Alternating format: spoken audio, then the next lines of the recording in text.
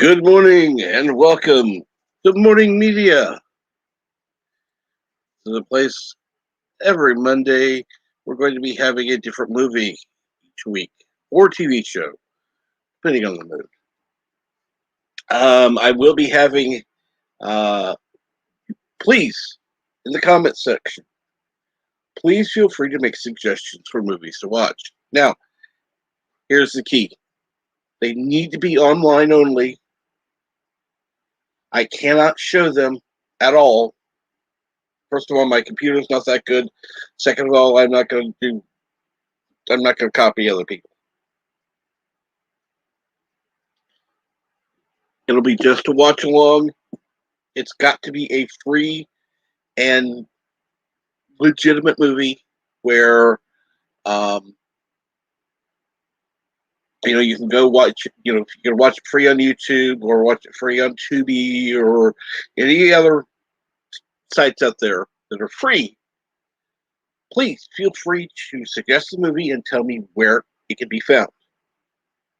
Leave that in the comments section or contact me on Twitter or Discord. Either one. And let's get started with the chat. The secret movie for today is, and I actually put it in there, Star Trek First Contact. That is the first movie that I will be showing in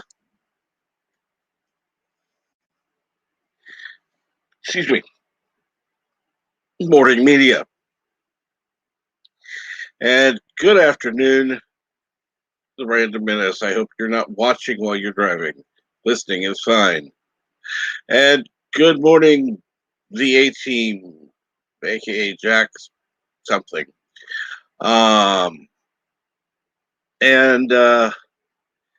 Yo, Tim, what's up? Now, I will ask if you want to come up on the panel. First of all, I'm going to put the link to the movie in the chat.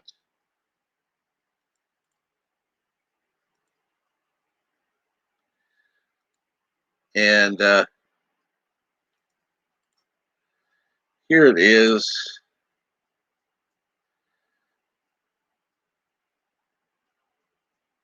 And I will go ahead and also make, let's see here, make the link available to the StreamYard if somebody wants to come on and talk while we watch. Now, I know that this concept of doing a show is a little different, and probably not as many people are going to show up, which is fine. I just wanted to do something a little fun, a little different. I may go into other areas as well. Depends on what happens. But, all right. I put the link in the chat for the movie. I am currently at 0 minutes and 0 seconds. And I have yet to start it. It's an hour and 50 minutes long and 39 seconds. I think that's with credits. So what I'm going to do is at a quarter after, I'm going to go ahead and start the movie. And Aberjam is stuck on a train. Ooh, I'm sorry to hear that, bud. I'm sorry. Hey, Tim. Hello. First Contact, huh? Not a bad movie. Well, it was free on YouTube, so why not watch it? Oh, really? I'm sticking to free movies where I can watch stuff, again, on YouTube, Tubi, any of the other streaming sites that have stuff. Why not? Yeah. And sometimes people just like to watch along with other people. Not necessarily have to search for a movie. So yes, if you have a movie suggestion and don't know the link, that's fine. I'll look it up. I'll see if it's available. If you want a movie that is paid, you're going to pay for it. That's all there is to it. For all the viewers? Exactly. No way. No, I'm talking like, it's like... Yeah. No, I get you. I'm just kidding. I'd figure out a way to put a screening room together for that. Because I'm not going to have somebody pay, oh, well, hey, this movie's $10 each. No. They're not going to pay $100. It's going to be, let's put a screening room together and have the 6 to 8 people who can show up and watch it. Yeah. Watch it. That way it's only paid for once. But it's still legally paid for. So no Debbie Dud to Dallas. And Aberjam says, like can't that. you watch Rise of Skywalker? Aberjam? No, I can't watch Rise of Skywalker. There are two reasons. Number one, seizures. I've heard about the flashing. I've even been told by people who watched the movie. Even people who like the movie. Who know about my seizure disorder. Who said, don't watch it. Oh, yeah. Yeah, there's a lot of sparkly bullshit in there. You're going to think it sucks. Second of all, you're going to have a seizure if you go there. Hey, Cap, if you want to... I said, no. Just read a comic book. Not going to do it. It was made in the 90s. Is Explorers available? Well, I can check and see.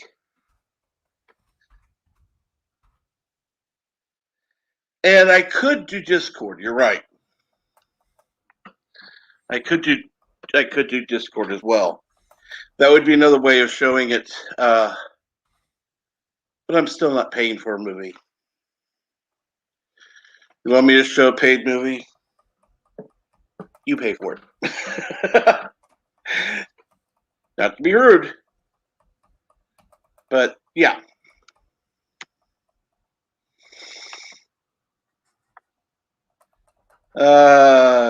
Aberjam says, trust me, a seizure is preferable to watching The Rise of Skywalker. It might be. Well, we have hit a quarter past, and I'm going to go ahead, as I said, and start the movie. We're starting at 0 minutes, 0 seconds, and 3, 2, 1, go. And of course, we've got the stars going around the mountain, and of course, the recognizable theme. You said go, and all I did was unmute it. I'm an idiot. I love those horns, by the way. And the drums come in. Paramount Pictures presents a Rick Berman production.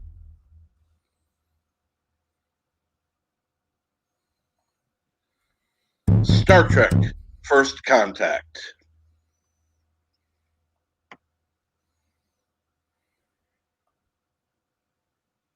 Patrick Stewart. Jonathan Frakes.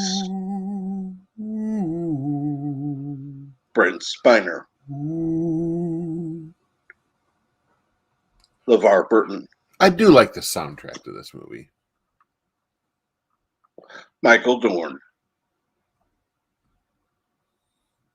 Gates McFadden. Marina Sirtis.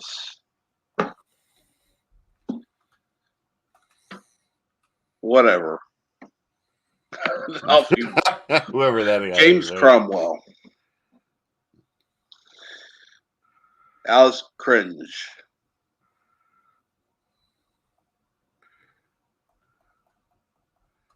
And we see who's cast everybody. And I love this music, by the way.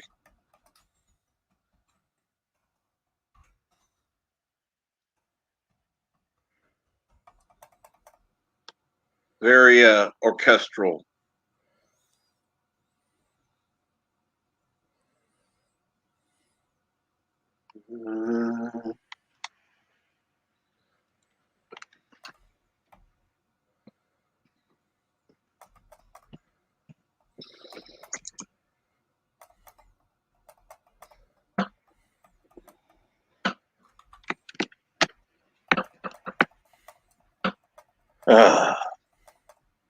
And of course, it's based by Star Trek by Gene Roddenberry, produced by Rick Berman.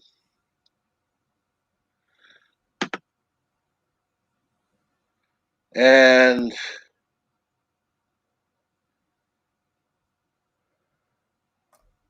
the movie is now starting, directed by Jonathan Frakes.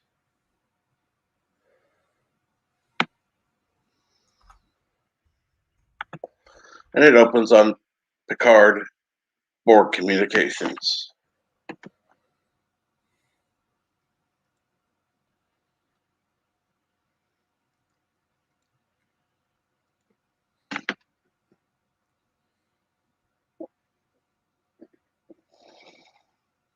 That is a pretty cool oh yeah, inside of the Borg cube. You don't normally see it look like that. Looks a little different than what we were remembering from the show, but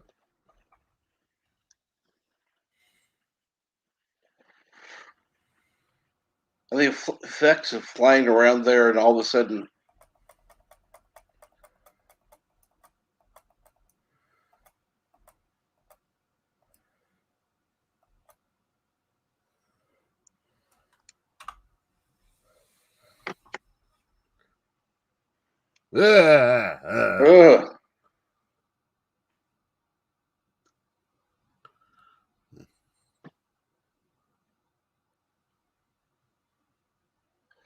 this would suck.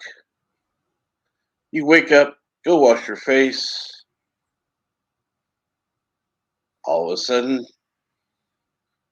a Borg implant comes out, and you realize you're waking up from waking up. I don't know what would suck worse. Waking up to a Borg implant, or waking up and waking up again, and I'm wondering if you still, need to wake up again. Yeah. Hey, Hard Bennett, how's it going?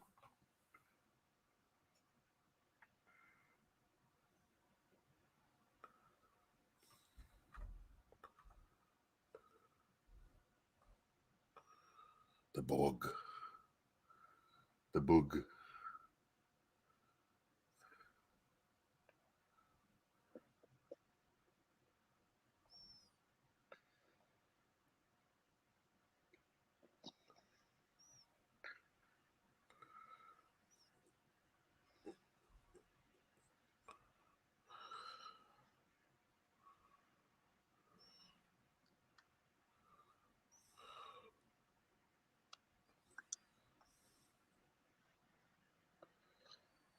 And we are currently at 5 minutes, 20 seconds.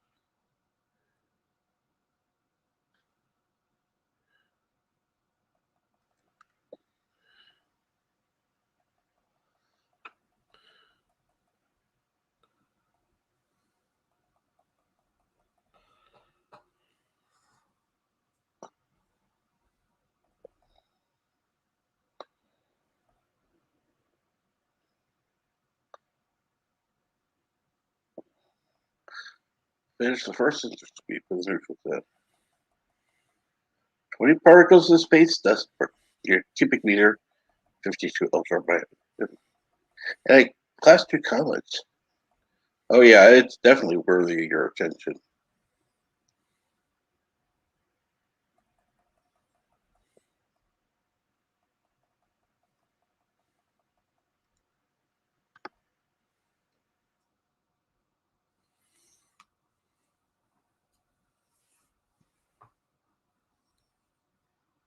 Yeah, if they actually thought that, he wouldn't have been back as captain.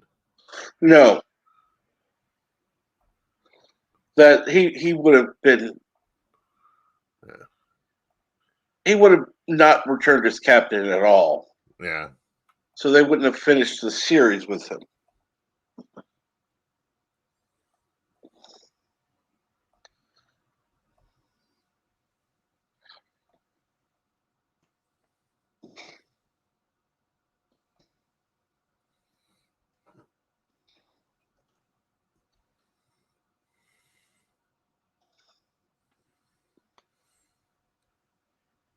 And they're listening to the transmissions of the fleet.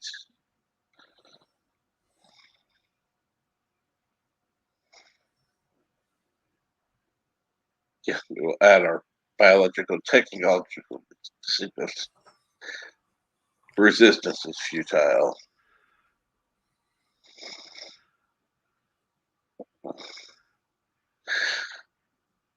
We will give you special cybernetic enhancements. Yeah.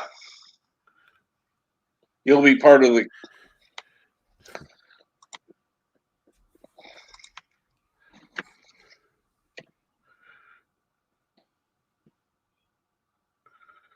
Like, doesn't he have that control on his chair?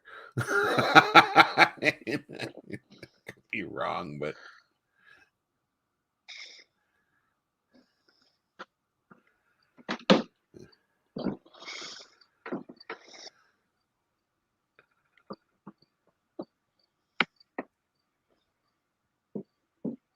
To hell.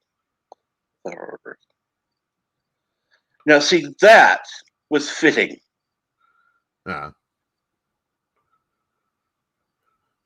was really the first time you hear swearing in Star Trek. But that was fitting. Yeah, but Spock did that line first. True. If I were human, I think my response would be, go to hell. If I were human. And we see the Defiant. Get him, little guy. He's kicking ass.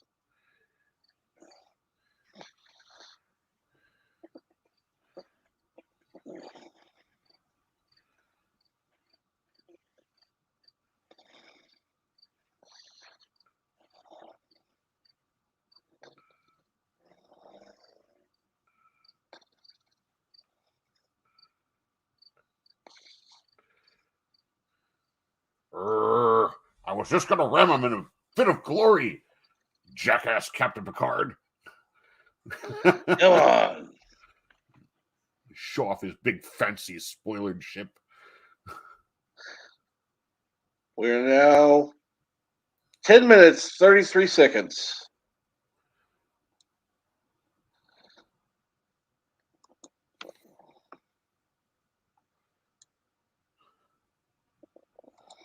No, he wanted the power grid on screen.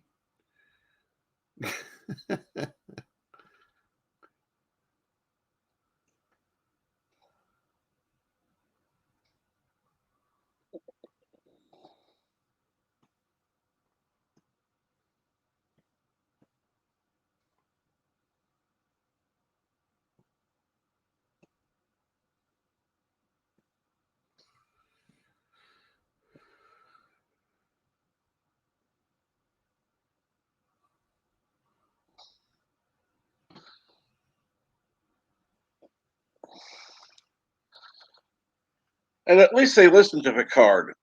They just opened fire.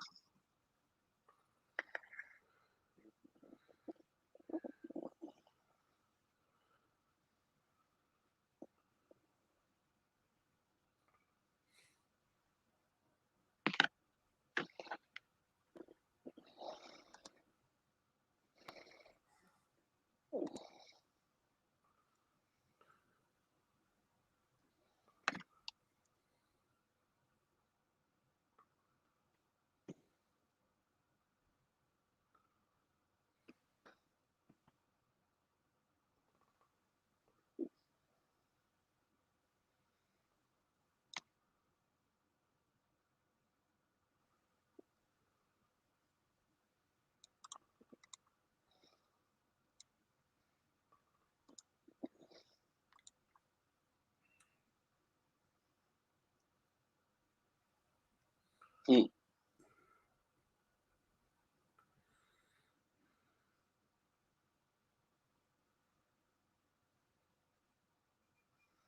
Smack him.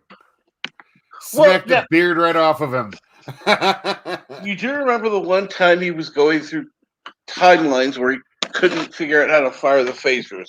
Yeah. No. Oh, yes, he does deserve smack for that.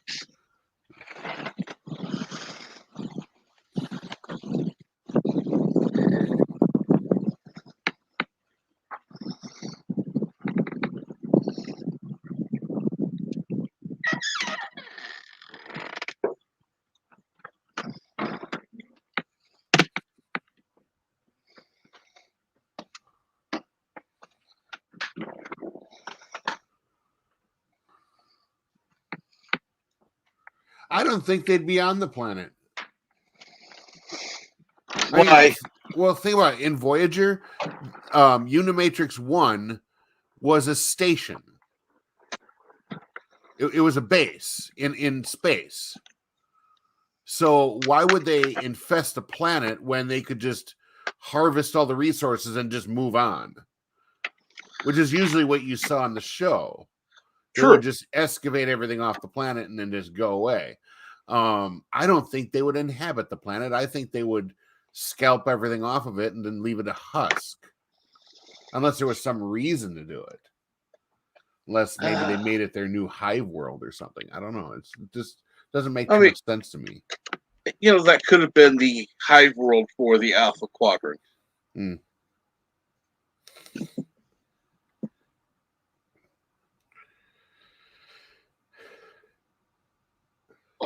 Besides, they want Earth to be the center of the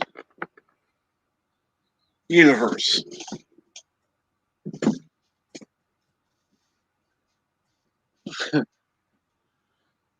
I wouldn't go up there either way, drunk or sober.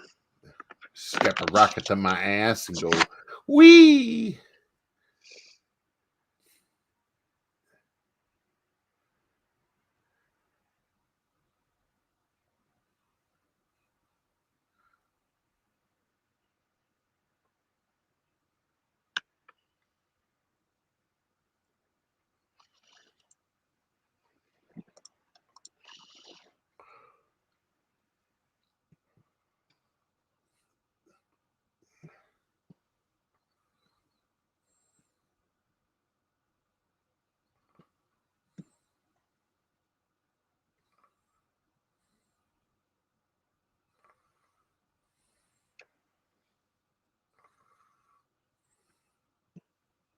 That'd been a perfect time for a Wilhelm scream.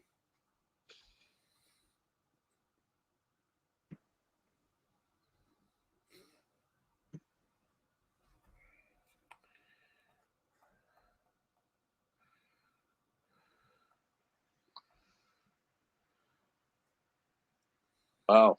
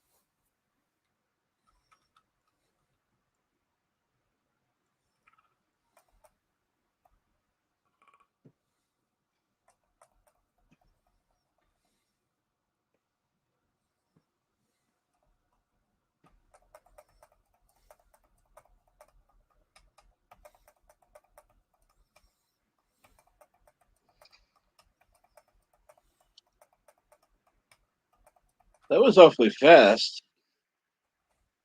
I just went ahead and ordered clothing and Didn't include sizes or who was going. Just I'm more shocked that Riker let him go down.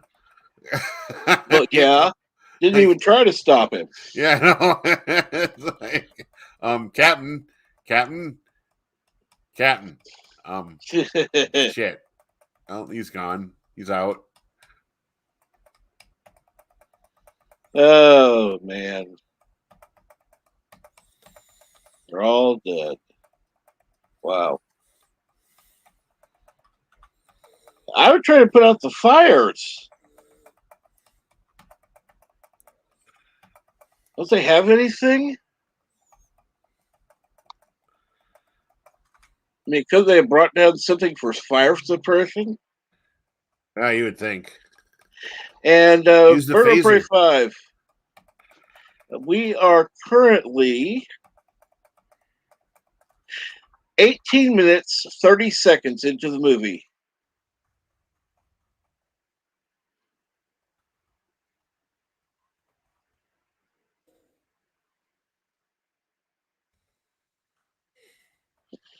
You can find the link in the description. And good morning, brightest day. How are you today? Mr. Day.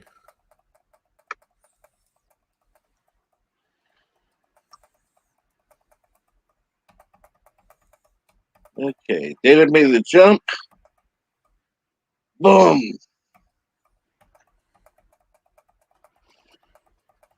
I say she's out of bullets.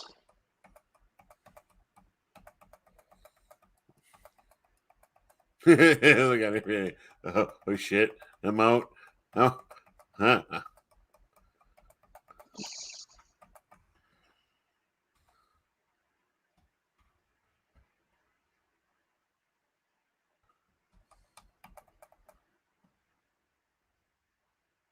You think? As we sit here,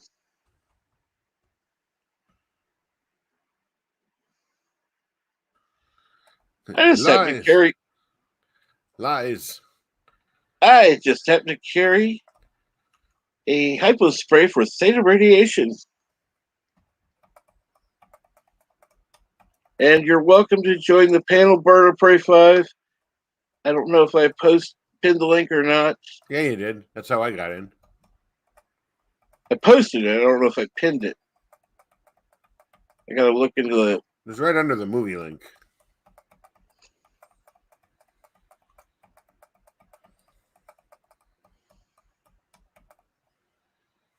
No, I didn't.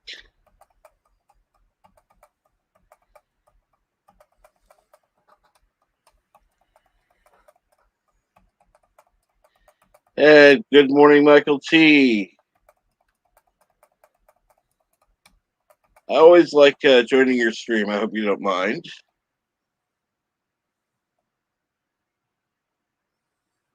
And the link to join the panel.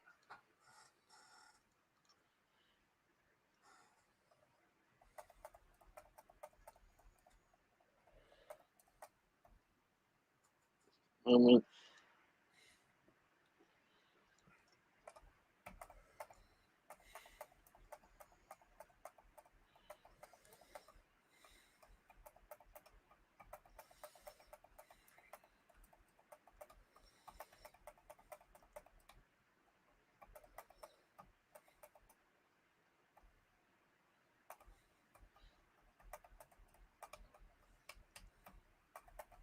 It seems more real.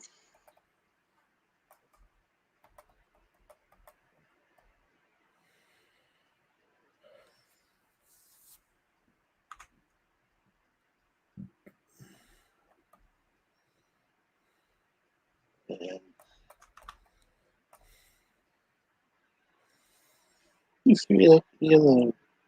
we are currently 22 minutes into the movie.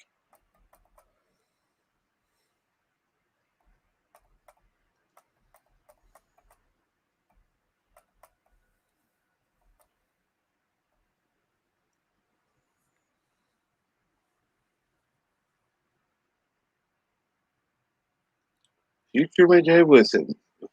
Cochrane died in the attack.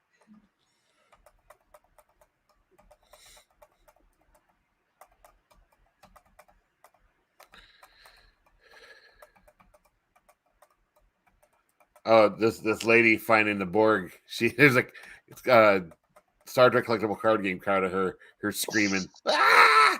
I forget what the name of the card was. I don't know. I'd have to pull out the book. I still have most of my cards from that game. I kept my singles for collection, but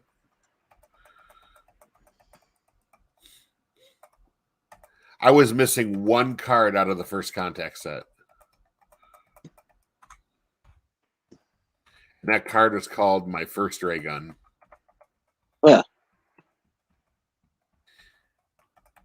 It was the rarest card in the set, and the second rarest card in the set was the Enterprise. And I had that one. I got that one. There it is.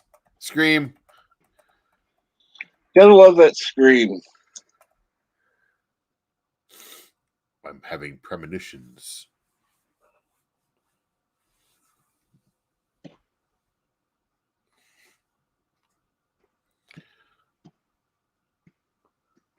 Deck 16. That's where I left my holographic porn collection. Damn it. But you're not supposed to know about that. I can't let the Borg find that. God knows what kind of havoc they'll wreak in the galaxy. Get the Borg addicted to porn or something.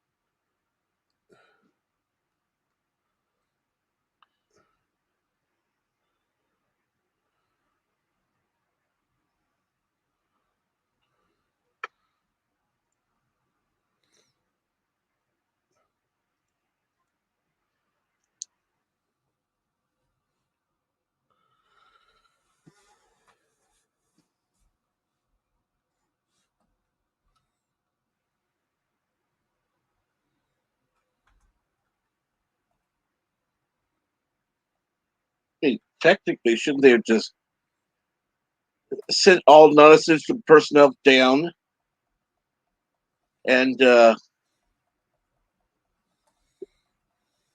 blow up the ship right now? You would think.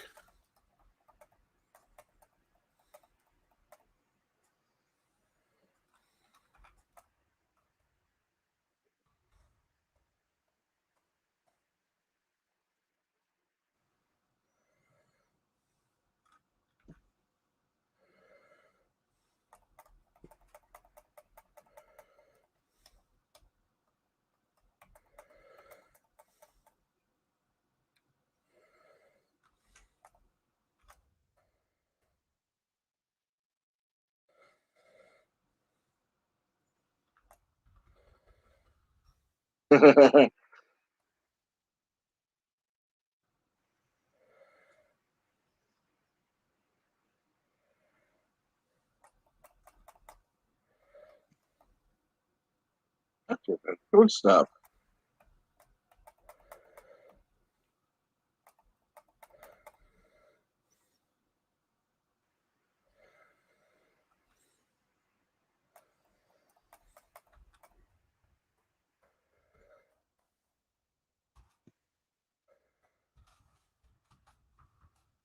Yeah. Yes.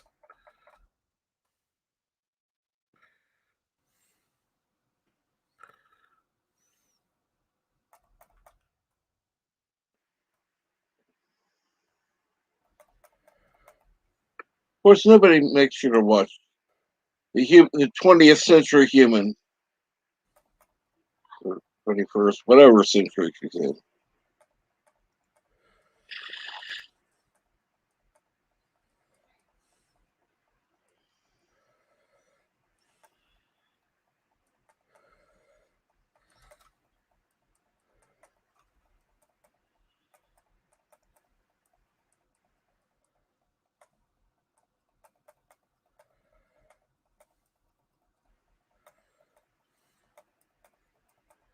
That's true.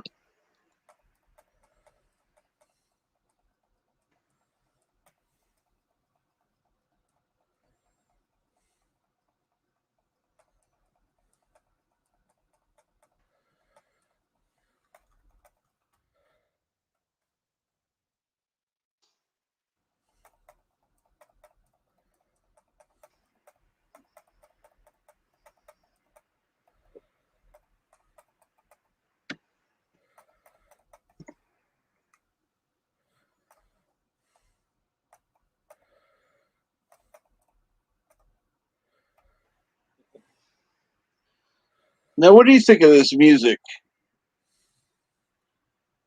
Well, I was actually surprised that this was another Roy Orbison song.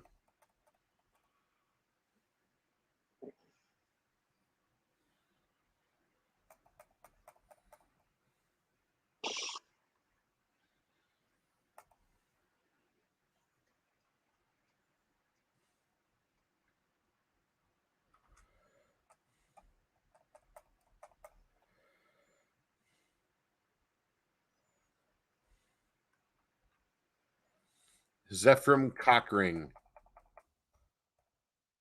I didn't say that.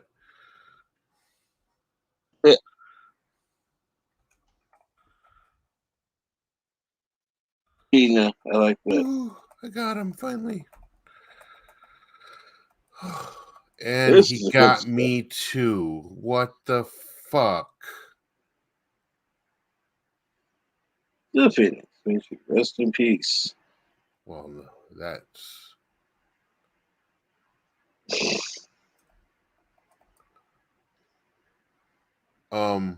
my game just froze. Really? It doesn't. Okay, I beat a boss, and it beat me at the same time, so the game doesn't know what to do. Huh. That's hilarious. Oh, I can still teleport. Nice.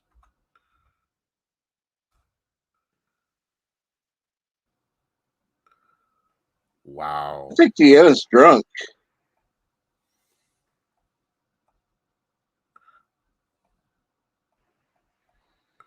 She's never heard of tequila. Peter says my counseling technique. Oh my god, I have to leave the game.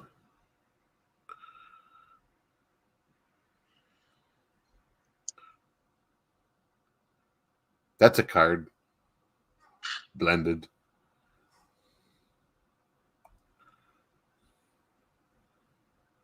Of course not. Sorry, wheelchair company called. What did they say, Berg? Is he getting his chair? Or? I don't know. Because I know his old chair died. Yeah.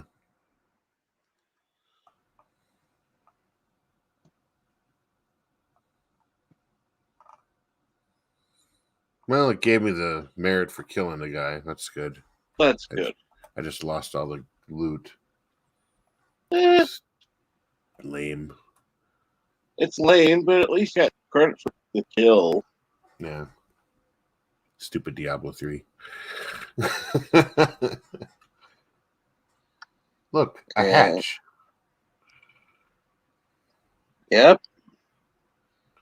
We are currently Data, hold. I am holding gun upright because I am Android and I am cool.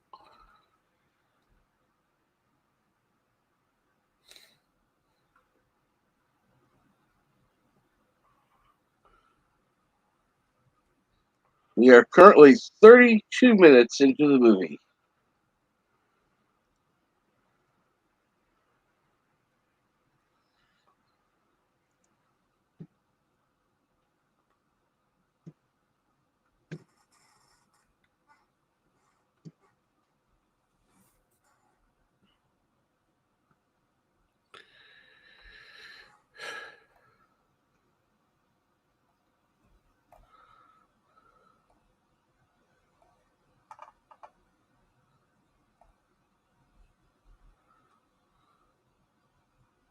Wouldn't it be nice if you could deactivate your emotions that easily?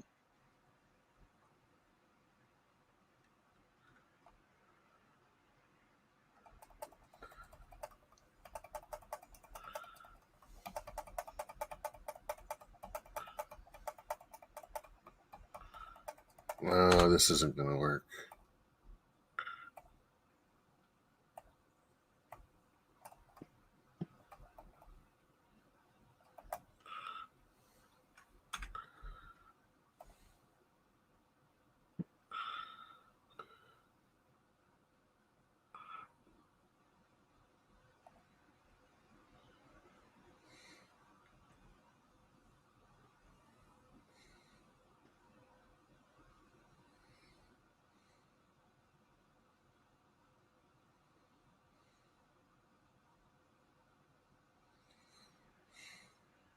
All right. Well,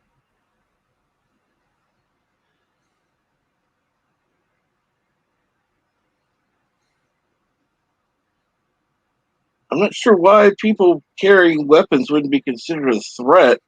Okay. I'm just trying to figure out why they wouldn't just assimilate them Yeah. on site, because 34 minutes that's in. their goal, you know.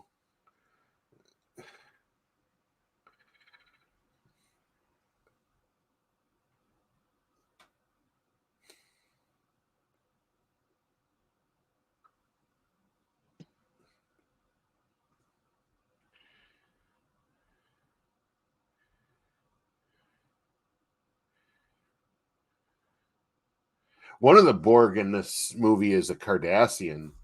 I'd like to know which crew member that was assimilated. That would be cool. I don't know that offhand. Yeah. Maybe Bird does. I'm Bird just knows. saying That'd be cool. it'd be interesting to find out what Cardassian went to the Federation. Exactly.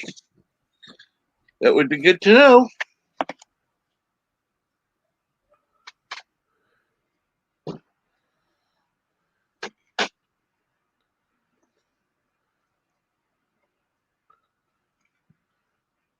Ready phasers.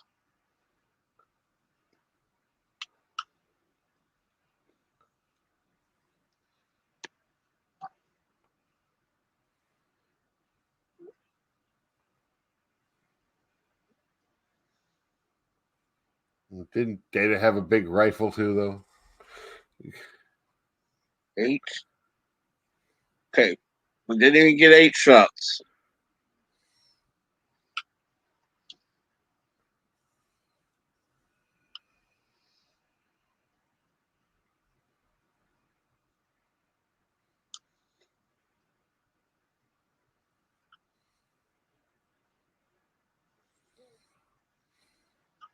Don't let them touch you. Wait, damn it.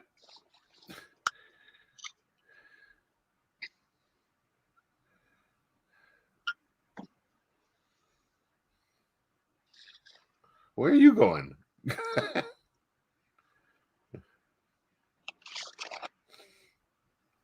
Too No late. shit. They've been touching you the whole time.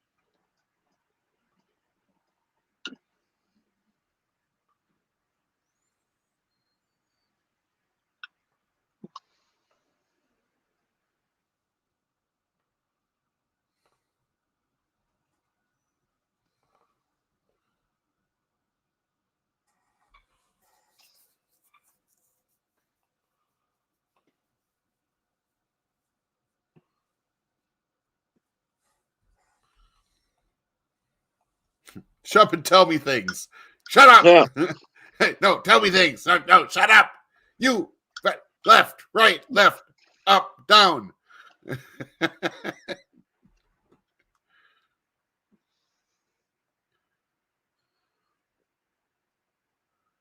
Ooh, I did get something.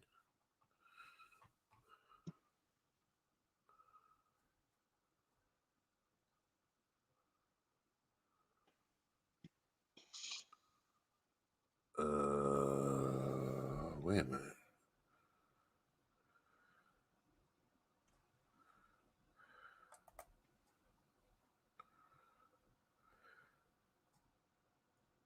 All right, Data is now strapped down. We are 38 minutes, 20 seconds in.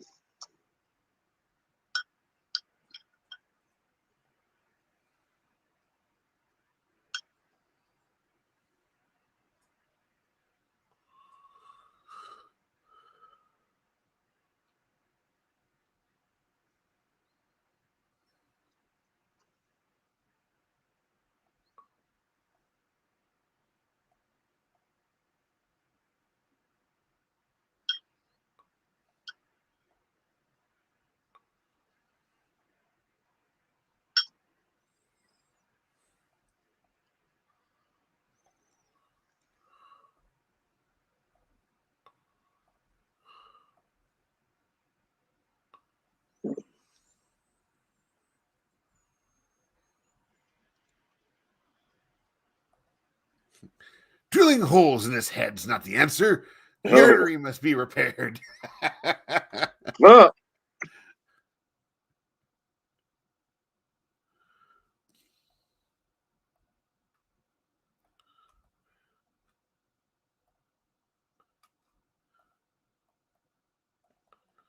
Ooh.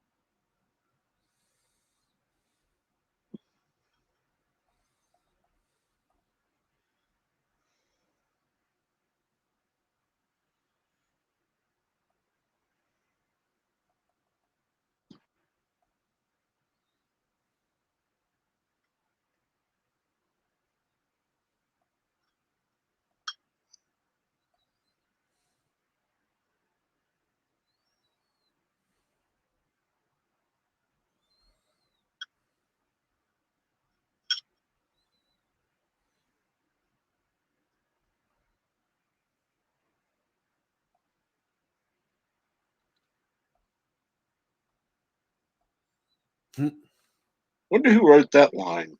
I know.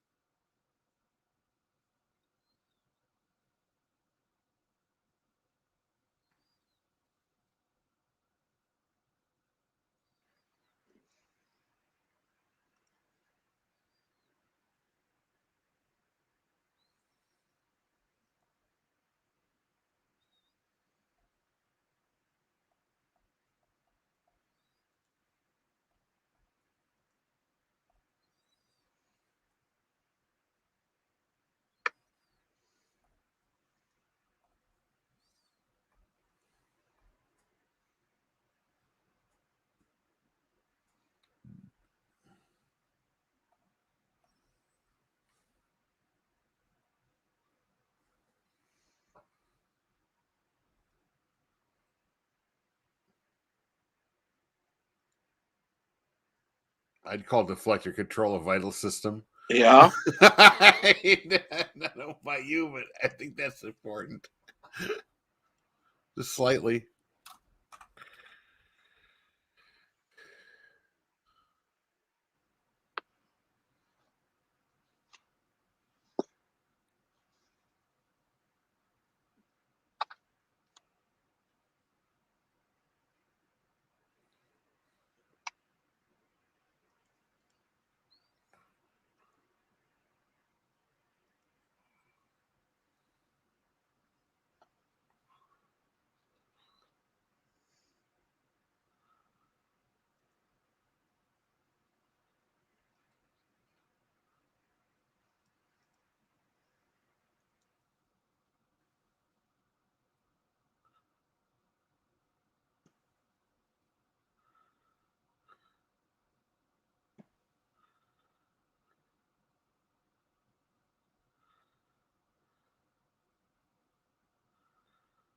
You think he'd at least offer a pressurized suit? Well, they're probably in a bulkhead somewhere. We're just 45 minutes into the movie. Lily has a phaser on Picard.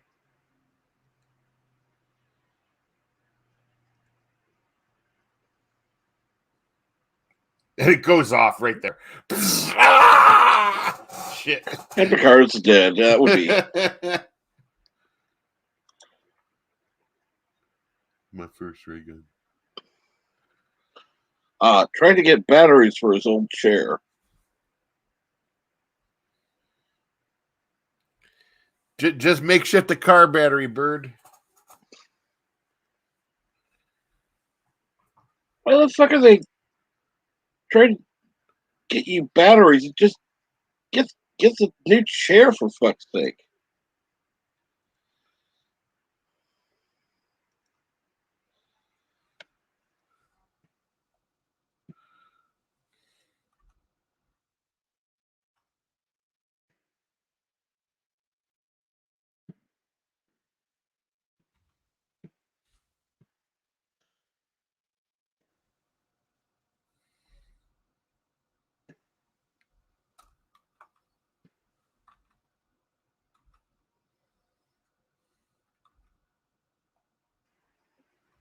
Yeah, Locutus a Borg, not an individual, is he?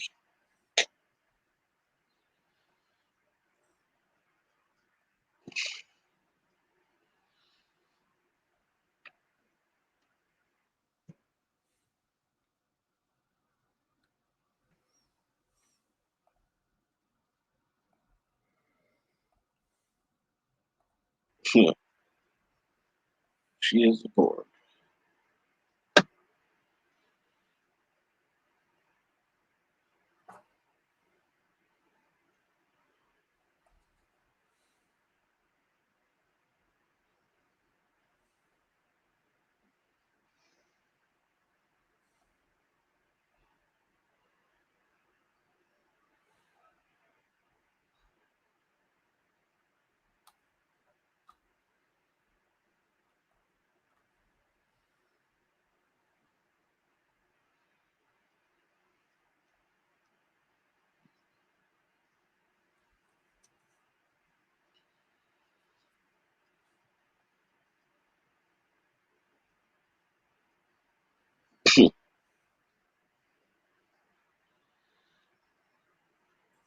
And ugly. Yeah.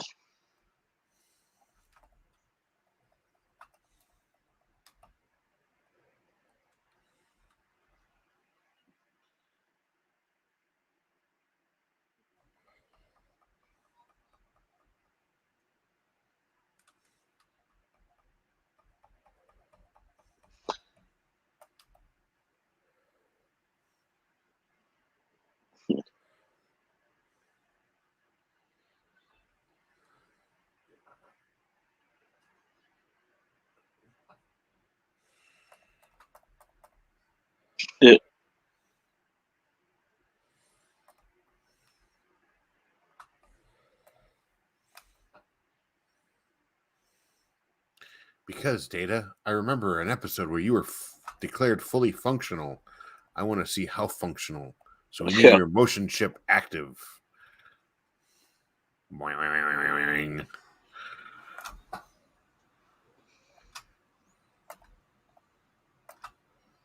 Wow.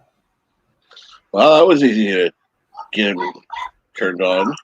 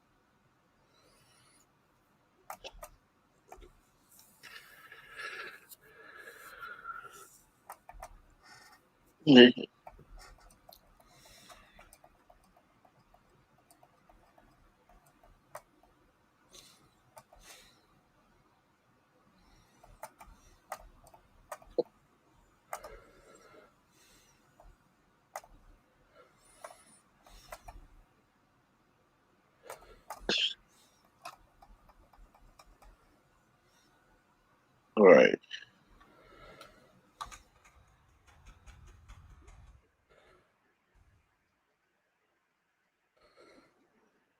I know what I'm doing. I know what I'm doing.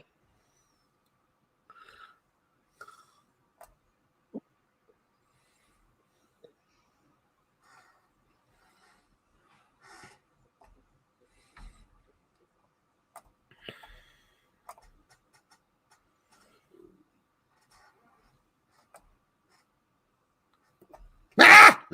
Oh! That assimilator just to shut her up.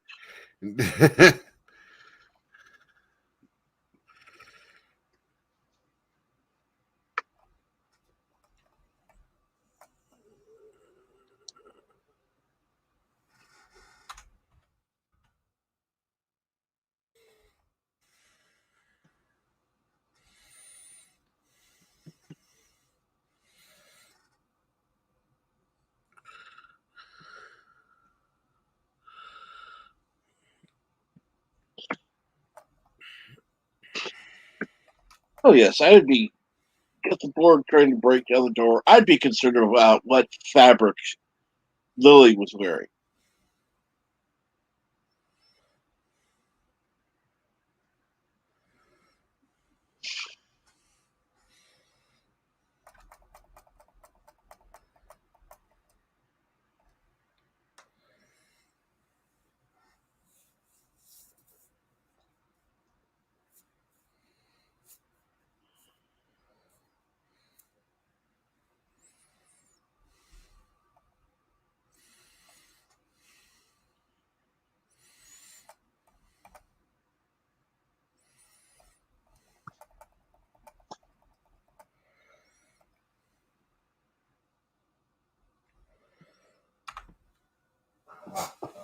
Look at me, not the Borg.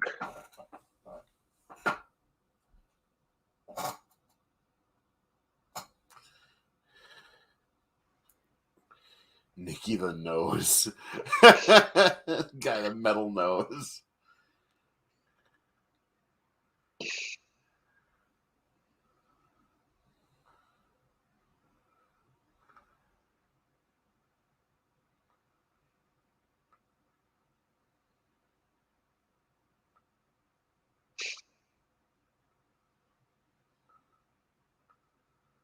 Yeah. What the fuck?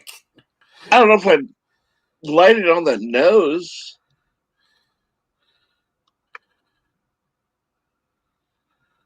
And we are 54 minutes into the movie.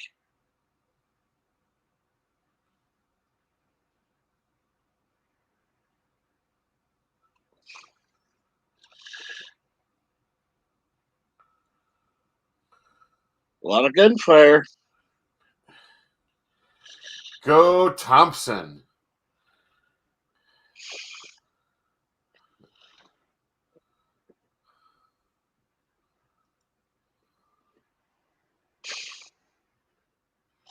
Hey, MJ Garrick. Hey, NB Geek.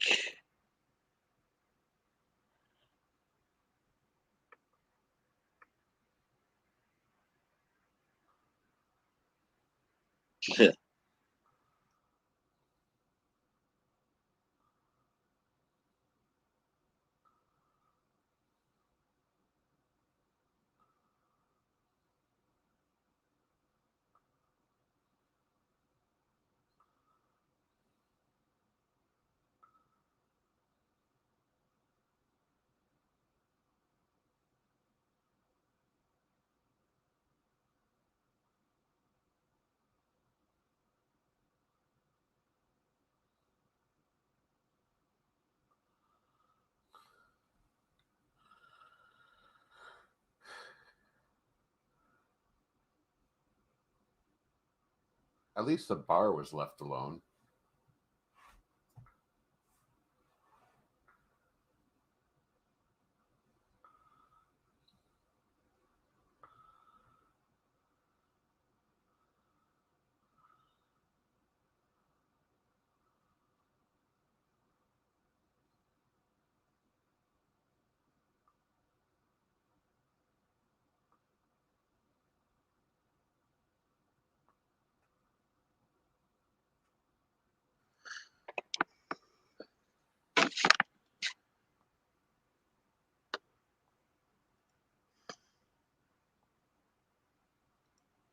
Well, I should hope so.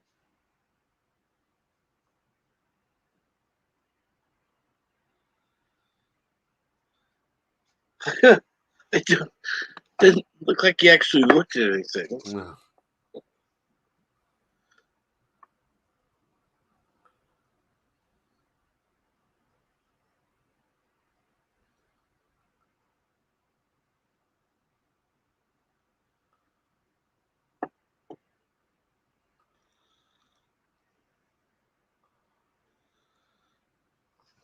I can't look at LeVar Burt without thinking of Bert and Ernie anymore. I just can't. Fucking God. Doomcock's rant on that was fucking amazing.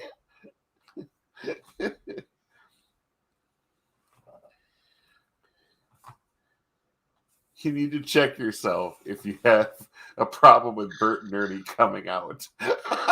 Yeah.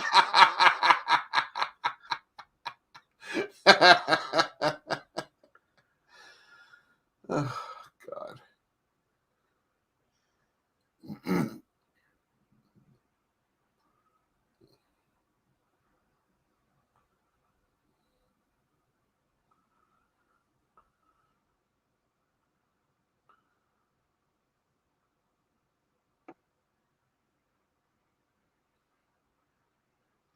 Actually, Jordy's standing on it.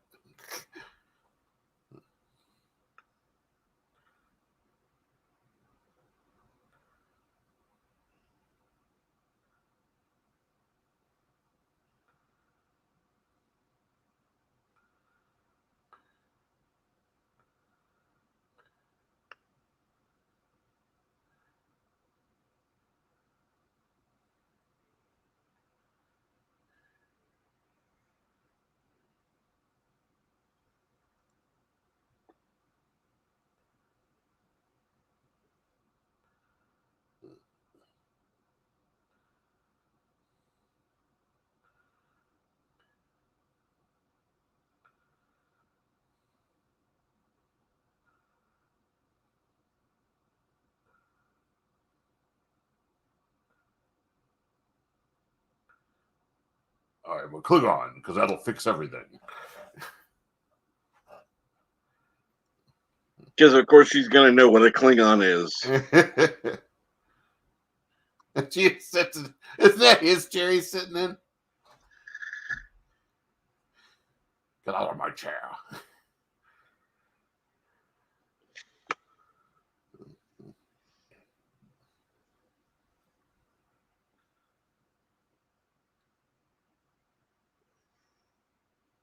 Oh no, she's sitting in Troy's chair. The fact that she has a bridge chair is ridiculous.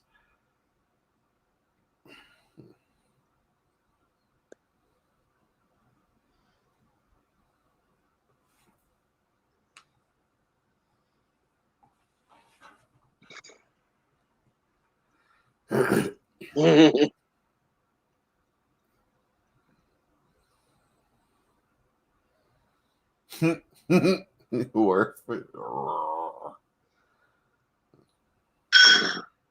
Well, yes, sir.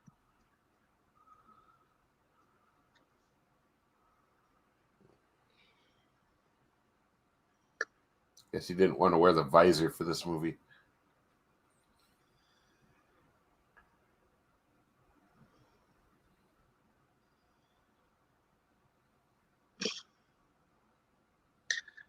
That's equipment is some. We are now 1 hour into the movie.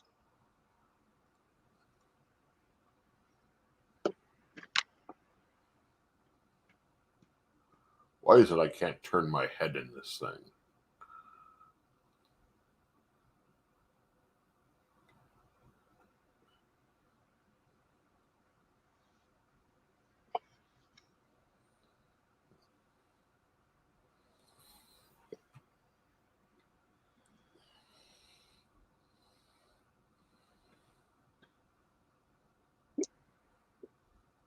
That is a long walk from the bridge area to the other side of the saucer.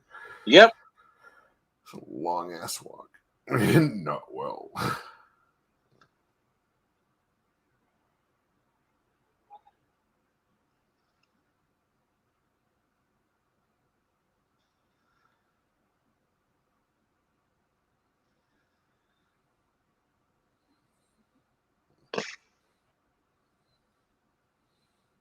Two main characters and a nobody. I wonder who's gonna die.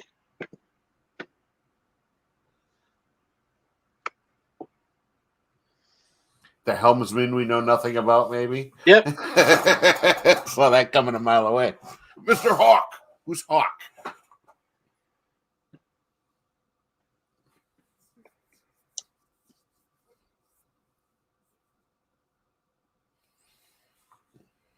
Yes. Yes. Yes, you do, always.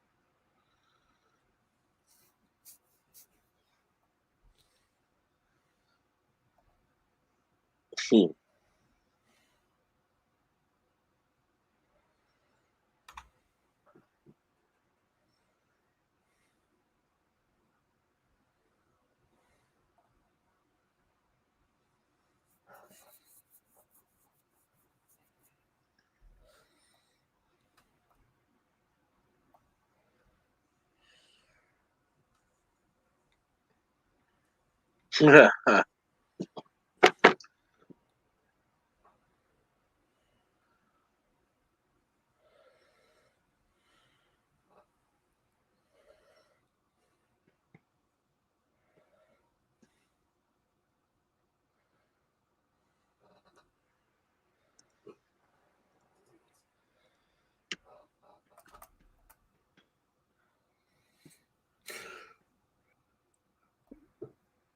Don't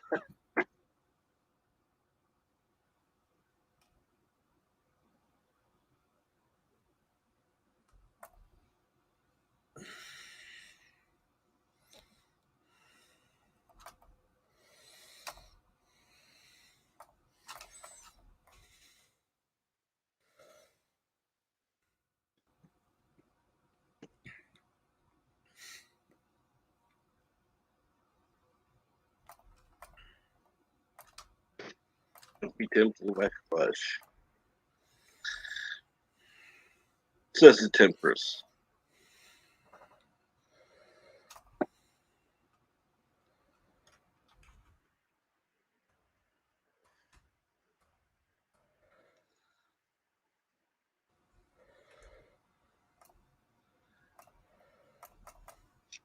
Okay.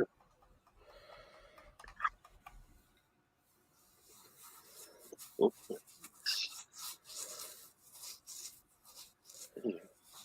wait.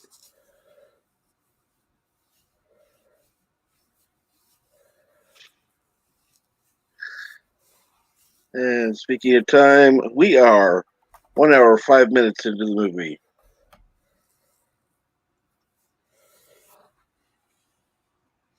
You Could be worse. Could be worse. Yeah, it could.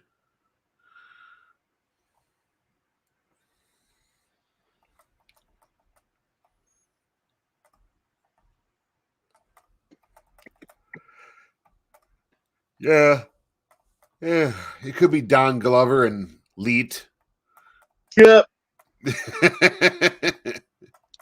Let's see here now. We've got somebody backstage. Or we had somebody backstage. And what we're watching is Star Trek First Contact. Remember, he said something about destroying half the ship, right? Yep. Yeah. Mental note. What the hell?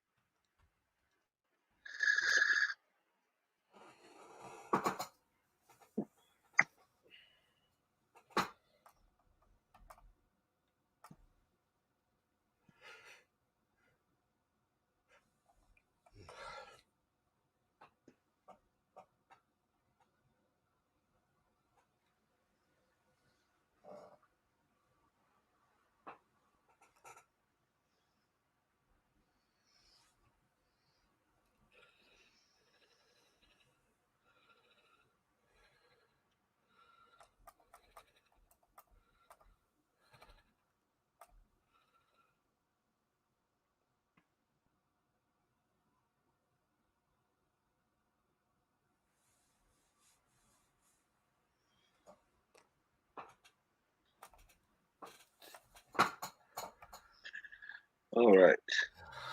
We're currently 1 hour, 8 minutes into the movie. Star Trek First Contact.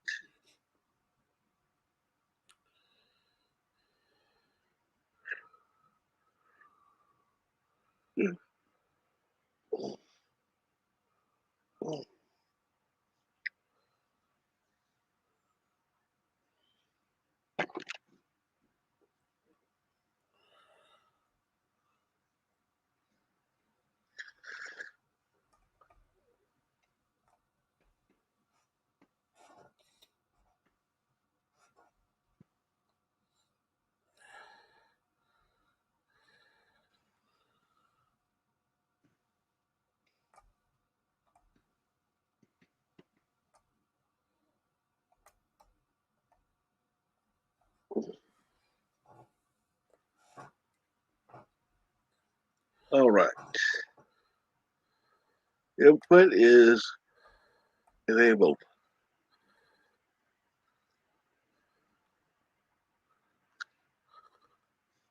Worf does it with ease.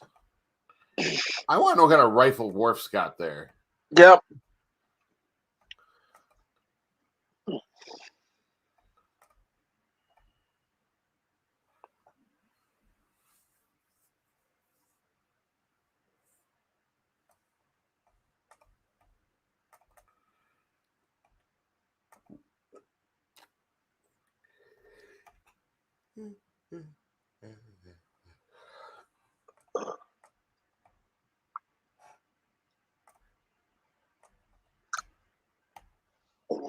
Trying to get that mag lock. And then. Oh, I guess they all have that rifle. Even so. It's cool.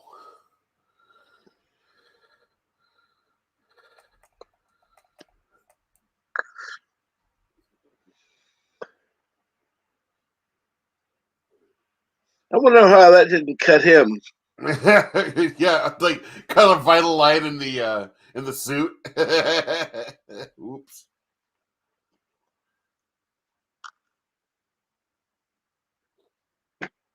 Decompression in 45 seconds. That's kind of fast. Looks like it's decompressing now. Yeah.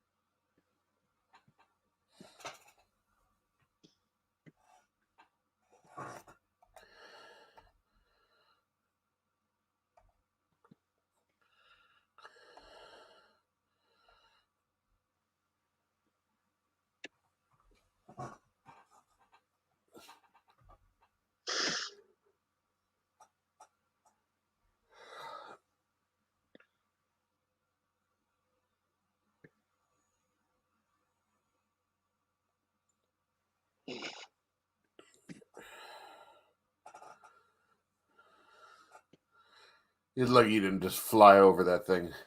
Yeah. You mean like you should have? Yeah. Yeah. Oh, the tether's right. Okay.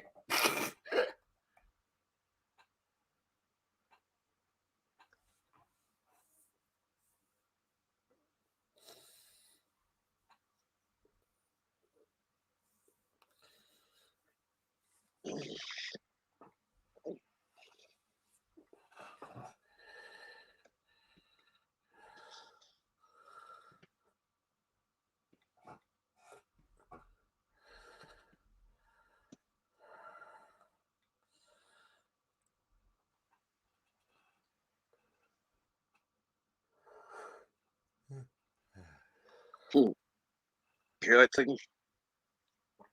Oops. I don't think he's who he used to be.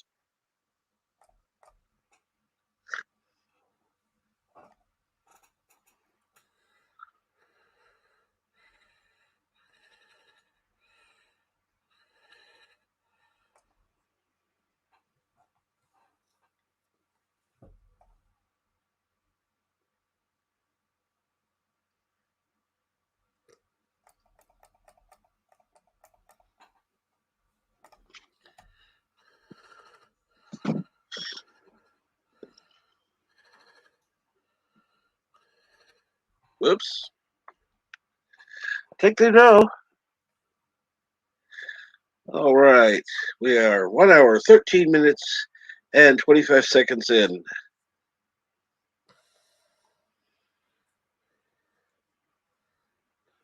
Yeah, I like that. Assimilate this. I honestly, the trailer made it more prophetic than the movie did. Yeah.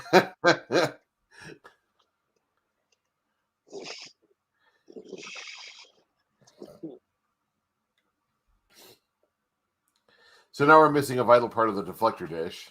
Yay. Yep.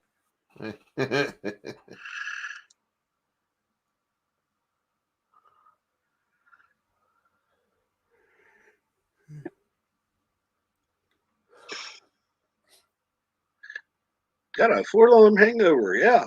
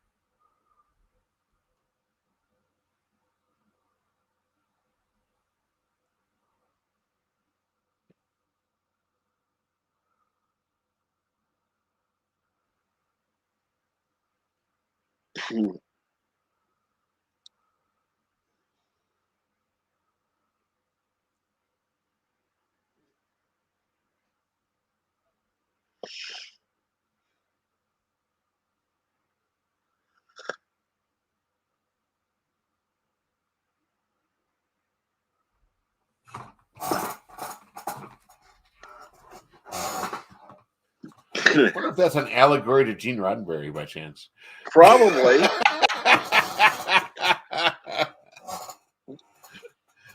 That's funny.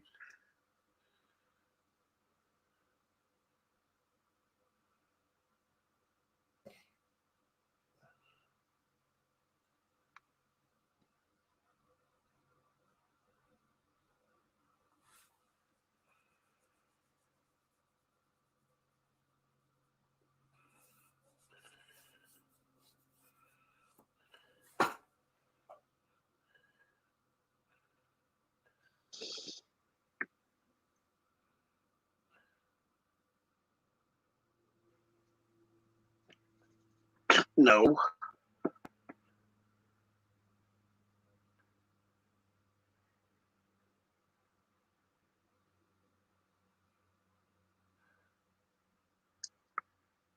Replicate mechliths and batliths. No.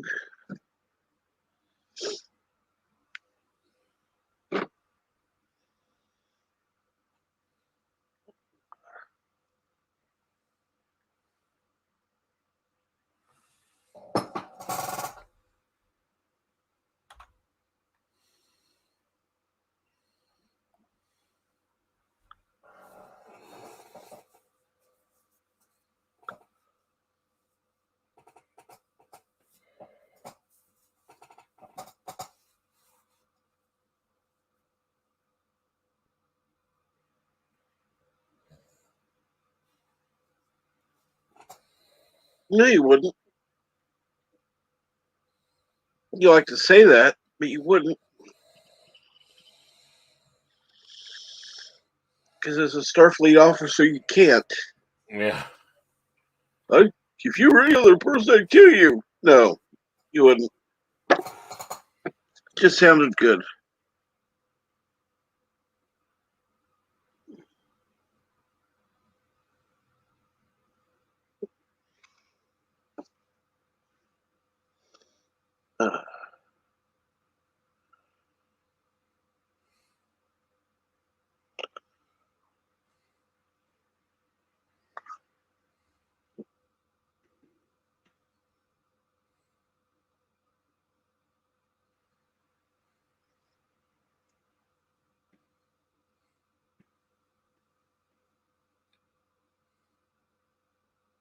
I wouldn't understand the Borg like I do. Of course not.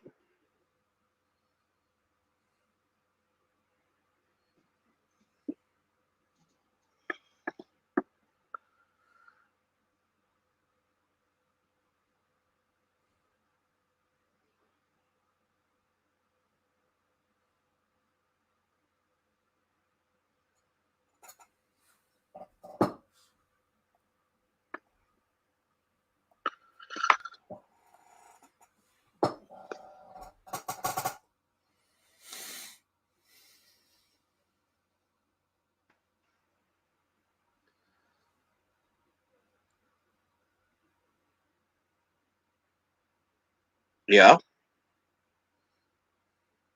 And my sister, we have succumbed to revenge.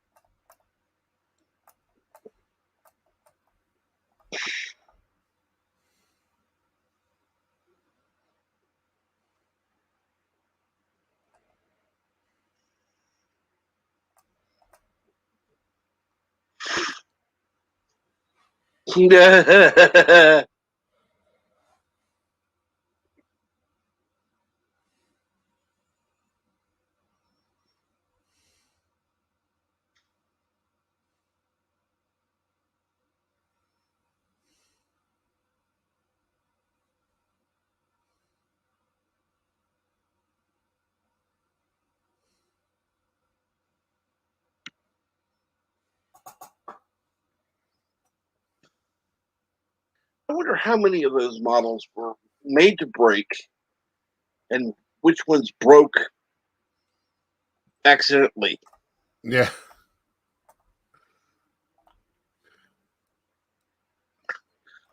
Why must drawn here this far, no further. I will make them pay for what they've done.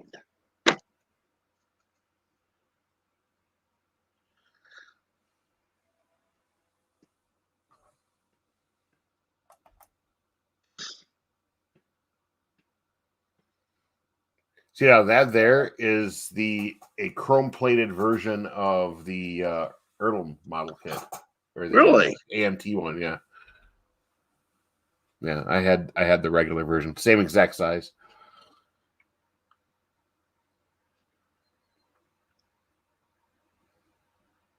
I like the gold and chrome appearance. They need more lighting in that booth. You know shit. Looking. I know, because I just built a chrome plated Gundam model, which looks brilliant in my entertainment stand. Yeah, unless you touch the damn thing. Yeah, touch it, leaves a fingerprint.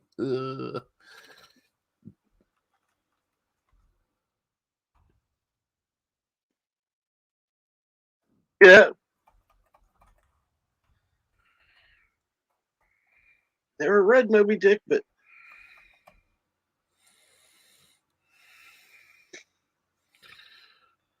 it's a very common reference anybody would know.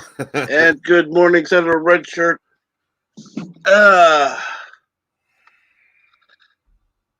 And good morning, Mar, or good day, Mar.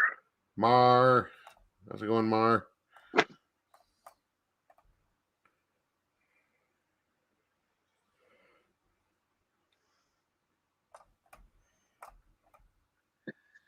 Let's see here. We are currently 1 hour, 23 minutes into it. Star Trek First Contact. Okay, evacuate the Enterprise.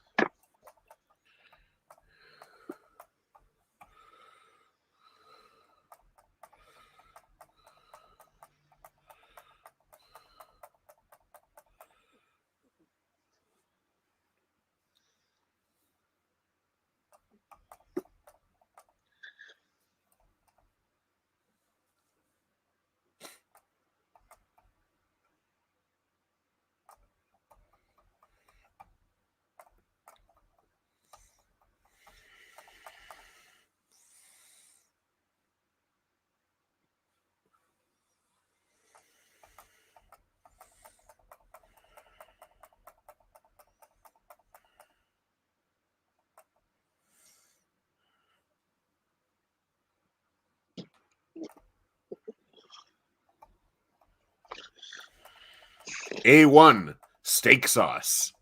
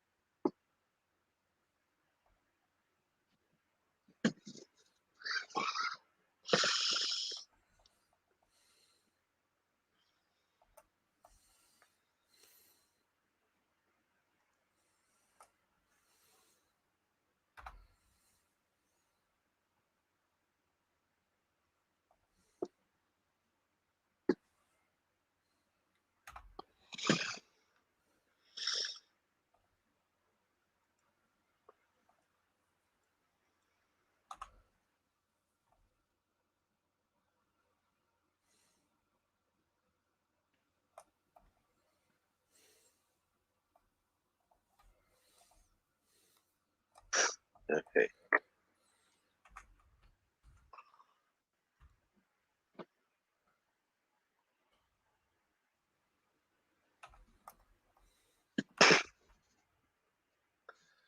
All right.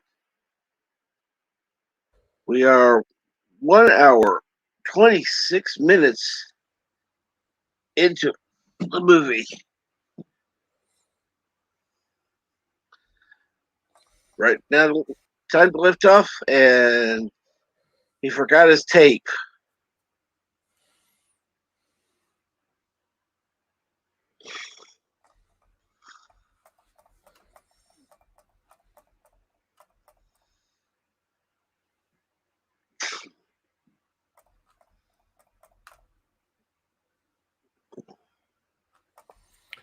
Now, you know what's funny? The version What? they're playing is not the actual Roy Orbison song, but you get when you get the soundtrack, it does have the actual Roy Orbison song playing. So what's the difference? It's a different singer. You can tell by the voice. Yeah. I just think it's funny. I'm like, they got it for the soundtrack. Why couldn't they get it for the movie? I don't get it. I'm just not understanding that. I'm sure eventually they planned to fix it, but just never did.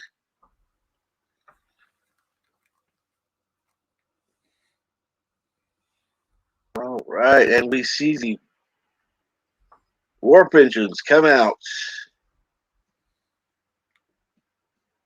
And now the Phoenix looks like a real ship.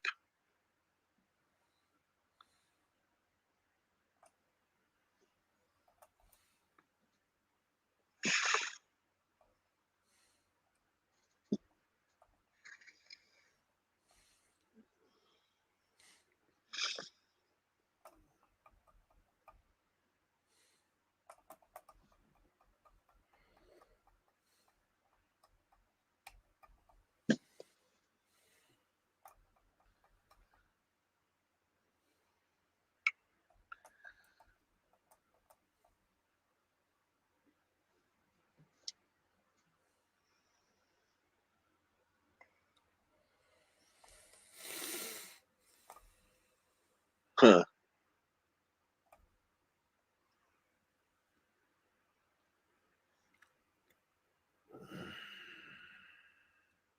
And good morning, V-Star.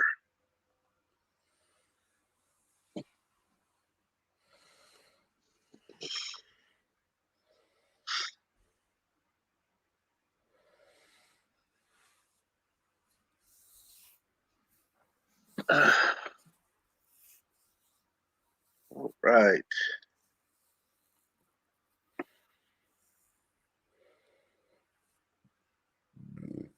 Picard's about ready to go into engineering.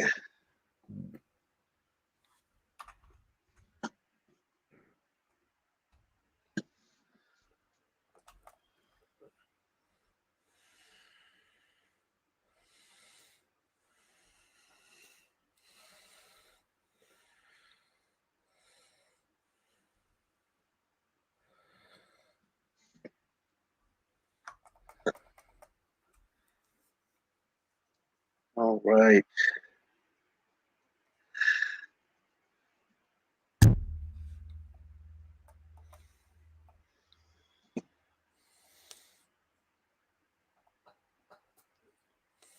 Watching the warp core.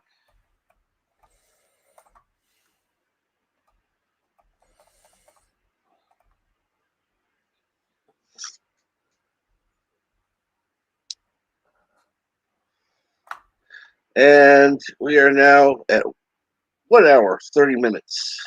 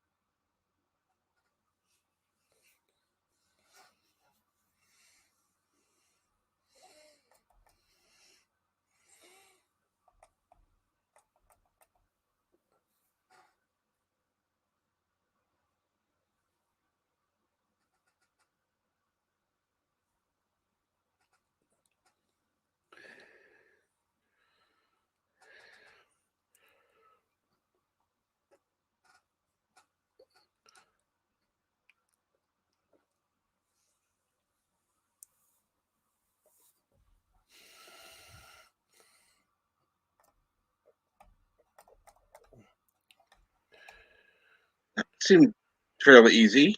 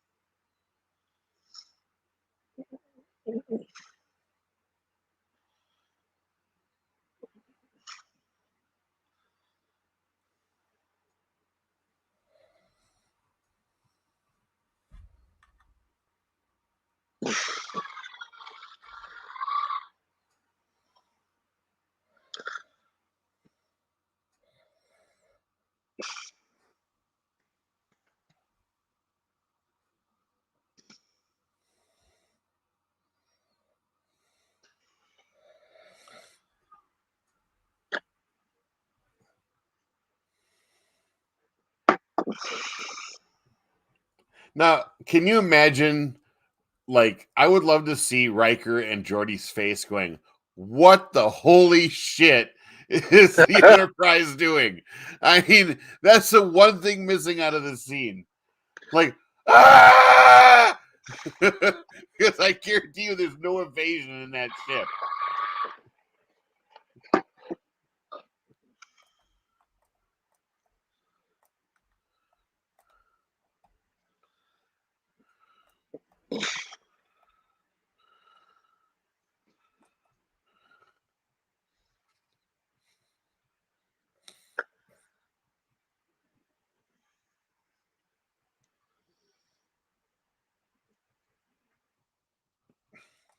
Hmm.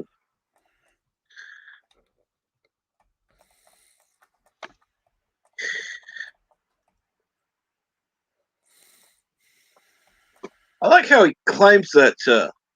Very reminiscent of Empire, except no gases below.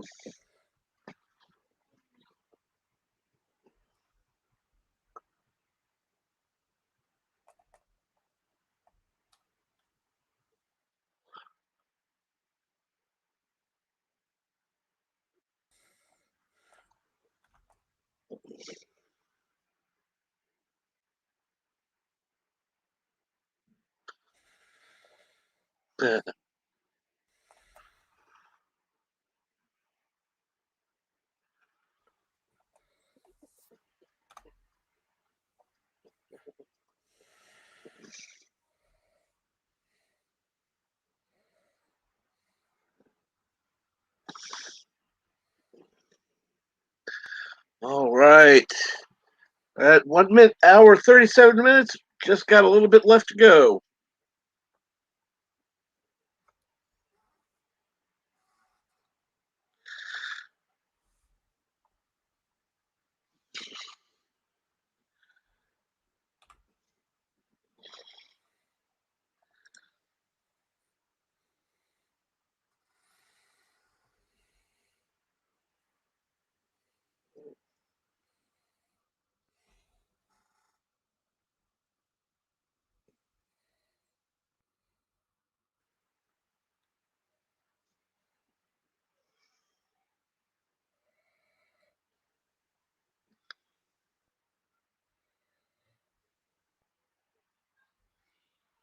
All right. Now we get to the Borg Queen.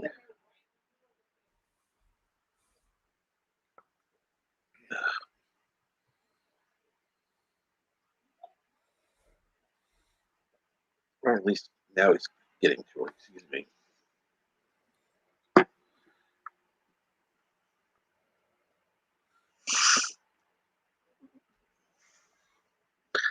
And all you see is the metal skeletal structure. He removes the metal. The Terminator skull. She'll be back.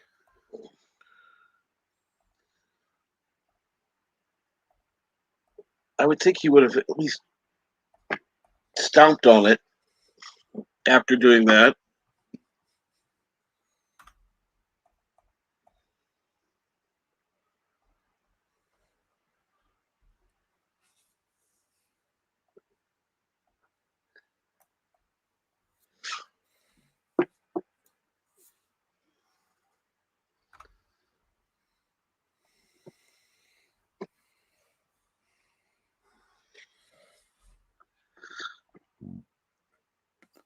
We are now at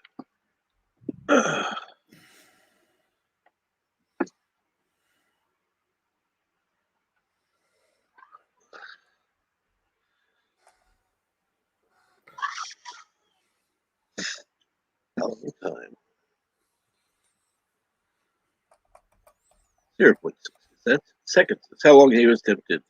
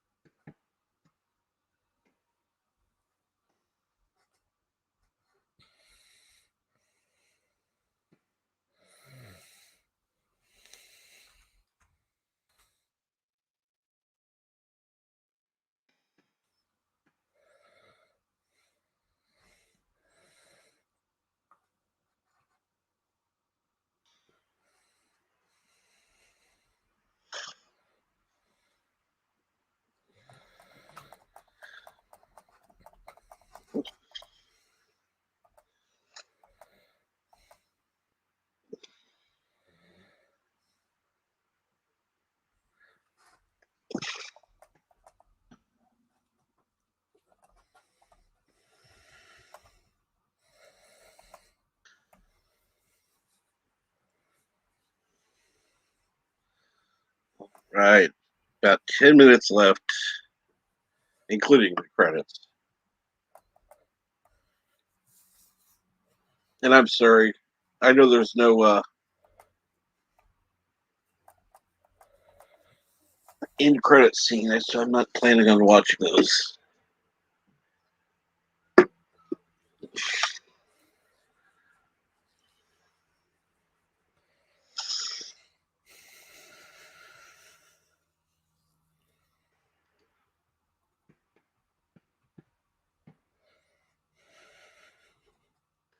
Yep.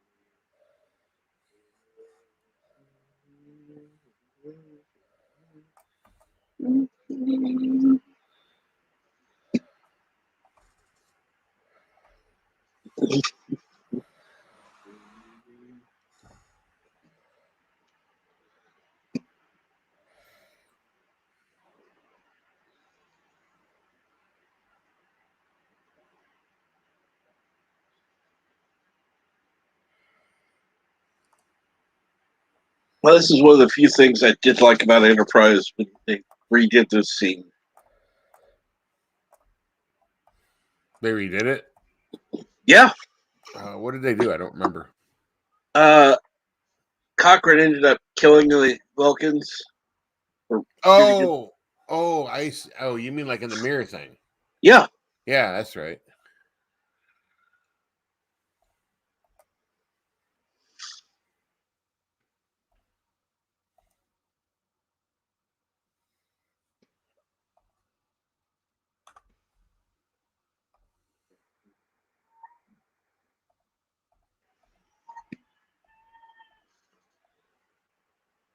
Well, they envy each other. Isn't it nice?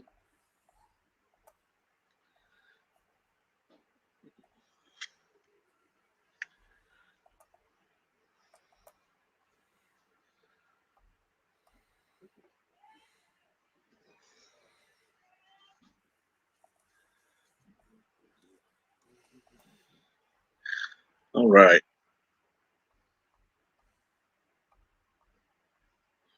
One hour and 44 minutes. Still going.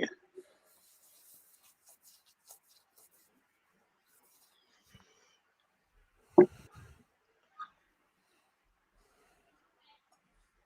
the hell?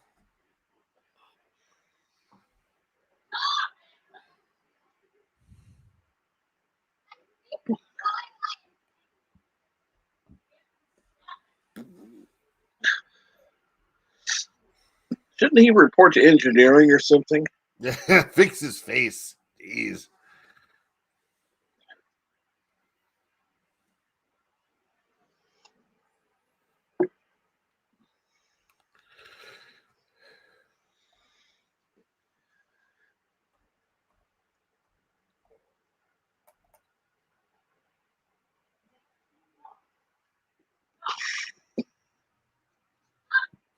And that is a Roy Orbison song. I don't understand why they couldn't play Magic Carpet Ride during the launch. I mean, the real one. I don't understand that. It just boggles me. And now we're going into the theme song. We're moving out into space.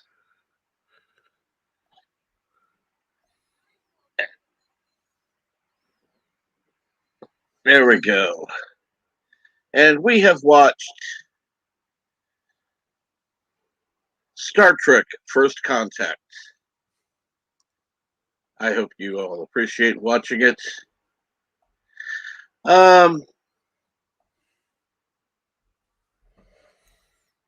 dooby. Let me go ahead. The StreamYard link is in. Please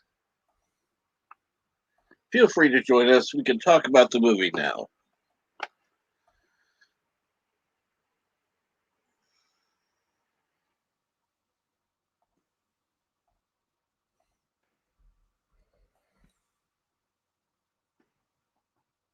And good morning, good afternoon. It's morning for you, I don't know. Depends on if you moved yet or not. Good afternoon, Random Menace. Time is it? Oh, it's 12:02. I was wondering Yep. why I was getting hungry. Have to go get some lunch soon.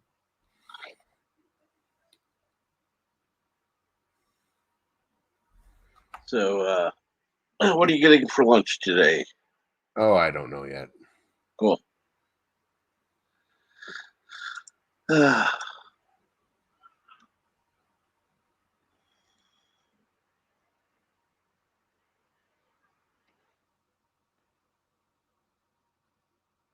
Well, let's see here. I'm just glad that people were wanting to come to watch the movie. It's always good to see.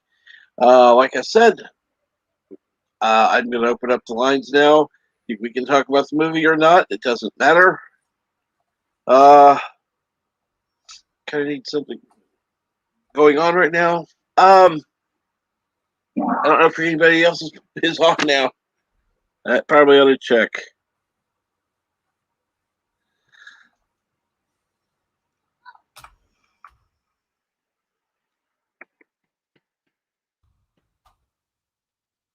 Let's see here.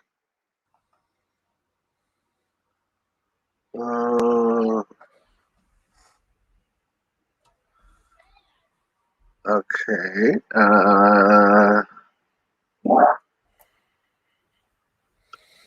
Okay, there are a couple of things I've seen live, but most of them are recordings. Uploaded.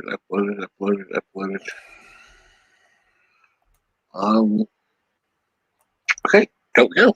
Don't care. Yeah, if you want to come on up on the panel, you are more than welcome.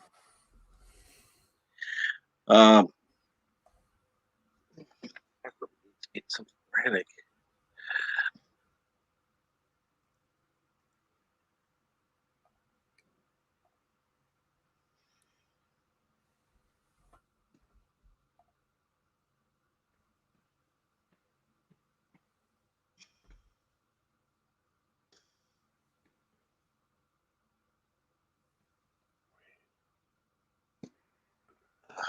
So, anyhow,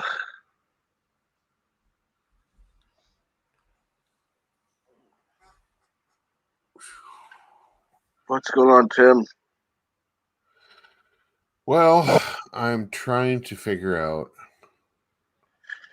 how to double the amount of Death's Breath drop for this character, but I'm using a set that requires all the spots that I have to use this other set to give me a double drops. So it's kind of annoying. I wonder if I could put on the other guy, on the follower. Well, let's give it a shot. Couldn't hurt.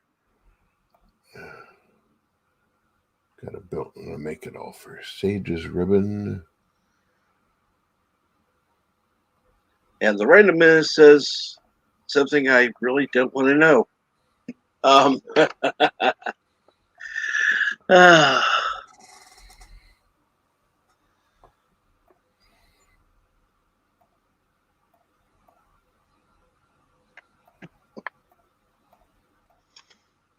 Let me look backstage real quick.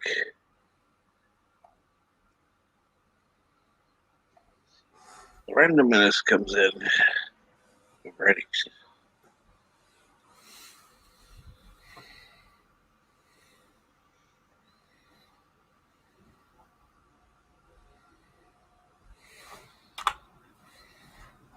Oh. I'm gonna play the coffee thing. I'm gonna try to get a cup of coffee real quick. It probably will be over before I'm back, so take over, Tim. Listen to me very carefully, because I'm only going to say this once. Coffee. Black. Coffee. Black. While I've got your attention, there are... Coffee first. Well, this mentor would like another cup of coffee. I'm just gonna have to give up coffee. Want some coffee? If I'm not mistaken, that's your third cup this morning. Fourth, and on a day like today, it won't be my last. Coffee. The finest organic suspension ever devised. Commander, set a new course. There's coffee in that nebula. I got it, I don't like coffee.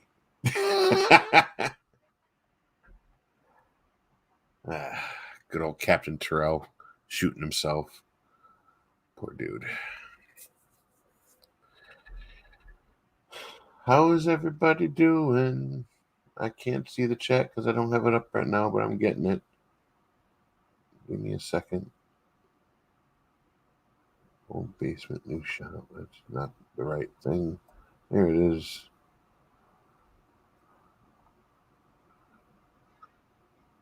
The random mess. He's coming. You're coming? Random Menace, are you coming?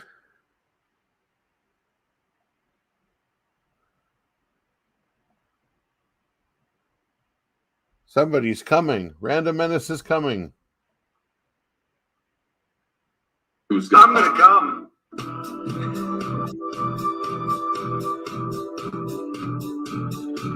Don't you love it when they say, Do not come. oh, I'm gonna come. The president and I don't come. I'm gonna come. Do not come. All right, I am back with coffee. Hey. Oh, I'm gonna come. Do not come. Oh, I'm gonna come.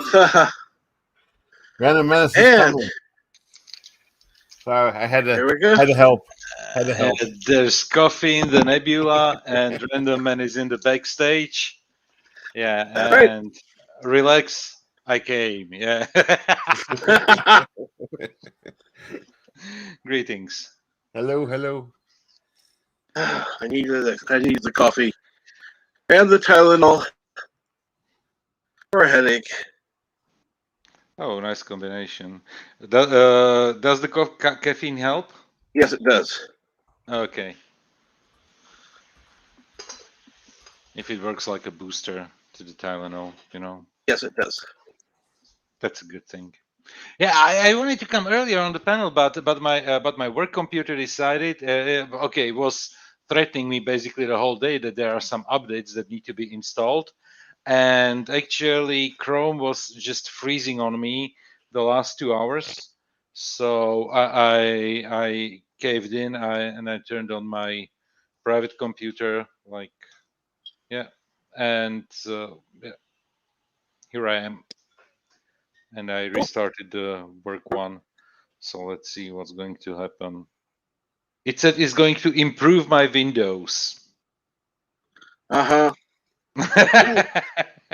me tell you right now, that's a lie.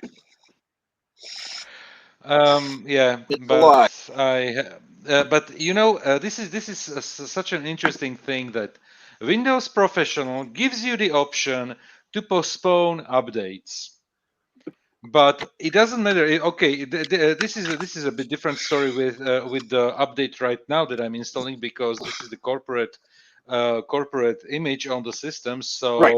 it is managed by the corporate IT, so they can force you to do whatever they want. But in general, on your computer, if you have Windows Home, you have basically no control about your updates, because once Windows decides the updates go, they go. But with Professional, they give you the option, like you can postpone, you don't need to install it, but at a certain point, when you just delaying the inevitable, basically the Windows stop working unless you install the effing updates. Yep. Well, see, that's why I wait. Because by the time any bugs have been discovered and removed. Yeah. So by the time your fourth update, most, if not all of the bugs have been removed from it. Captain, we're losing you. Why not? Yeah, you are roboting a little bit. Come back. Yeah, okay. We're here. So That doesn't sound like a bug. That almost sounds like a design. Like they designed it. oh, So with like, the Windows, home you users mean don't- the Yeah. whole update stuff? Of course, Yeah. of course, it's by design. Of course, it's by design because they want to, they are basically forcing you by. I'm not sure if it's like limiting the services or shutting down services or whatever, doing to that to the operating system to such a point that you are basically forced to install it, and it's just annoying. Okay, I completely understand with the corporate image. When the corporate IT says, okay, this is an update that you need to have installed, but when they take you the option to have the installation on your own device, on your own computer, and basically by with every Windows license that you have, they probably can screw you because you are not buying Windows. Obviously, you are just buying a user's license that you are allowed to use it, and they can do whatever they want with it, basically. He better. Yeah. So So far. anyway, Captain, thank you very much for having the watch party for the movie. I didn't see a single frame of the movie right now because I was either driving or then working, and I didn't have time to just basically put it on and watch it with you. But since I watched the movie like for the 50th time about 2 weeks ago, basically I needed just like hints and tips like you did throughout the movie where we are right now, and I could even not only the dialogue, even the music, because I think the music in this one is one of the best scores Jerry Goldsmith ever did for a Star Trek movie. I think it's my second favorite after the motion picture. Oh, did you see on Twitter today? Star Trek series by popularity, according to IMDb. Oh God, here we go. Hi, LD. Nice monitor. What's going on, guys? Nice Now- monitor. Is it how big is it? Is it 34, 38? No, hell no. This is like 60. Right, 60 or 50. I don't know. like I don't know because the camera. I'm not sure. Is it 16 by 9? Because it looks stretched out a little bit. Well, it's because of the angle. Okay, it's the angle. Okay, no, because I have in front of me a 34-inch 21 by 9 monitor, and that's why it looks like. Okay, now I see your hand there, and okay, it's like It's huge. Right. It's With- a huge thing. With Yeah. a frame of reference, you can tell it's bigger. Yeah. I was thinking the same thing that Joseph was, because there was no frame of reference at all. But Wonder now if it with your tells me hand, here. yeah. Is there a about this TV shit? Oh, it's a TV. Well, yeah, it's a OLED. Uh-huh.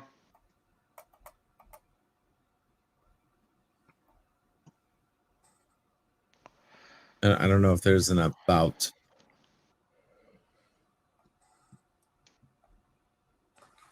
There is Doesn't say definitely anything. on the back side there is the sticker with all the production. No, Discovery was information. not number one. However, Discovery did outrank Enterprise. The lowest on the scale, though, was Lower Decks. Really? Really. Really? Be right back. The best of the new tracks is on the lowest Mm-hmm. got the lowest ranking. Yeah. Okay. So And then you know just above them, you know what, Captain Trek. I always say everybody is entitled to their opinion, and absolutely. everybody can be wrong on things. And yeah, obviously they are wrong with their Well, assessment. I don't trust IMDb. I don't. They've proven that they're not reliable. Now, I do like going there to watch movies. The rating system sucks, but You know what? I'll go there I and watch movies. honestly, I don't care about any type of rating of movies or TV shows. It doesn't matter if it's IMDb or Rotten Tomatoes or whatever, because in general, art is subjective. Movies and TV shows are art, and I that's don't why. trust Yeah, those yeah. supermarkets. But I do find it interesting. It was just, I would have thought, honestly, Discovery would have been number one. No. Because even on those channels where they are inclined more positive to the new track than most of the audience that visits your channel or Right. Bird Prey or whatever, they are not putting Discovery on the top of their list. And honestly, I have never seen a single ranking where Discovery would be, I mean, in the like number one. You have to consider, though, the type of people who vote. Not everybody goes to vote on IMDb. So you have to consider the audience. Yeah, obviously. So it's a Obviously. possibility there's going to be a poll where more people that like Discovery would go. Therefore, it would rank higher Yeah. than Because I can, in other polls. Because I can tell you that even channels like is it Trek Central, I think, or something like the ones that are considered almost like corporate channels. Like the big ones, because and they are big ones because they are like under a roof of like a media group or something. Yeah. And they are trying to be they are always trying to be as positive as possible, but I can tell you that even those channels have serious criticism to certain points in the new track. So it's not like they would be completely shilling for CBS or Paramount and they would give the new track the highest rating. It's literally it's one of those channels that are doing like constantly like the top 10 of something. I know that Anti-Checker doesn't like those and he's very critical towards them, and I know about others that are critical towards them as well. I'm subscribed. I don't mind sometimes to watch like like 5-minute video top 10 of I don't know whatever episodes, and they are definitely not completely like shilling for the new track. It's relatively balanced. They are. I can say that probably on your channel, I'm the one who is probably the most positive towards the new Right. track, but I honestly don't mind their reviews and their uh, like the ranking of whatever they are doing. So yeah, definitely, Discovery is not on any of those lists. Usually TNG ends up like number one. and then closely followed by Deep Space Nine or the original series. Mm-hmm. It's mostly, despite I think that Deep Space Nine was really the absolute pinnacle of Star Trek quality in terms of everything.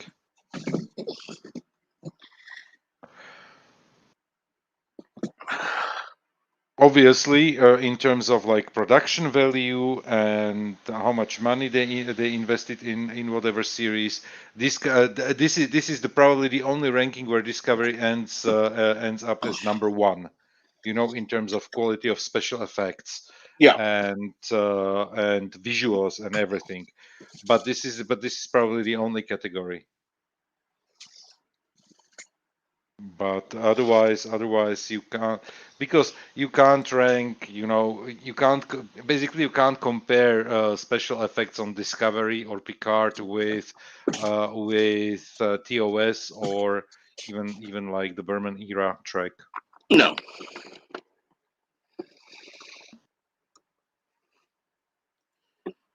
Whereby we can be critical about having not enough ship porn in the new Trek. But yeah, that's the one thing. Why did you choose First Contact for today? Honestly, because it was really the first, next generation only movie, Mm-hmm. and it was also free to watch on YouTube. No ads, nothing, or Well, limited ads, but I mm-hmm. don't have ads. Mm-hmm. Yeah, So makes sense. No, it's because it's one of the movies that if and I the get like, music okay, is so yeah, wonderful. music is beautiful. Music is beautiful. As I mentioned, it's the in my opinion, I wouldn't mind to say the best soundtrack of all Star Trek movies.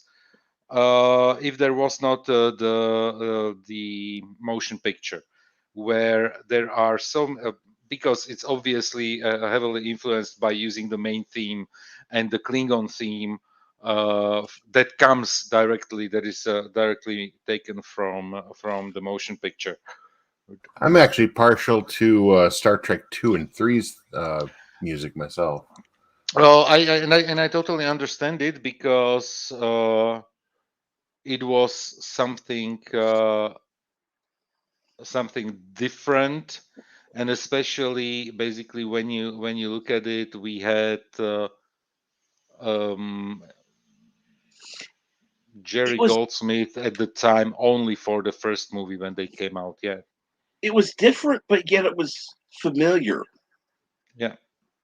And now it's like right now when I listen to the Star Trek scores, Star Trek, whatever Star Trek movie, the only movie that doesn't fit into the Star Trek feel, and I'm talking obviously about the first 10 movies, Mm-hmm.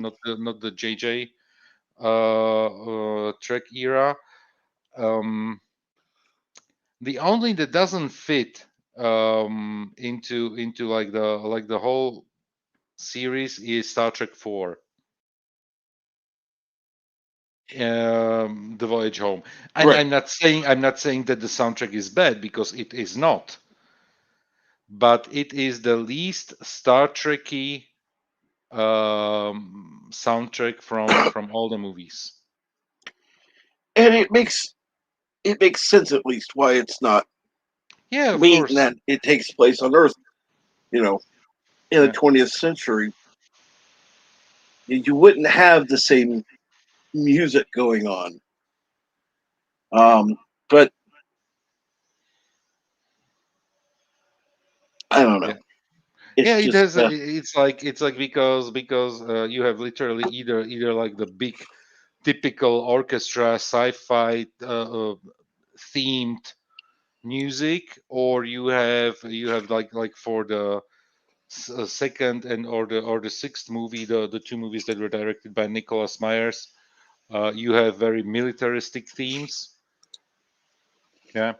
Because the David Carson directed the sixth movie, so sorry, the seventh, the Generations, and the composer was, and I'm now blanking on the name, but he was writing for the TV show music. So once again, that was the music.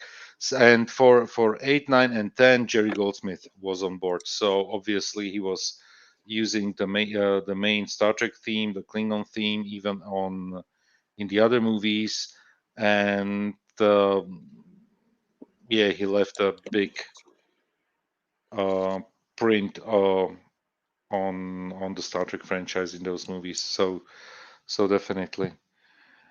And but I have to say that I like also the Michael Giacchino's themes that he wrote for the Kelvin universe.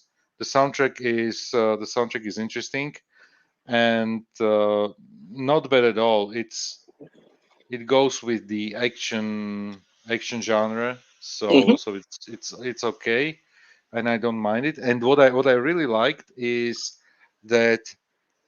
And it started basically with the 2009 movie, the first JJ movie, where he used the original Alexander Courage theme in the end credits, and used that music basically, and you could hear in new orchestration way more instruments because he was using like like over 100 musicians, I think, in the studio just for recording that, which you wouldn't get in the 60s for a TV show.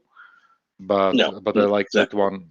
Yeah. So in general, all the Star Trek music is good,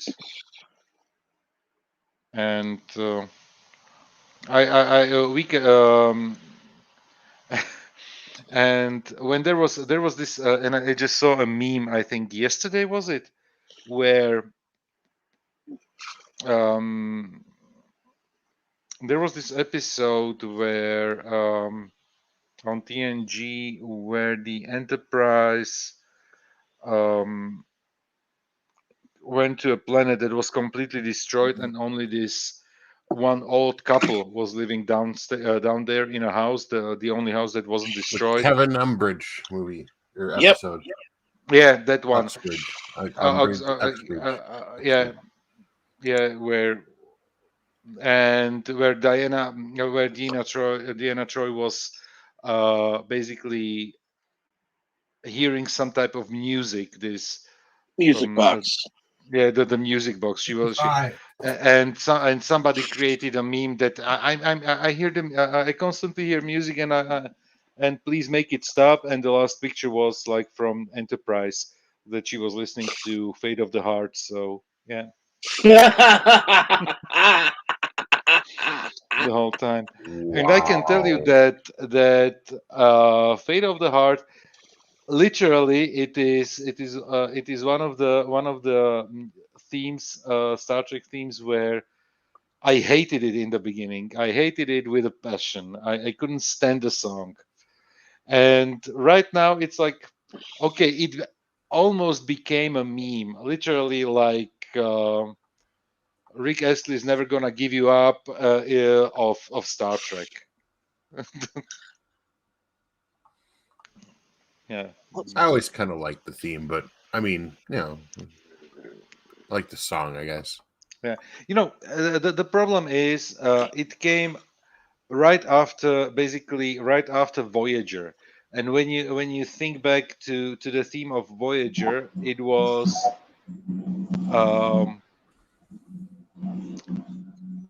basically Voyager. Just when you think about it, was really the most beautiful theme or like musical theme of all the Trek shows, because TNG used the origin once again Jerry Goldsmith motion picture theme.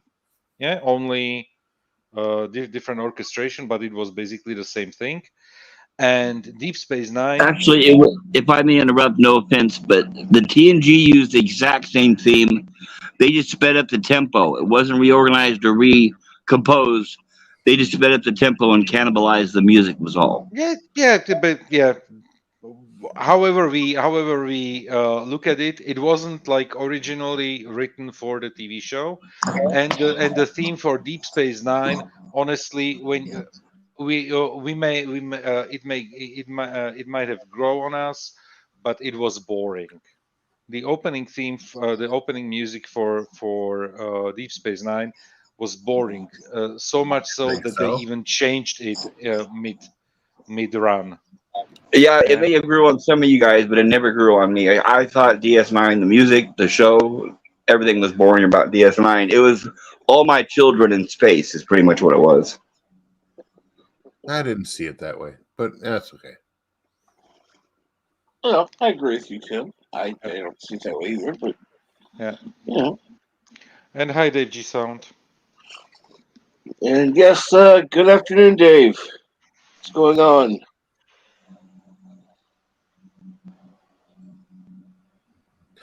I can also say that because I used to sit in the living room with Mom watching all my children. Ah, there you go, huh? Subplots, huh? Who's in love with who? Who's sleeping with who, right? Oh, that's kind of true in all the shows, though. And not in the original series, not in the TOS. Sorry, no. Well, not in the TOS. That was a different era. But we're talking No, about. it's just that they didn't rely on the soap opera plots and dragging everything along through an entire season. That's the difference. It's the bad writing is the reason why they started making season arcs, is because of bad writing and lack of imagination. So the more they start dragging out the season arcs, the worse the shows got. Look at the Next Generation movies. The original TOS cast movies were doing fine financially. They were like a roller coaster. They were up and down, but they were survivable. Even Star Trek 6 was a success. But if you look at everything after Star Trek, favorite. Yes, it was a good movie. It was well written. It had Nicholas Meyer. But if you look at the Star Trek, the Next Generation movies, each one was a condescending failure. Each one was worse than the previous one before it, and it was a financial loss. Paramount stopped those movies because they were losing money. They were bleeding money. They didn't stop it because the cast was getting too old. They didn't stop it because the TV series were doing better. They stopped the Next Generation movies because they were bad and they were losing money. I think First Contact was actually an excellent movie. I liked it very much, and it was a commercial success. If you look back at the profit margin on how much it made, and with the reviews thought compared to the TOS movies, you'll see a difference. Yeah, you will see that it's the most commercially successful of them all. How many movies were after that? First Contact was the most commercially successful Star Trek movie until the first JJ movie in 2009, and I totally agree with you that the 9 and 10 that they were subpar. Yeah. Well, weren't they both directed by Jonathan Frakes? No, only the two movies 8 and 9. So First Contact and Insurrection were directed by Jonathan Frakes. Who directed 10? All right. He is a very famous editor, and he is a really good editor, and his name is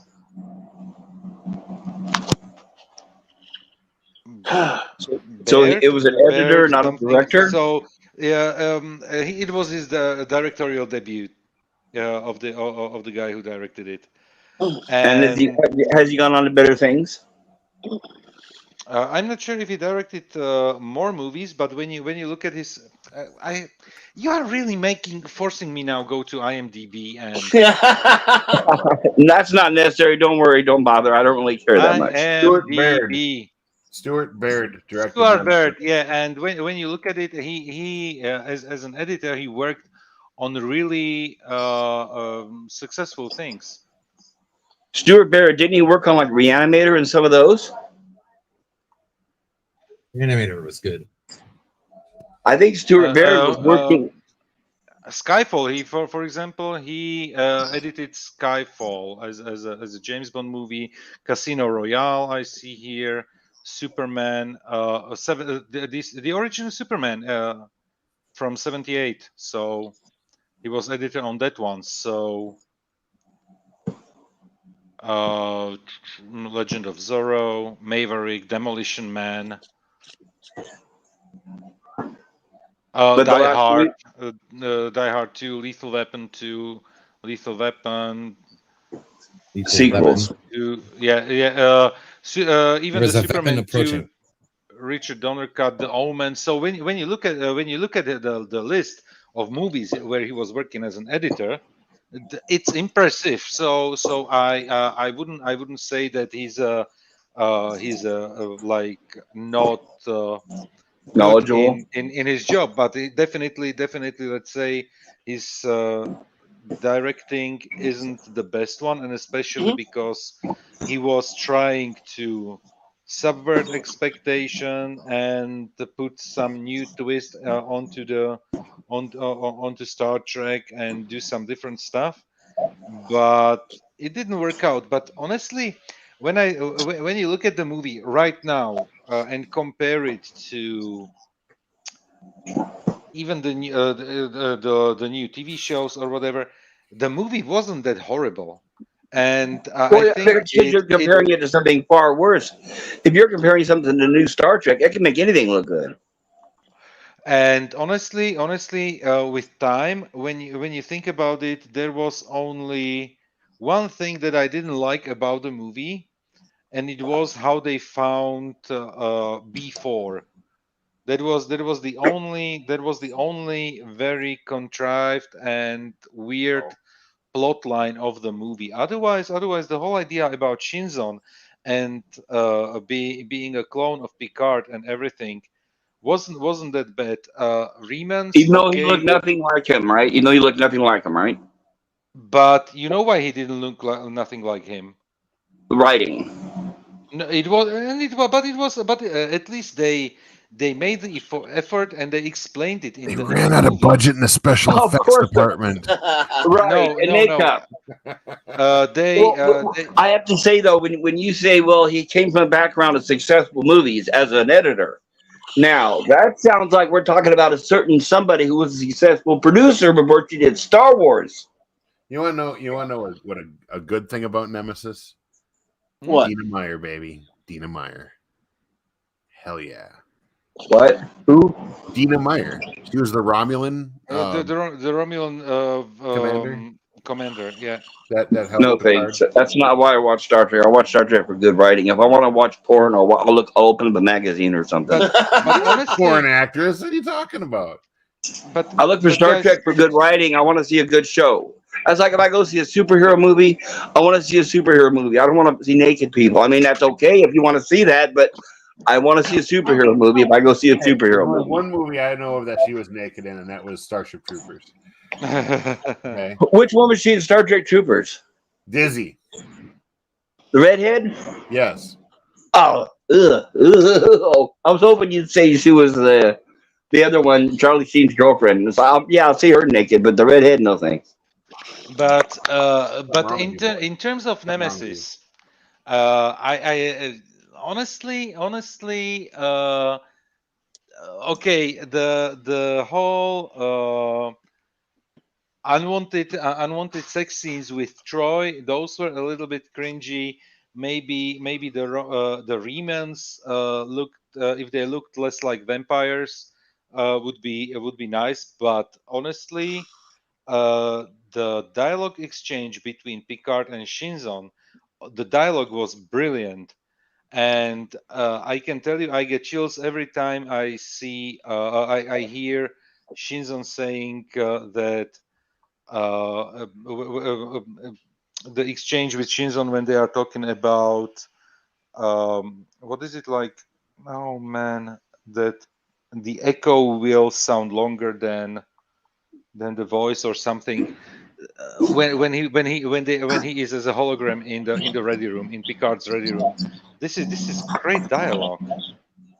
So I don't know. Well, I found the scene utterly forgettable, but okay. no, I'm just trying to point out the good things about the movie, that it got worse credit than it actually is, and with hindsight and looking at what we are getting right now in terms Yeah, of the Star biggest Trek, fender bender in space. yeah, it's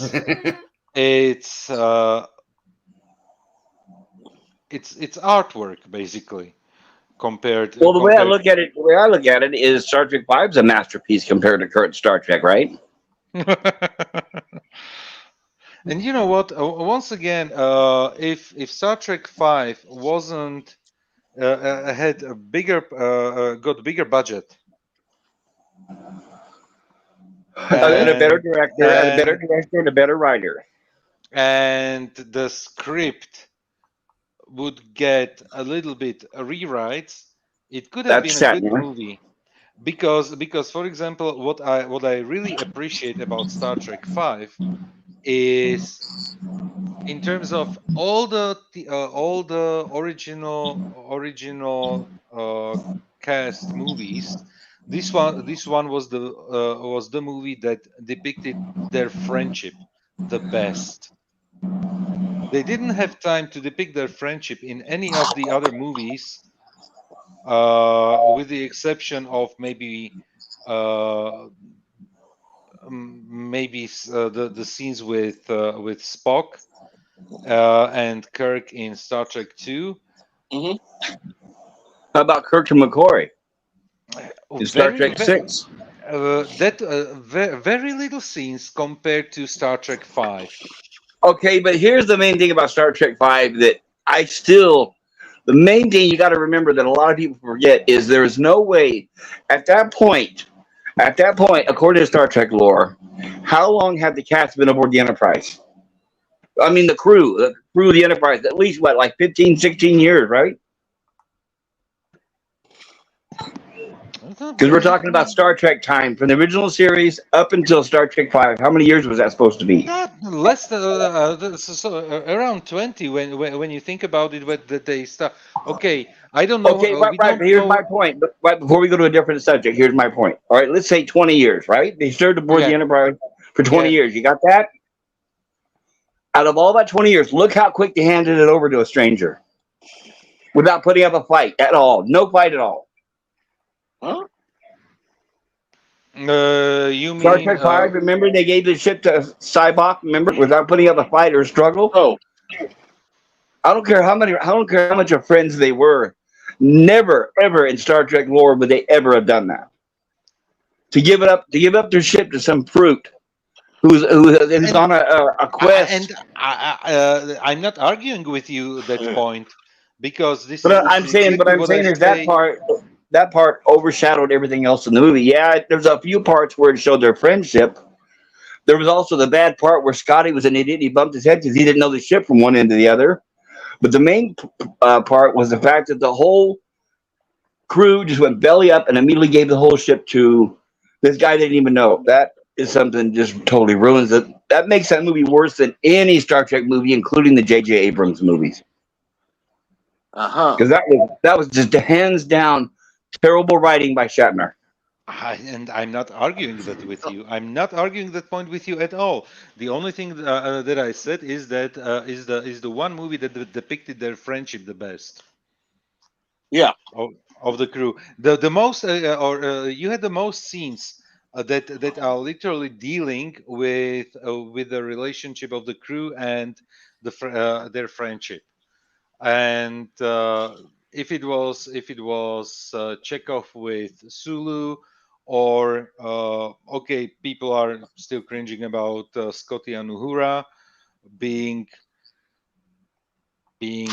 more than friends. Scotty was not interested in Uhura at all. They made it look like she was horny for him, but he was like, "No, I got to get back to the transporter." He showed no interest in her, zero. Yeah. But definitely, you know, the marshmallow scenes in the woods, row your boat. It's the like bookending the movie. Yeah, it's just perfect. What I really liked as well is the scenes where McCoy is Trying to save his dad.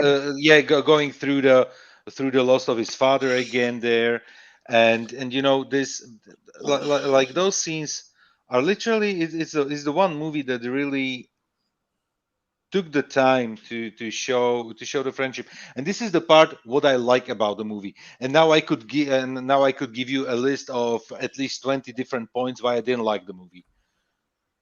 So would you say in Star Trek 5 that the B plot was better than the A plot? Basically, yes. Yeah, that's another problem. I agree with. Yes, Yeah, it was the A plot that he Sure, I should know have what the focused B on. plot was.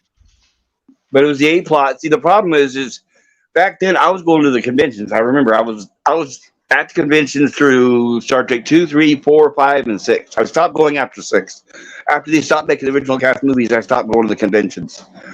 But you got to remember that during the production of Star Trek 5, Paramount was getting dailies, and they were looking at it, and they were saying, oh, no, this looks like a train wreck. And that's why they started cutting back the budget from Shatner. That's why we got what we did. He keeps blaming it like, oh, they just suddenly out of nowhere took my money, and I don't know why. You know, the reality was they were looking at the dailies, and they knew they had a horrible movie on their hands. They're not dumb. So you'll get the emotional scenes with the friends back and forth, which is, I liked it too, I suppose, except I didn't like the forced part with Scotty and Checa or her. That was stupid, but the whole reason why the whole A plot was ejected was because they were looking at the dailies and they didn't like what he was doing, which means the whole crux of the problem is the movie was poorly written, it was greenlit without a good script, and it was poorly directed. So that's why we got what we have. William Shatner did not have it. Go ahead. I would you ask here the one thing. Do you really think the movie was poorly directed? Absolutely. That's why a lot of the editing was so choppy and out of place. It was definitely poorly directed. Or unless you want to blame the editing, it could be either or. Absolutely poorly directed. It goes hand in hand because the editor and the director are always basically working together. Well, they usually do, unless sometimes the studio will lock the director out of a film and not let them direct. That happens a lot too. Editing was miserable because the mistake with the decks. You know, first of all, the most famous blooper from that movie, and they were going through up. like gazillion of decks, plus which plus was the actually mistake a joke. was It wasn't a mistake. It was a joke. yeah. Plus, Wait, I obviously missed they you. were I'm sorry. going What up did you and say? bridges The end deck of what? number I'm one. sorry. I missed what you said. The end of what? What was the mistake? The most pointed mistake, well, no, the decks. When they were trying to escape Cyborg on the ship, and Spock had the boots on, the rocket boots, and they were flying Okay, what up about the it? ship. Yeah. And there was like they were flying like deck 40. Oh, the I out of don't know. sequence numbers. The sequence of numbers, that's the first thing, and the second thing, the bridge is deck number 1, and basically the number of decks increases the lower you go. Basically the Yes. lower decks are the decks with the highest number. Yes. The continuity error, right? A continuity error. So continuity errors and mistakes in but in general I think the movie suffered from bad CGI or bad not CGI, bad special effects in general, because Island was not working on that movie. They didn't have budget for a new soundtrack, so basically it was once again completely reused music from the motion picture, only new recorded with some synthesizers. Right, because And Paramount was seeing the dailies, right? So they were cutting back the budget at that point. but it's in that case, it's a big mistake coming directly from Paramount, greenlighting a script that they were not That's what I'm saying. actually. Exactly, exactly. It all goes down to you had a poorly written script that was greenlit. That was the problem. It was rushed because of William Shatner's ego. He thought everything that he could write would be gold. So the Paramount said, "Oh, William Shatner wrote it. Okay, approved, greenlit," and that was a mistake right there from the beginning. And all those I'm mistakes not all show in the arguing. movie. I'm not arguing that part. I'm not arguing that No. part because the whole Shakare thing and going to the center of the galaxy and all that. Basically, the A plot was really that was episode. That would be a good episode, let's say, but definitely not a movie. It was Well, you know that basically. Roddenberry had been trying for decades to get that exact story put on the screen, right? I know. And basically, once again, something that Roddenberry touched was a critical failure. Well, Roddenberry was upset that he thought William Shatner stole the idea from him. And he probably did. Yeah, it was a bad idea. See, when Roddenberry originally proposed that idea about them searching for God, everybody, including Shatner, said that's a lousy idea. So that's why they canned it. But Yeah, then lo and that behold, was William canned. Shatner That gets was it. canned for the TMP, if I remember correctly. Right, but then when William Shatner got the point to direct a movie, instead of coming up with something original, he came up with that old plot that had been canned. That was the Yeah. mistake right there. Yeah. It was basically the apple, right? That's what we got again. We got the apple again. Star Trek V was the apple. This way, or what? Hail, brother, right? That's what we got, right? Yeah. And I know that if Bird of Prey was here in the chat or on the panel, he would argue to death about how good Star Trek V is He likes because it. he likes it. I think his not that I think I know that his favorite movie is Star Trek 4, and he likes as well Star Trek 5. But I think still it's the in terms of plot and execution, Star Trek 5 is the weakest one. Of the original cast movies, yes, I Of totally the agree. original cast movies, and I would go even so far that the weakest one from the first 10 movies, including the TNG cast. I don't think so. I think all the TNG movies were terrible. I think all of them were worse than Star Trek V, but I can't tell you which one was the worst because I loathe them all so much. Really. You know Loathes, what? absolutely loathes. Yes, because I they were all written for television, and then thrown a couple extra dollars and then put up on the big screen. That's why I didn't like the Next Generation movies. They were not like cinematic Star Trek. It was like watching the Next Generation TV episodes up on screen. That's why I didn't like the Next Generation movie. Yeah, I agree with you. I agree with you on that one. For example, not Nemesis, Insurrection. With the Sona and everything. That movie, once again, it suffered from it being a TV script. But otherwise, as a story itself, it wasn't bad as a story. But I totally understand it wasn't a movie material. Well, and not only that, but Frakes was pumping out mediocre crap, and they hired him again. That was another. It was like they just next, like an assembly line. No, no. First Contact was a commercial success. That's why Frakes got No, to direct no. the ninth movie. He directed Insurrection. He did. Frakes directed two movies. He directed First Contact and he directed Insurrection. Yes. And he got Insurrection because First Contact was a commercial success. It was the most commercially successful Star Trek movie until 2009. It was more commercially successful than 2 or 4. Then 2, 4, or 6. Yes.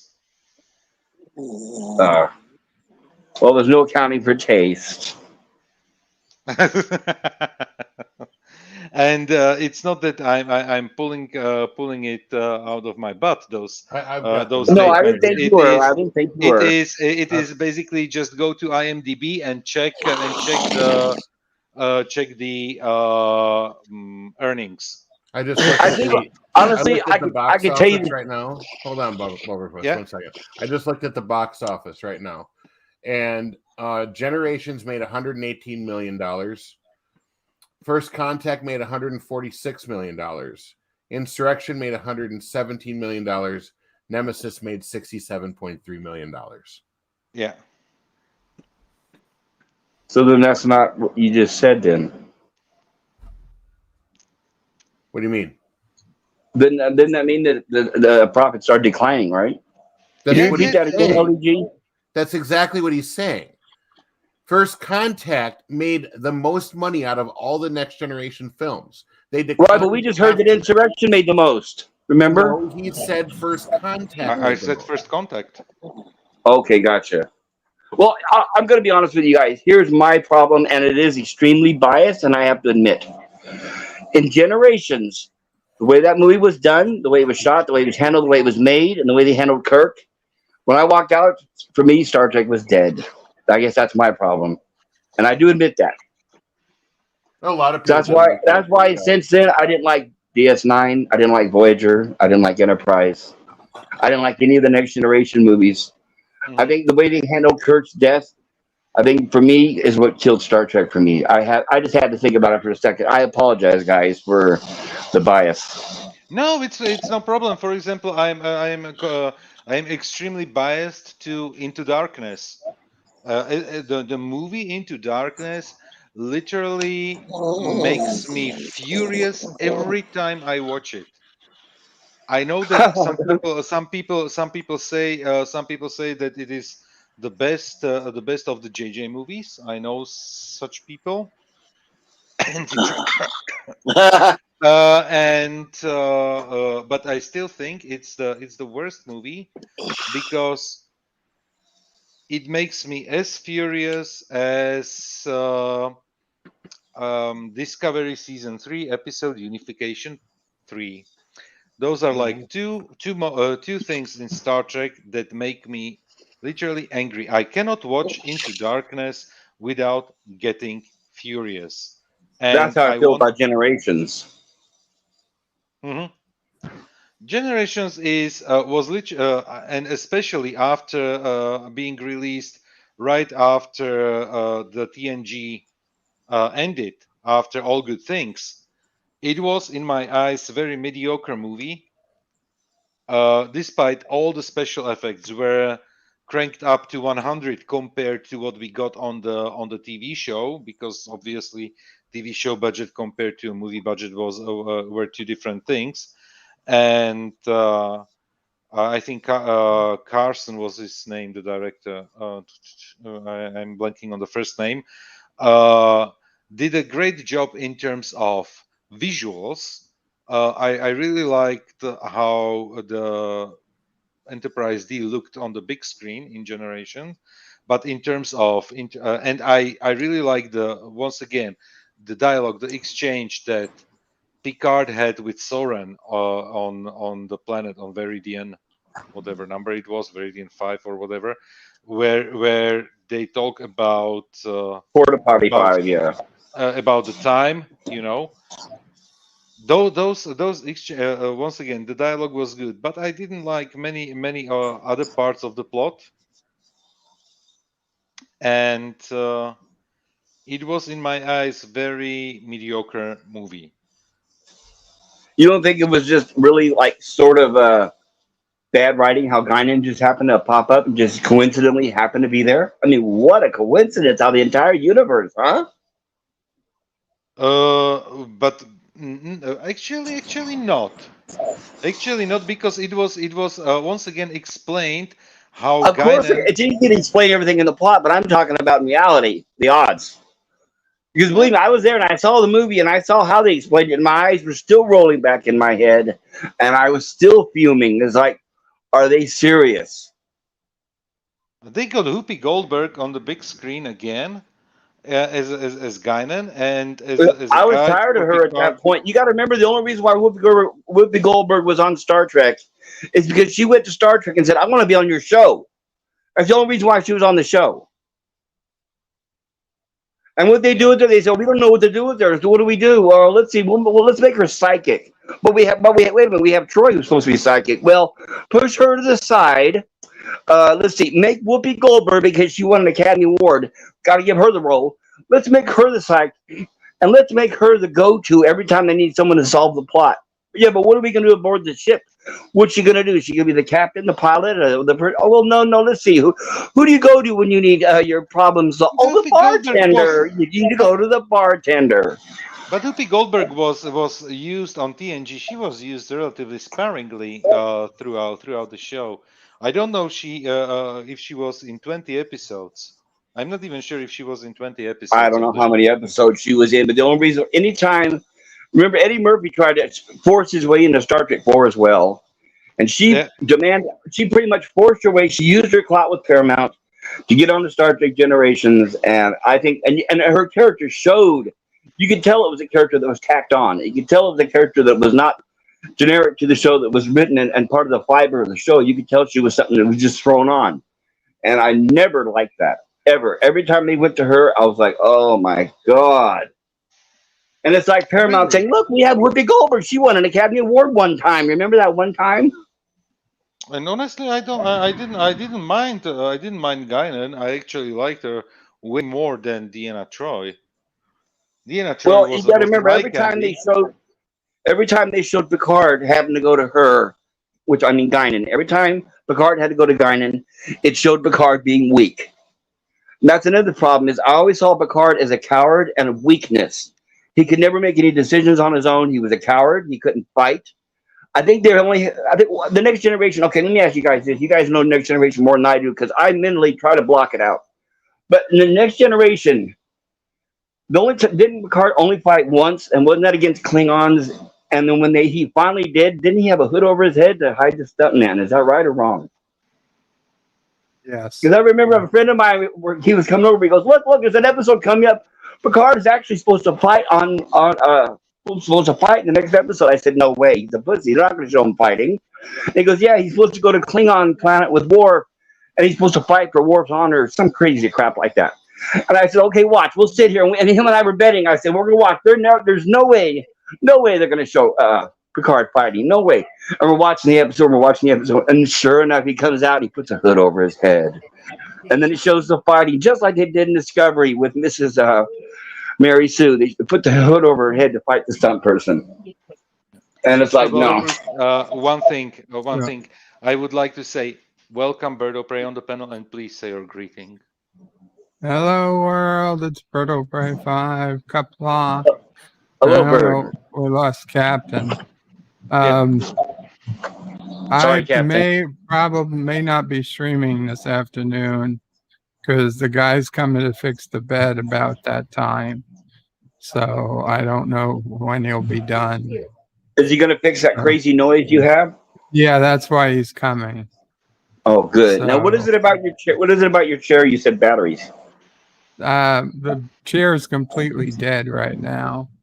It's either the batteries aren't taking the charge or the charger's not charging. I suspect it's the batteries are just not taking the charge.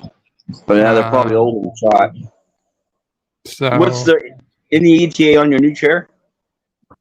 Months. We're still months away. So today I called them about getting replacement batteries for the existing chair, and we got that started as well, but they don't know how long that might take. Is it something different than a car battery? Yes, they're different than a car battery. Or AAA. In fact, aren't they almost like motorcycle batteries, right? You gotta wait. I think it's 48. It's a 48 volt system. So okay, no, that's a lot higher. Okay, I gotta wait for the insurance to answer in both cases. Now how the much are the quickest batteries thing, otherwise? I have no idea. Maybe $1,000, something. I'm not sure. Because it has the stamp of being medical. Otherwise, it's probably Yeah. a really motorcycle battery. But just because it has the name of medical. But also, we need a new. They want to put in a new charger too, just to cover their asses. So they put in for a new charger and new batteries. Okay. To speed it up, they also asked for a rental battery and rental charger to use in the meantime. But we don't know whether that's going to be a week, a month. We just don't know. So, but it should be quicker than the new chair, which is still a long ways away. Well, I hope you get the bed fixed. I'm sure it's probably hard to sleep with that noise. Yeah. To be honest, for me, I hear it, but it's not terrible.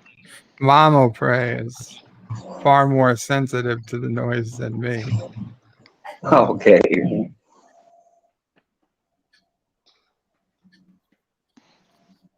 Yeah, because you have 90% of the day you have basically headphones on. So yeah.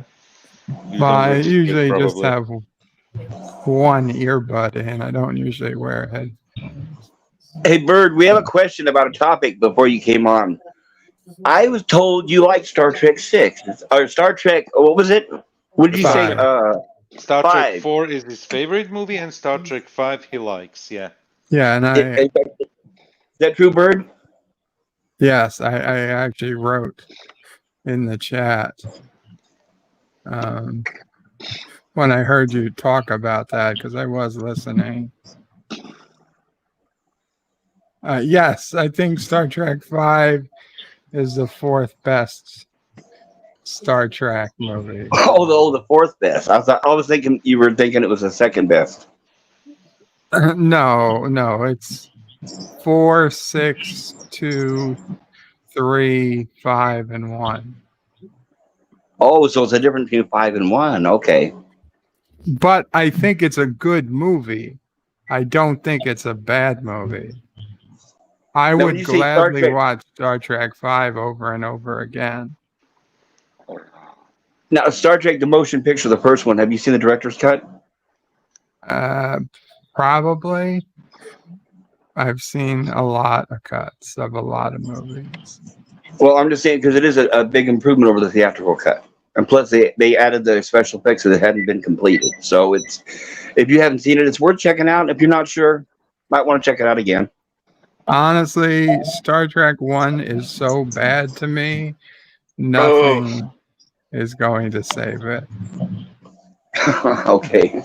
Major edits. Especially adding content. Oh, adding content? Oh, they didn't. No, wait, hold on. No, the only thing. No. They cut down on content, actually. But they cut down right on the what you could call like people staring at the camera. They cut down a lot of that. The only thing that was added was the incomplete space, and effects and stuff like that. Is what I'm saying. Okay, let me put it to you this way: I like the shipborne, but for God's sake, the shuttlecraft scene. Oh my God, boring! Oh, I love that scene. Even to this day, I could watch it over and over. Captain Trek, the music is important there. The music is important, but my God, you spend 20 minutes going from the base to the ship. See, that was Robert Wise. The director did that because he had ordered. Right, the director did that because he saw the original model and he said, "There's no way that's going to hold up for the screen." So that's when he ordered to have the new model built. And since they spent so much money on that new model and it was 22 feet long, they really want to make sure they showed every angle of it. And they made sure they showed That's what they should have done for home release. Well, they weren't doing that then, but they didn't have home releases back then. I know, that's what I said. But they should have saved it for something else. It's like, okay, let's have two versions of. Let's have the long version, and let's have the good version I'm sorry. I love seeing the Enterprise. I do, but oh my I god, don't know. really? For me, I grew up watching the A 3-hour movie, which could have been done in an hour and a half. Look, Yeah. I know that's a little exaggerating. I know the scene's not 20. I'm sure it's under 10. But for all of us who grew up as little kids, I grew up in the 60s watching the original series. So for me, it was a spectacle and it was awe-inspiring to see the ship on a huge screen. Because I was sitting up front at the big screen at the walk-in when it came out, 70 millimeter, and it was just awe-inspiring to see the ship that close up because we had never seen any detail of the ship during the series.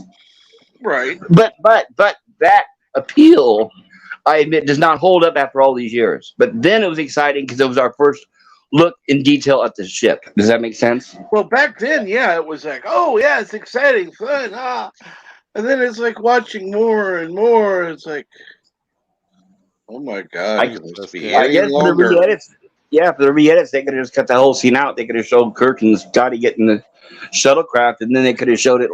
Well, they could have showed him kind of. They could have shown him kind of going around the thing, but they had to show every fucking millimeter of the ship. Yeah, this is really the 2009 movie did it good. With basically they paid homage to that scene, flying through space and showing the Enterprise. They did it very well in the 2009 movie. That I have to give them. Yeah, too bad it was an ugly ship. I've only seen it once, so I didn't. It's under 1 minute. Is with the main theme for the movie, and it's very well done. It's very well done. It's literally under 1 minute, and it shows you the whole ship. 1.5 security breach. Security breach. So I just got back in the house.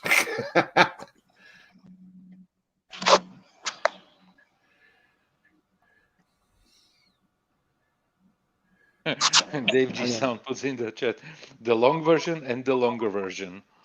Yeah, exactly. I'll be right back. And son of a red shirt. Yes. I am 100% behind Enterprise. Porn boggles my mind how anybody calls themselves a Trekkie and gets angry at a scene like that. Robert Weiss was an incredible director. Oh yeah, he was an incredible director, and his the movies he directed. Oh yes, I totally get it, and I like the scene. I know that it is definitely. And we need to look at it from the historical perspective where we were at the time. Literally was the first time we saw the Enterprise on a big screen, and it was something completely new, and it drew heavily from 2001: Space Odyssey, which was, in my eyes, an extremely boring movie. And shoot me. 2001, to a lot of people would be boring. It's very slow, drawn out. Yeah. Oh, yeah, 2001? Yeah, it was just... What the hell is that? What are you doing? Okay, I can't do that. Just mute him for right now. Here you go. I did. Oh, I'm sorry, that was painful in my ears. I like the music. Why does that sound familiar? It's from my phone. No.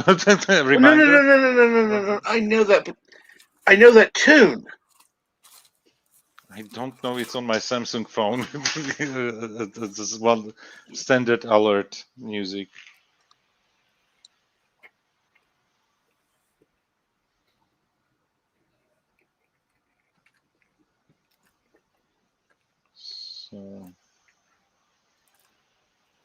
So let me ask you this, Joseph. Do you have any preference for next Monday, even if you can't be here? In terms of movies, actually, yes. Or TV show, it doesn't matter. I can do both or either.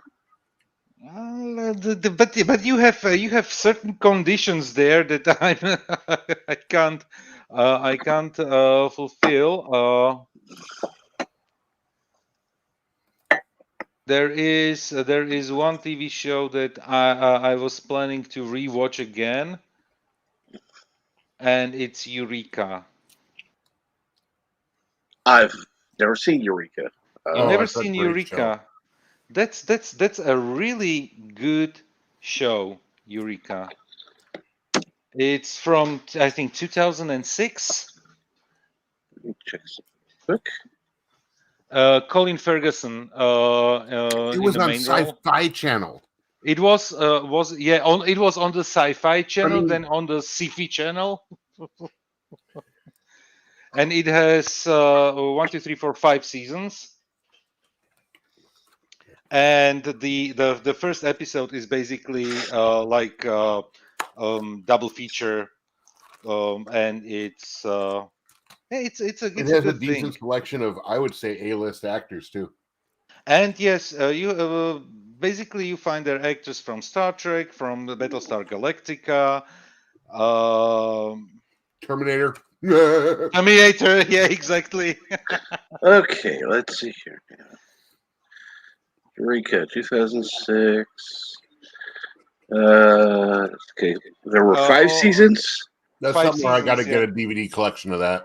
I have Okay. a Blu-ray. I have the Blu-ray set in my hands right now. There's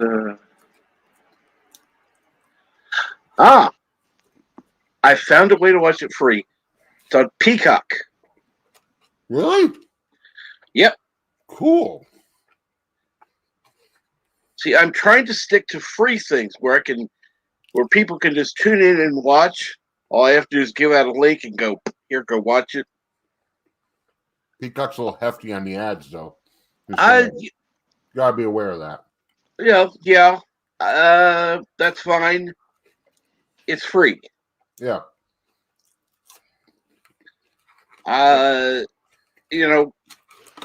And I highly recommend that series, Captain Trek. If you haven't watched it, I highly recommend it because it's lighthearted, good sci-fi. Yeah, I like it very much. Good.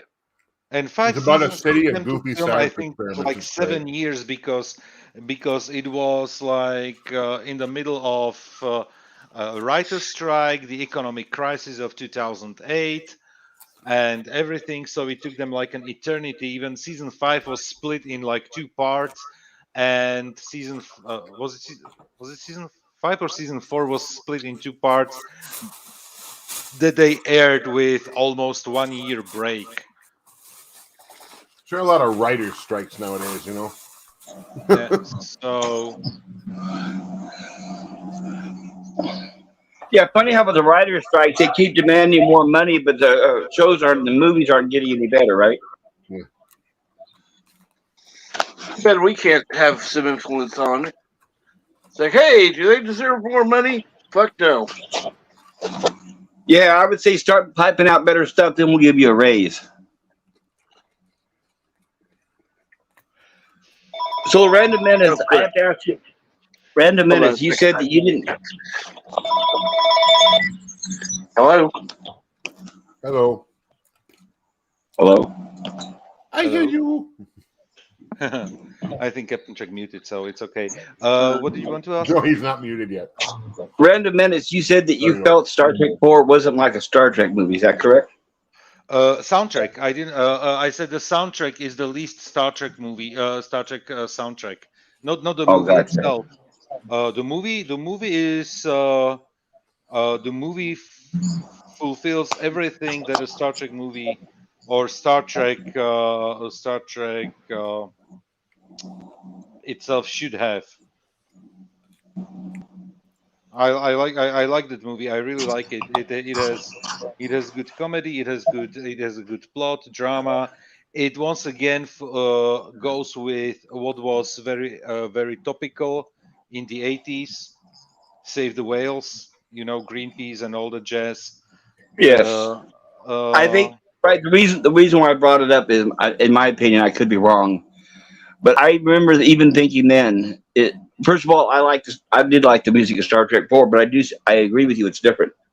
I think the reason why I could be wrong is because I think they looked at Star Trek 4 like a comedy. I think that's why the music was so drastically different. Yeah. If you go back, because the movie reminds me of the episode of Piece of the Action, and if you go back to Piece of the Action, you will see even in there the music is a lot more lighthearted than a lot of the dire episode, like Doomsday Machine and some of the others. Yeah. But and they wanted to make something more lighthearted after basically having two heavy movies following each other, because 2 and 3 were basically dramas. Yes. And especially the third one where there's a lot of people dying. Yeah, where basically you go from Spock dying to being resurrected. David's death. Planets blowing up. Yeah, planet blowing up. Yeah, exactly. Everything is right where it needed to be. Yeah, so the fourth movie is lighthearted, is a great ton of fun, with one stupid scene that until this day I don't understand, and it was when they traveled back through time with all the the graphical thing, the graphics with the white background and all the characters popping up. Oh, you mean the collection of clips? Well, they were supposed to be hallucinating at that point. It was supposed to be the hallucination scene. Yeah, exactly, that one. Yeah, that's basically, if you listen close enough to the audio, you probably know this though. That those are all like audio clips from the future of the movie. Right, future events in the movie, right. Yeah. Yeah. I think it was their way of kind of visually showing like it was a hallucination / dream sequence, but also time was distorting. I think that's the reason why they were playing clips of the movie from what they were going to be coming across. You can hear Bones say, "Damn it, how can you talk about every living thing on Earth?" Right? Mm-hmm. Admiral, there be whales here. That's in there. You can hear that in there, right? Yep. But also, you got to remember that was another example too of CGI being in its early stages, and they said we'll just throw whatever up on screen. That's why some people say, "Well, right." I've heard a lot of people criticize and say, "Why do they have the stupid white figures or the clay figures of Kirk and Spock and stuff?" And I think that was somebody along the line just sort of said, "Hey, oh, it's CGI. Put some CGI in there, maybe." I think that's the reason why they had that.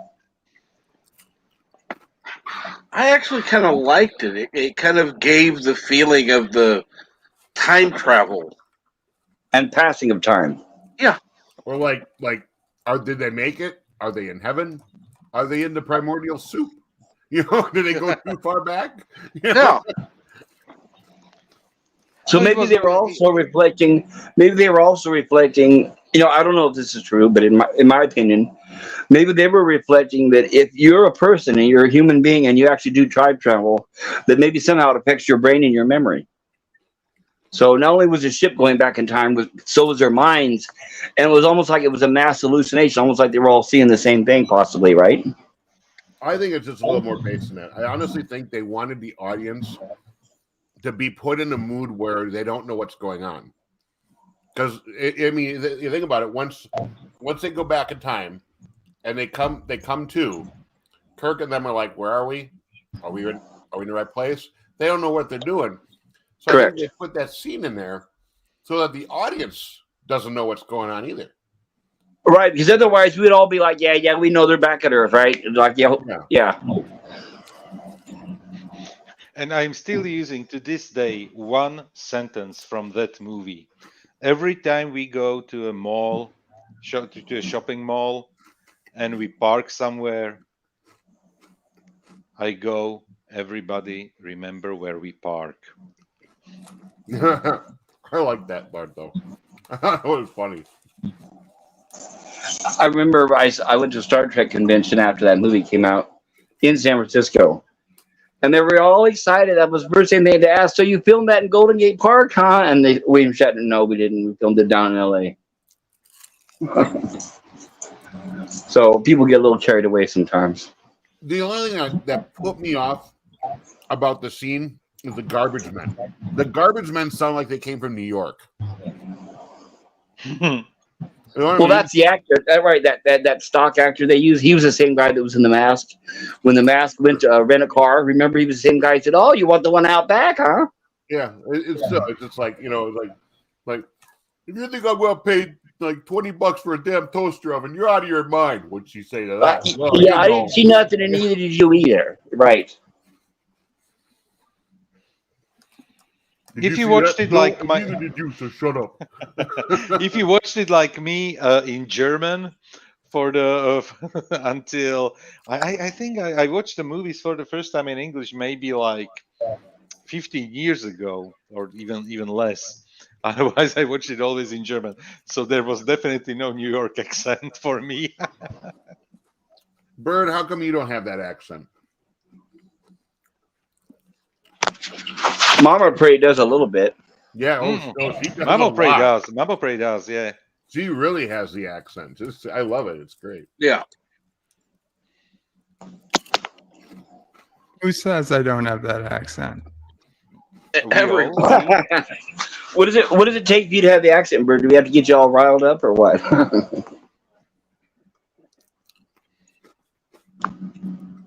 Maybe it sips through a little bit when you are renting, but otherwise definitely Mama Prey sounds like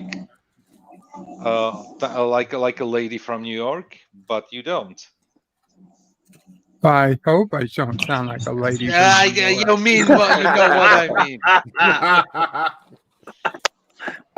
mean.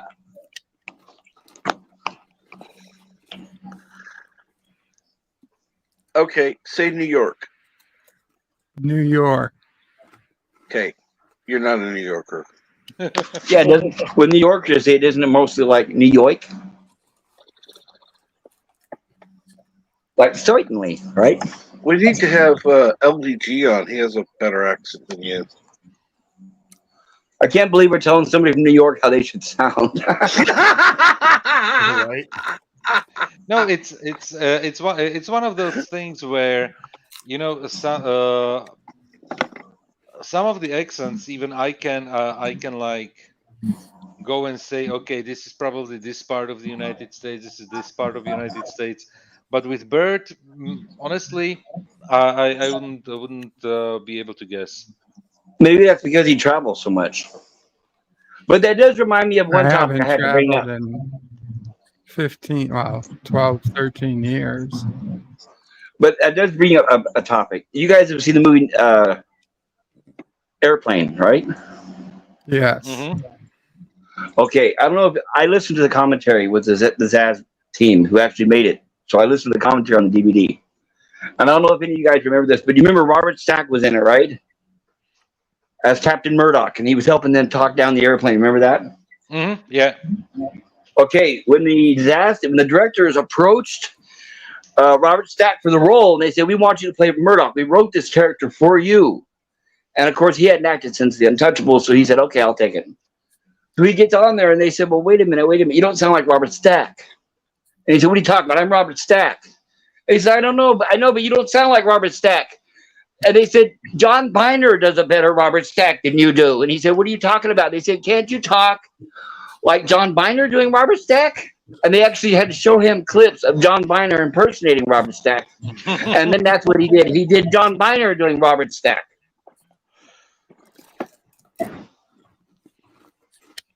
That I didn't know. A little off topic, but yeah, it was. I thought it was interesting at the time. I thought it was funny.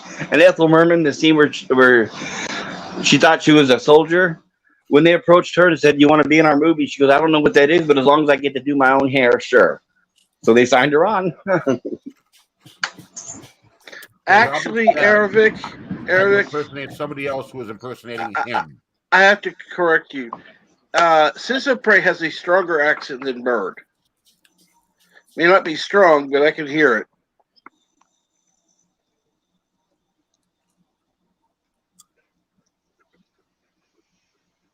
Not as strong as Mama Prey, though. How about you, Bert? Can you hear? You can't hear the accents, right? He's tone deaf. I can hear my accent. I mean, I can hear the accent in that, in Garbage Man, sure. In Star Trek 4. Is that because it's phony? I like the way she fights. Oh, but he's talking about his wife. Yeah, forgot that part.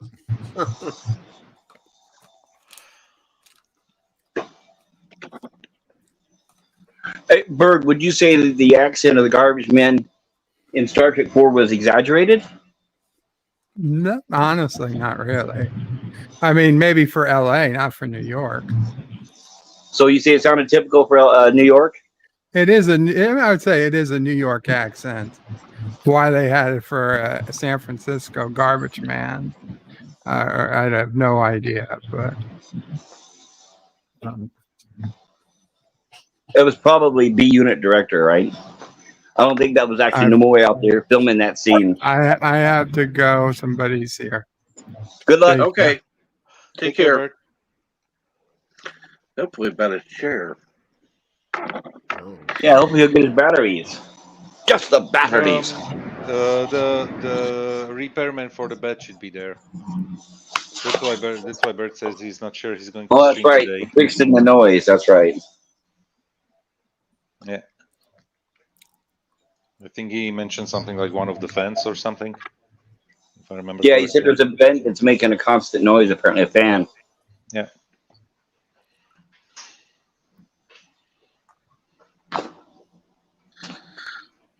Wow. So let's see here. I guess next Monday we're going to start showing Eureka. Wow. Really? Yeah, really. What is Eureka? What is Eureka? Is that a movie? TV series. TV series, and the pilot is basically like double episode, double feature. It's like what? Double feature, basically like 2 episodes. The pilot one. Is it an anthology series? Eureka? No.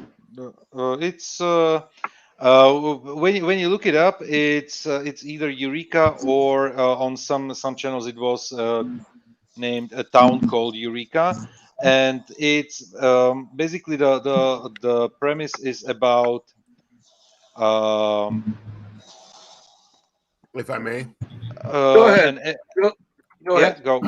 The show is about a small town, I believe in Alaska, and it's a center for scientific growth and experimental devices. It's shepherded by a sheriff who is played by, what's his name again? Colin Ferguson. Colin Ferguson, who is also known as the Maytag guy.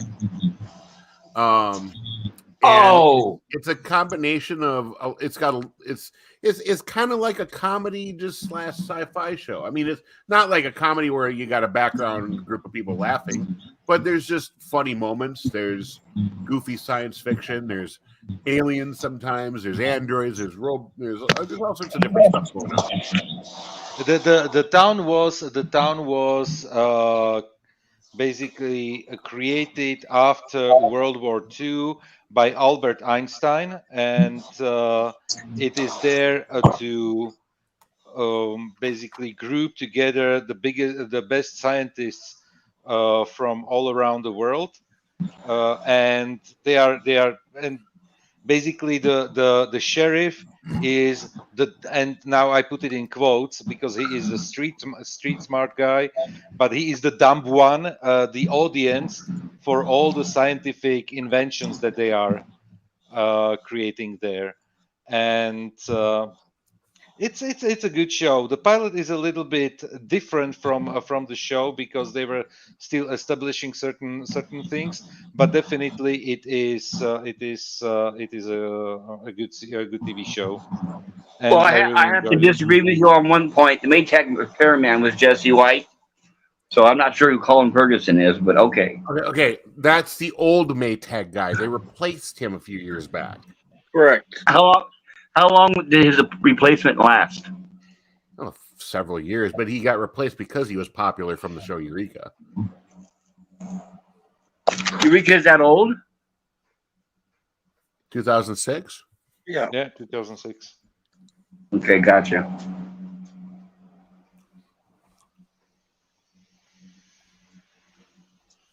And I literally bought it on Blu-ray this year because I love the show so much. And I could only watch it on the Jack Sparrow network, and I was like, and I have it in a very low quality, so I wanted to have it in a higher quality, so I just How many bought it. how many Five seasons of it? 5 seasons, 5 seasons, but proper seasons, like around 20 episodes each. What now, was that when it was the Sci-Fi Channel, or after it converted to just Sci-Fi? It was somewhere in the middle. It started on a Sci-Fi channel and ended on the sci-fi channel. Okay, gotcha. Yeah, the I used to watch Sci-Fi Channel very faithfully in the early days, but yeah, I don't know. It got really bad. The Maytag guy. And the only reason why the show was basically canceled or canned after 5 seasons with a proper ending. The show has even a proper ending. So it's not like it ends on a cliffhanger and it's just canceled. But they stopped the production because it was officially too expensive for Sci-Fi. Because it has a decent CGI and everything. And of course, Sci-Fi is being cheap with the budget. And Sci-Fi being cheap with the budgets, yeah, and everything. And it was basically the time where they basically switched to what is it, wrestling. They became the wrestling channel. Yeah, see, I tried watching some of the earlier Sci-Fi productions like Farscape and all those, but it was the low production values why I couldn't stick around much longer. I gave up on that. It was their early stuff was really garbage. Yeah. I don't know if it got better or not, but no, the first episode has sci-fi elements, espionage elements, comedy, drama, everything is there. It's a really good show, and then throughout the episodes you have everything. It's not only comedy, because there are as well like dramatic moments and unexpected deaths of characters, and yeah, it's not slapstick comedy either. No, it's definitely not. Wait, hold on. There's nothing wrong with slapstick comedy. Didn't say there was. I'm just saying. No. We're not saying it. There is not. I know, but usually when I hear somebody say, "Oh, it's not slapstick comedy," that's a negative thing. That's like, "Oh, okay, well, I guess I'll like it anyway, right?" Let me put it to you this way: there's a difference between Jerry Lewis slapstick comedy and Lucille Ball slapstick comedy. Well, I look at it as the Three Stooges slapstick comedy, right? One is horrible, one is good. And I'm going to tell you right now, it ain't the Jerry Lewis that's good. What I'm talking about, your friends. I'm talking about. I would even put a movie like Top Secret into the category of slapstick comedy, and it's one of my favorite comedies ever. Leslie Nielsen, Naked Gun is slapstick comedy, and those are just great movies. You know, so. Everything the Zaz team did, right? Airplane, the Naked Guns, all those were. Yeah, I would class them as slapstick. Yeah. In fact, I would say they're almost a homage to vaudeville. That I don't know, but vaudeville was closer to like the Naked Top Secret. I'm sorry. I have to go back. Kentucky Fried Movie is where they first got their start, which was a bunch of skits which harkens back to vaudeville. That's what I truly meant. Airplane was their first movie that actually had a plot from the whole 90 minutes from beginning to end. But the Airplane wasn't even an original like a script. Correct. It was just a mock of a script that they already had. They just pretty much wrote the jokes in between the lines. Yeah, it was. What's the movie? It was on 0 Hour. 0 Hour. Yeah, thank you. That one. Yeah. So, but those are great movies. But and you know, it is literally. I have a big problem with comedy genre. I don't like that many. There are not that many comedies that I would say that I like. I rather watch an action movie with comedic elements than a comedy. But literally finding movies like The Naked Gun or Airplane or Top Secret, those are really like gems. Yeah, and you'll never see that again. No. In fact, let me ask you this: in your guys' opinion, let's do like a survey. When was the last time you saw a movie that was financially and fan? I don't mean the shill. I don't mean the shill critics. I mean the people enjoyed it and it was successful, and a movie where you actually laughed out loud several times, maybe even belly laughs. When was the last time you saw that? Like a comedy, really. Right. See, the reason why I asked that is because, okay, I read the autobiographies of Stan Laurel and Oliver Hardy. Stan Laurel did a lot of in fact, he wrote a lot of their original skits, The Silence, and their first silent movies for Hal Roach Studios. Not only did he wrote them, but he directed them, and he was in the editing room. Oliver Hardy would go off and play golf, and he was at the races because he was in the horse races and partying around. But the whole time, Stan Laurel was in that studio. And Stan would be editing, but what he would do is he would show the movie to a preview audience, and he would say that if I don't hear belly laughs constantly, they would go back and redo it. They would redo it, and they would redo it and redo it until all they got was belly laughs, specifically, is what he would say. I mean, how often do you even hear anybody even trying for even anything close to that anymore? Honestly, I really would have to think. I would want more substance now. Honestly, I Well, wouldn't can't you want to have be both? just I mean, laughing. can't you have both? Because right now we have No. all substance with no laughs. I'm thinking of stuff like Hot Tub Time Machine. You know, everybody thought about how funny it was. I watched it, and I don't remember laughing. That wasn't funny. It was fine. I didn't mind it. We watched the Same Big with The Bird. Hangover, very successful, but I watched it, and I'm like, okay, when am I supposed to laugh? Okay, what are we chatting about exactly? A movie that made you really laugh. I think it would be probably something like Deadpool. But it's not even a but it's not a comedy. You know, it's Hitman's Bodyguard made me laugh a few times. Movie made me real laugh. I don't know. I know you agree with me a lot of this, but I really thought Grown Ups movies were funny. Both of them. Grown Ups? Yeah. I guess it slipped under my radar. Who's in that? No, well, what's his name? Adam Sandler, Chris Rock, and that explains why he slipped under my radar. And what else? I'm not a fan of Adam Sandler. Sorry. Who's that guy play? What's his name? Plays Paul Blart. I forgot. His name can't escape me at the moment. You know what? I just Googled top 100 comedies, and it starts like Meet the Parents. Then it goes to Mean Girls, 99. And how the heck who created this list when they put Pulp Fiction on the list of 9 of 100 comedies? Yeah, that right there invalidates the entire list. That means it was probably Twitter voters. You can tell when that most of the people who voted that are probably 12 and under. It's like Pulp Fiction. That's not a comedy. That's definitely not a comedy. That's why I'm. Pulp Fiction was a dark comedy. Pulp Fiction was, I would have to say, a dark comedy because it was a thriller action, but it definitely had. You got to remember, even Rodney Dangerfield was in it. So it was a dark comedy in a way, but I wouldn't classify number one. I wouldn't put the label comedy on it. But it was definitely a dark comedy. I have to disqualify, and this is my bias here. So if anybody feels attacked,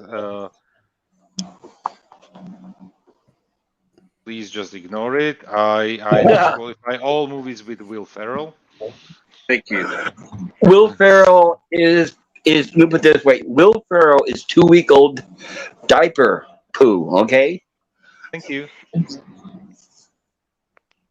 But for example, you know, it's like slapstick comedies, and I'm going through the list, and what pops like here, Ace Ventura. I can't stand Jim Carrey in most of his, like, and I put it in quotes, comedic roles. Right. I love most of Jim Carrey movies. So Yeah, there are people who love his movies. For example, you know what? I think from the disaster that were the Batman movies with Val Kilmer and George Clooney, and those both were disaster movies. He was a very good Joker in my eyes. I know that people who know comic books would say that Jim Carrey didn't portray a good Joker, but I thought like he was him the in Riddler. that role. He's I thought he was the Riddler. Sorry, not Joker, Riddler. Oh. Yes. How you feel? I mean, they act similar. No, by the way, Jim Carrey's version was accurate to Riddler in the comics, just not the current comics in the 90s. Yeah. See, here's the thing. From the 40s through the 80s, Riddler has always been some kind of a silly character like that. Well, remember the way Frank Gorshin played him? I mean, he was laughing maniacally, almost like the Joker the whole time. I know. They both do the same. They have the same thing going on. They're both very similar. See, Yes. here's the thing. From the 40s through the 80s, that was the Riddler. That Jim Carrey's version of Riddler, that was how the Riddler was in the comics from the 40s through the 80s. Just not the 90s. He was trying to change him. Yes. I know it's not a popular opinion, but I think Jack Nicholson was the worst Joker out of all of them. No, mine's still Jared Leto's still the worst Joker in my opinion. And for example, Jared Leto got plays Joker in Suicide Squad. Oh, I'm not talking. Yeah, I don't consider that canon. Sorry, I didn't even think about it. You are right about that, right? He's definitely worse than Jack Nicholson, but Jack Nicholson was talk about poorly miscast, and that's another example. Like I was talking about with Whoopi Goldberg, that's another example where the actor walked in and said, "I want that role," and the director's like, "Well, okay." You just said the one word I can't stand. Canon. There is no such thing as canon. Canon changes with every movie that comes out, with every TV show. There's no such thing as canon. Well, okay, then I will say, I'll clarify and say I don't accept that as part of my DC head canon. That's fine. For example, Robin Williams is considered as the best, one of the best comedians. I like his stand-up shows, and I like Robin Williams far more in his more serious roles than in his comedic roles. I agree. And Robin Williams reminds me of Jimi Hendrix. Take away the cocaine. Oh, and also Stephen King. Take away the cocaine, and now let's see what they do, right? No. Because you can always tell when people talk about Robin Williams. Believe me, I'm a huge fan of Robin Williams. Way back to the Mork and Mindy days, I remember watching him when he first premiered on Happy Days. I remember that when it was just a cameo before they made a series out of it. And I remember then thinking, well, the guy's funny. And then I remember watching the stand-up routines, and I was like, well, this guy's really hyped up. And then when people talk about his best routines, you go back and watch them, and the guy was speeding way high on cocaine. So years later, now I look back and say, well, I wonder what the real man would have been like on stage. I wonder, would he have been just as good? Would Jimi Hendrix been a good guitar player? Would people still be reading Stephen King? I doubt it. You know what? But I don't know. I'm crazy, right? Stephen King's still good writer about cocaine. Stephen King. What? Sorry, say it again. Stephen King still writes great stories even without cocaine. Does he still sell as big as he used to, like his older stuff? No. Stephen King, but I can tell you, I read almost everything Stephen King ever wrote, and his latest stuff is not that bad. Actually, It doesn't have the horror of what he wrote in the 80s or in the early 90s, but it's not bad. I know a lot of. I'm not a Stephen King fan, but I've heard a lot of King fans say, I don't know if this is true. You guys can tell me if it is, but they say that his quality went down after the wreck when he got hit by the car. Is that true? Would you consider?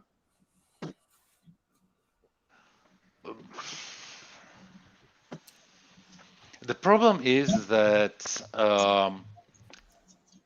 it goes up and down, up and down, up and down with what he writes. Some of Just his like a stuff cocaine binge, yeah, just like cocaine binge. some of his stuff is really, really good. Some of the stuff is really not good. See, with King, years ago when I first got into reading and writing, is I started reading some of the King stuff, and I thought, well, wait a minute, it all sounded like something you see on TV. It's like, if you ask King, where'd you get this idea? He would say, well, I saw this TV show once, or I saw this movie once. And I went and I saw an interview with him, and they asked him, who was your influences? Where did you get your ideas from? And then he started listing off, well, Charles Beaumont, Richard Matheson, H.P. Lovecraft, Edgar Allan Poe. And when he started naming all those, I said, well, what am I reading you for? And I went and I read those people instead. And now after reading all those people, now everything I see with King that has been written is definitely subpar. And anything that anybody hands me and said, look what Stephen King wrote. Look, he wrote The Shining. Look, he wrote this, he wrote that. It's like, yeah, everything he writes, I can see where he lifted it directly from either Lovecraft or Poe or Matheson or Beaumont. So I think the reason why King is so popular is because people don't know about those other writers. If they knew, I don't think King would be as popular. No, everybody knows who Edgar Allan Poe is, and everybody knows who H.P. Lovecraft is. So. Yeah, obviously. At least I know. Yeah. Oh, I forgot Bradbury. That was another one of the big influences of his. Yeah. It's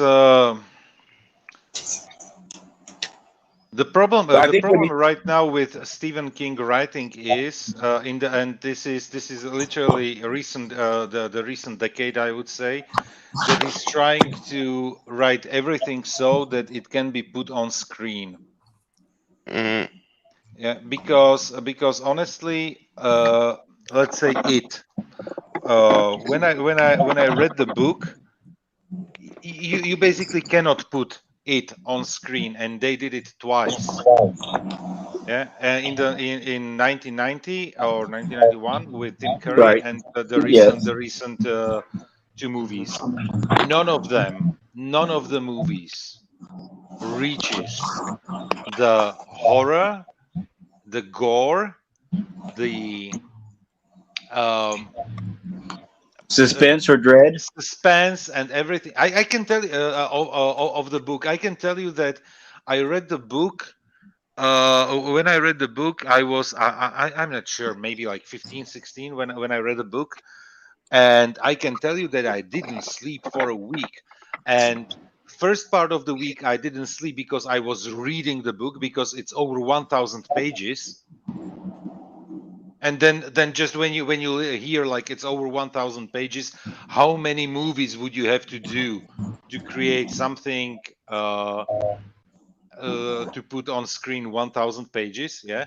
So it's the one thing. And the second part of the week I wasn't sleeping because of all the horror, how it was described, everything in that book, Well, I agree with that, but you got to remember, though, Stephen King signed off on both of those movies, right? He said, you have my blessing.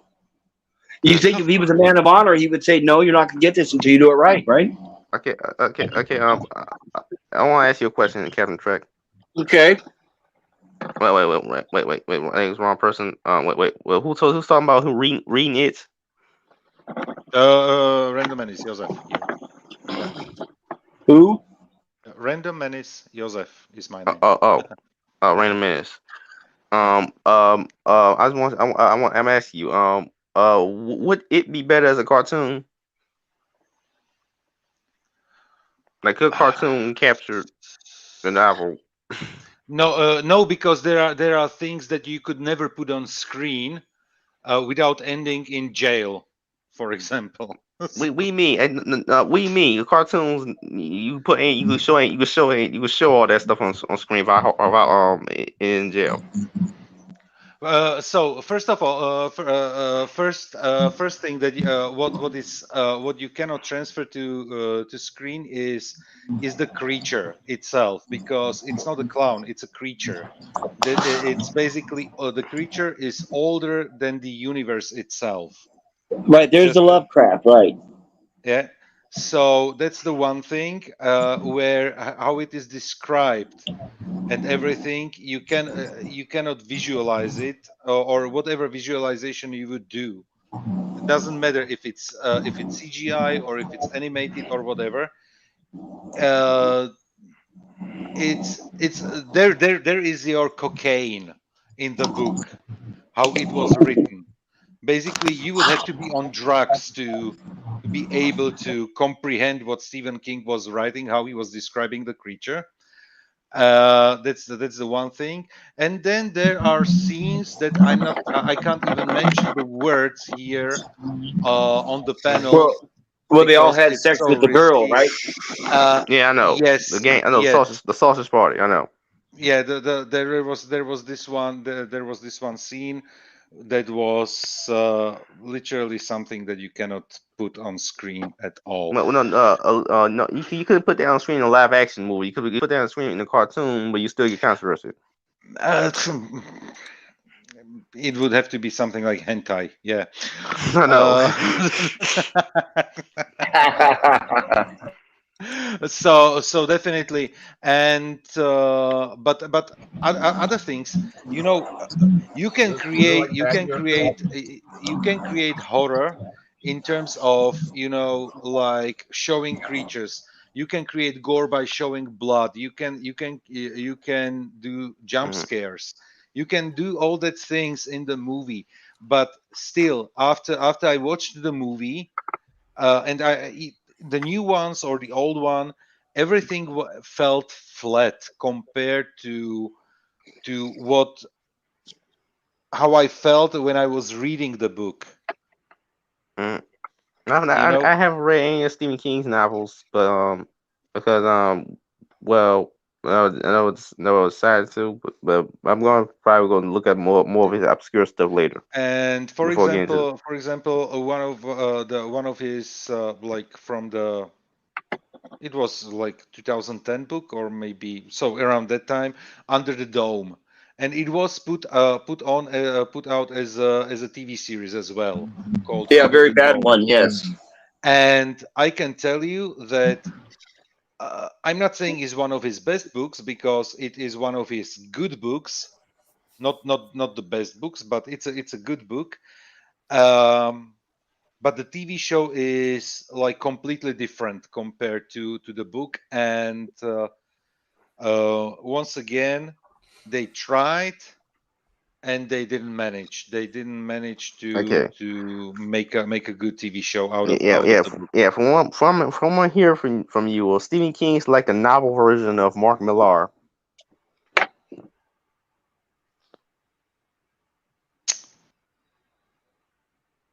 Would I put it like that? We can say okay. Yeah. Who's Mark Millar? Sorry, he's a comic writer. Yeah, I would say Stephen King is more like a comic writer. Yeah. You remember too, also, like for example, back in the '80s, when he was really riding high, literally, I mean, cocaine and money. Remember when he did Maximum Overdrive? That's an example of his talent. Or even John Carpenter. Right, even John Carpenter said, I don't know why I accepted Christine, because when they handed it to me, the script wasn't even done yet. Yeah. So King was writing stuff at the time, knowing it was going straight to the screen. Same with Silver Bullet and some of those other ones, right? By then, I think at that point he was 100% sellout. He was just taking everything for a paycheck. You know what? Books like Carrie, Cujo, Christine, and great novels, but none of them were as good on the screen. Carrie was relatively well done, but Cujo or did he write Pet Sematary? I think yes. Yes. Yes, unfortunately. Yes. So there's a pattern forming here. Okay, so let me ask you a question. For example, like you said, Carrie was good, but wait a minute. Hey, Carrie was directed by Brian De Palma. Yeah. So there you got a fantastic director there. Now, remember, now if you try to look at another little bright spot in King's movie history, The Shining. Oh, wait a minute, that was directed by Kubrick. Yeah, but once again, The Shining in the book and Shining on the screen differ. Are really different. No, that I agree. But my point is that his movies, the only ones that were good, were elevated because they had a good director. Is what I'm saying. Yeah. Like Christine, I don't think it would have been as good as it did, as it turned out, if it wasn't for Carpenter. Is John Carpenter still living, or? Oh, he's definitely still alive. Yeah, he's doing tours. He's playing music, and he did the music for the new Halloween movies. He's got a website. You can download his new music. He's got some new beats. He's actually pretty good. And you know what? Stand By Me, the movie. Yeah, it's basically The Body. Stephen King's The Body. Yeah, exactly. But that's another example. Well, the movie was good because of Rob Reiner. Yes.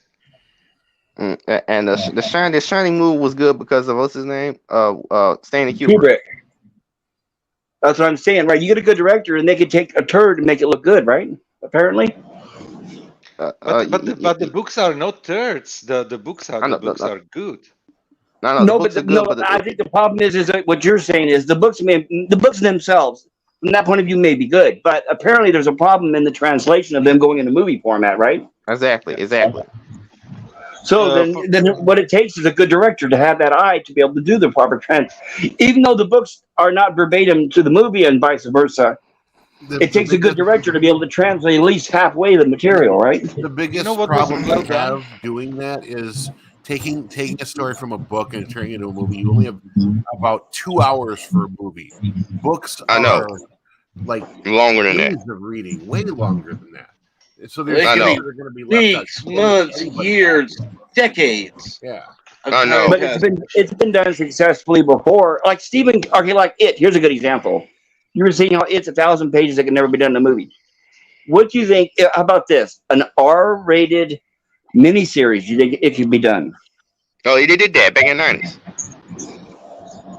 So you think it could be done? An R-rated miniseries? They did that back in the 90s. With it. No, that was just wasn't that just a two. That was I wouldn't consider that a miniseries because that was just a 2-part movie, wasn't it? Yeah. No, what I'm saying, what I'm saying is Joseph said that it was 1,000 pages and how you can't put that in a movie. So what I'm saying is, what if it was in a miniseries, like let's say 6 or 8 or 12 episodes? I don't know. He read the book. Joseph, how many episodes would you say in an R-rated series would it take to tell the book It? Let's say hour-long episodes. How long do you think it would take to tell the story of It? This is the thing. I'm not sure if you could tell the story completely because of the stuff that. Well, I know it wouldn't be complete. I know it wouldn't be complete, and there's certain things you'd have to leave out. I do understand, but if you gave it an R rating, how much do you think they could squeeze in, and how many episodes do you think it might take? Just when you think about it, they put into the movies approximately 35% of all the book. So there you have it, like 3 hours. So it would have to be something like 10 hours to tell the story. But the question is, but the question is if it made sense to do that, because it is completely different experience when you read it and when you're trying to internalize the horror than versus when you're trying to visualize it. Then just watching it, you know. So all right, so would you say in hindsight that it was probably just a cash grab, that they never really should have taken the challenge in the first place? Yes. That's what I thought. Especially with something like it, you know. Yeah. That is one thing where I see it as hard to film, because other novels like Misery is one of is was done excellently on screen. I really liked Kathy Bates as Misery, or basically what was her name in the movie? Because Misery is the character, because the whole book is about a writer who has an accident, is saved by a woman who is a big fan of his, and he is writing a a series of books about a woman called Misery, and she finds a script, the last script that he is writing, because when she saves him from the car, he has a script of the book in his briefcase, and and Misery dies in that book, and so basically the movie or the novel is called Misery Won't Die, you know. So, and she is basically a psycho who is forcing him. A Karen. She's not, right. That was a preview of the Karens that we have of today, right? Yes, yes. It's about a psychotic woman. Yeah. I totally agree with you, though. You know, Misery. That is my favorite King movie. And when I like I that saw movie. it, yeah, I saw it at the theaters. And when I walked out of the theaters with my friends that day, I said, "That woman's going to win the Academy Award." And they said, "What are you talking about?" I said, "Just watch, just watch." I said the same thing when I walked out of Ed Wood about Martin Landau's performance as Bela Lugosi. I said, "Watch, that's an Academy Award right there. Just watch." And everybody was like, "You're crazy. How do you know?" It's like, okay, Did Kathy Bates win an Oscar for Misery? absolutely, Yeah, I think best she did. actor. Okay, Exactly. Best I actor. didn't know that, but I know that that was a very well done movie, It based was. on I a mean, book. just like Dancer in the Dark with that singer Bjork. That's one of those Hmm. movies you can watch that movie, and as soon as it ends, you're like, "Yeah, Academy Award right there, no doubt, no question." And it was Yeah. and it was at the Yeah. time where the Academy Award wasn't that tainted as it is right now. Yeah. Oh no, Academy Awards right now it's now is because woke. It's right, it's woke because it's awards. woke, and are they the right color? Or are they the right gender? Yeah, the woke awards. That's what we call. Yeah. And they wonder why nobody watches them anymore. And you know what's funny? That's ironic too. Nobody watches garbage TV, so their ratings are down. So what do? They hijack the Nielsen system. So now we're going to see a whole new rating system where all those bad shows suddenly have high ratings. Isn't that funny? And the fun part is that actually I really don't like slasher movies or horror movies. Can you imagine that I don't like horror movies, but I read like almost everything that there is from Stephen King, and I don't know why it is like that. I Well, we'll say like slasher movies. There's a different. That's a genre in itself. That's just yeah. like, for example, like a guy who around stabbing people. Maybe it's that particular thing you don't like or something. Maybe Yeah, that doesn't appeal to you.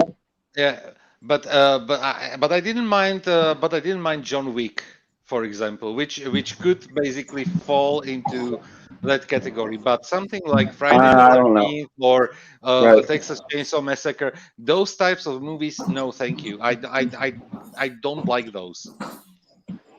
But Right, there is but I wouldn't consider John Wick a slasher movie. That's the first time I'd heard that comparison. Interesting. but there was blood all over the place all the time, you know. But it's rather an action movie than a slasher movie.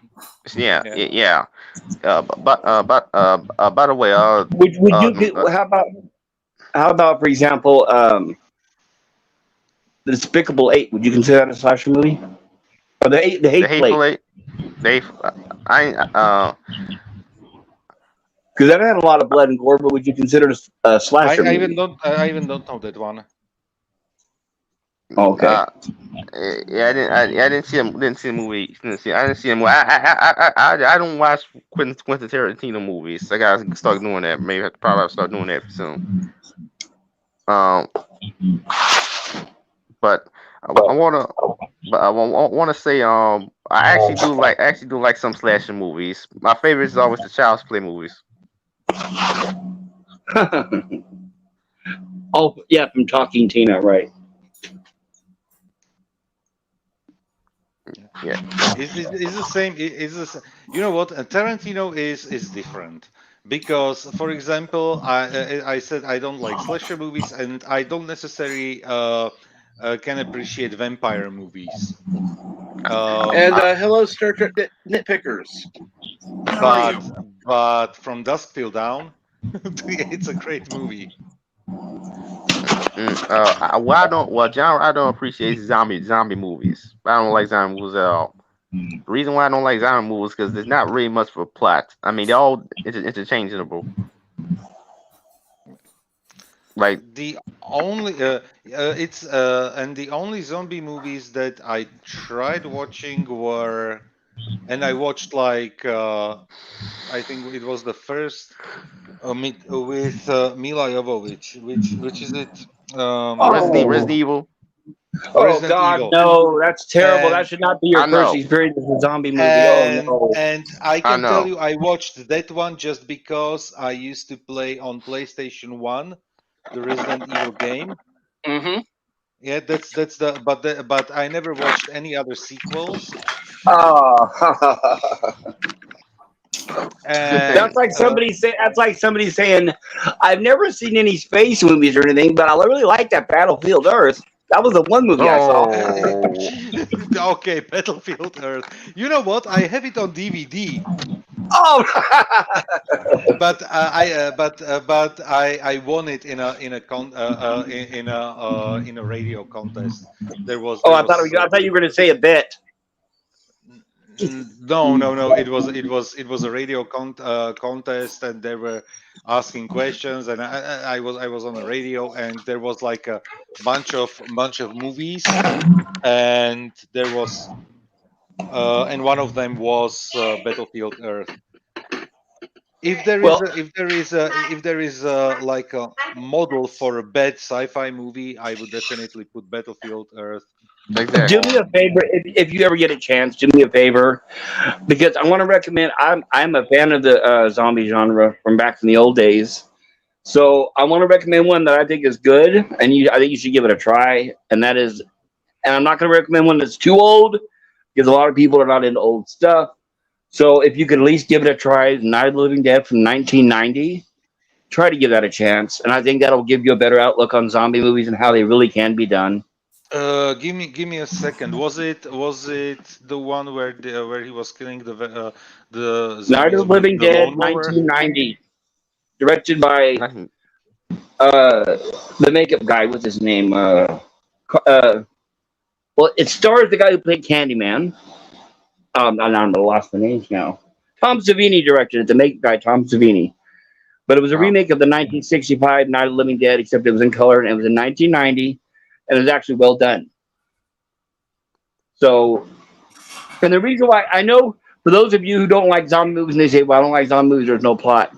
It's the suspense and the dread. That's what makes zombie movies good. Is suspense and dread. It's building up fear, and that's what the Resident Evil movies do not do. Zombies because zombies aren't scary. They're basically the movies are basically interchangeable. You watch when you see them all.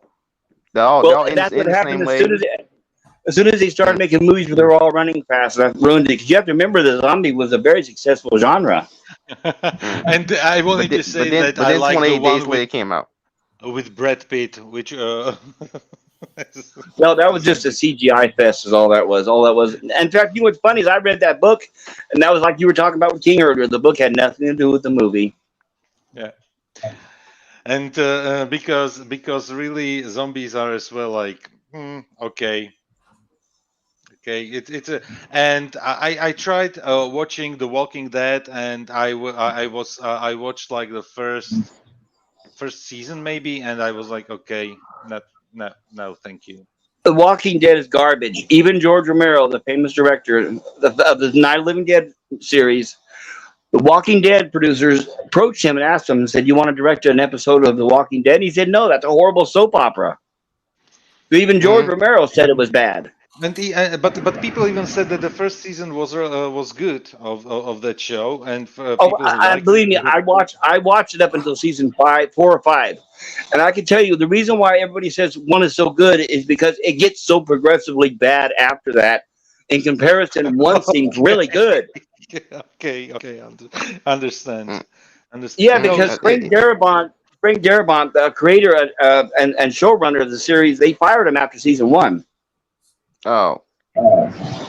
So season 2 immediately was a drop in budget, quality, and everything. Okay. I just want to say well, zombie movies, they all have the same all have the same ending, the same sense of the characters, because let's see how this goes. We got a virus that turns everybody into zombies. It's rarely airborne, and despite that, the military can't stop it. The bunch of humans argue with each other and try to kill each other for resources. Then a couple of them survive, and the zombies win. Then okay, then how about this?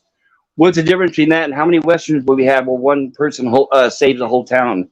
Where you got a bunch of bad guys coming and one person stands there and says, "I'm going to save this town." Yes, it's like a cliche, but that doesn't take away how good it is and the individuality. Because the zombie movies on the outside, yeah, they all might seem all the same, but if you watch them, actually they are different. But the difference with cowboy movies that they all had different plots essentially. With zombie, and they all had different characters. With zombie movies, they all literally the exact same characters. Captain Trek, I know that you want to probably highlight Birdo Prey's message there. That's what I was getting ready to do. To let everybody know, Bad Life is canceled for today. Members only stream is at 4 p.m. Eastern. Tomorrow. And general stream is at 5 p.m. Eastern. Don't forget, that will be all. And thank you, Culture Casino. I'm going to, starting next week, I'm going to go with Eureka. By the way, there's a movie I'm planning to watch called Zombie Cop. I ain't watched it yet, but it's a very interesting concept. So it came out in 1990. You heard that? Yeah, I saw it. You going to be available, Tim? Yeah. I mean, that takes the whole. Tim. Earth to Tim Christ. Okay. Okay. Lassie. Captain Trek, when do you plan to do the stream on Eureka next week? Same time as today. So it's going to be like a watch party or what? Yes. I found it on Peacock, so everybody can watch it. I can put in the link to it. It's not going to be like a screening room where it's private, but it's going to, it's free, and it's not going to take up bandwidth. Does that mean it has ads? Yes. Oh, good. That'll give us something to make fun of. By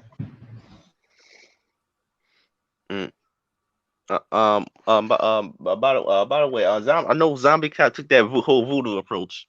By the way, it's a strange thing that's where zombies come from, even though you never make any voodoo zombie horror movies at all anymore. It's kind of weird. Like they don't... Right. I'm glad you mentioned that, because one of the best zombie movies is actually called Zombie, and in that they're created from voodoo. And that's actually one of the scarier movies. It's an earlier Italian movie, Lucio Fulci. It came out when? I think it was 1982, but you look it up. It's called Zombie by Lucio Fulci. It's one of the best zombie movies. And in that one, and what makes it good is it's low budget and dirty and grainy and shot on location, like on some foreign island. And it's a really good movie. It's the newer ones with the flashy special effects and the rock music and the running zombies. Those are all garbage. And viruses. Viruses, right? And then the military always incompetent. Yeah. Well, that's like if you were to generalize, you'd say, well, superhero movies, isn't a lot of them just people getting accidents in a laboratory or getting struck by lightning or something like that, right? Because it's easy to generalize. I know it's easy to generalize, but at the same time, the whole plot of each of these movies is that a lot of times it's just focus on how the military and the doctors is all dumb. Well, you have a plot structure. The military is not always involved in the zombie movies. In modern ones, they always all seem like, or the government. That's why I'm recommending not modern ones. I can tell you right now, agree. There is not one good modern zombie movie. In fact, I saw, and like I said, I'm a zombie fan. When the movie 28 Days came out, or 28 Days Later, whatever, that's when the zombie movie genre ended. I agree. I agree. Exactly. Yeah.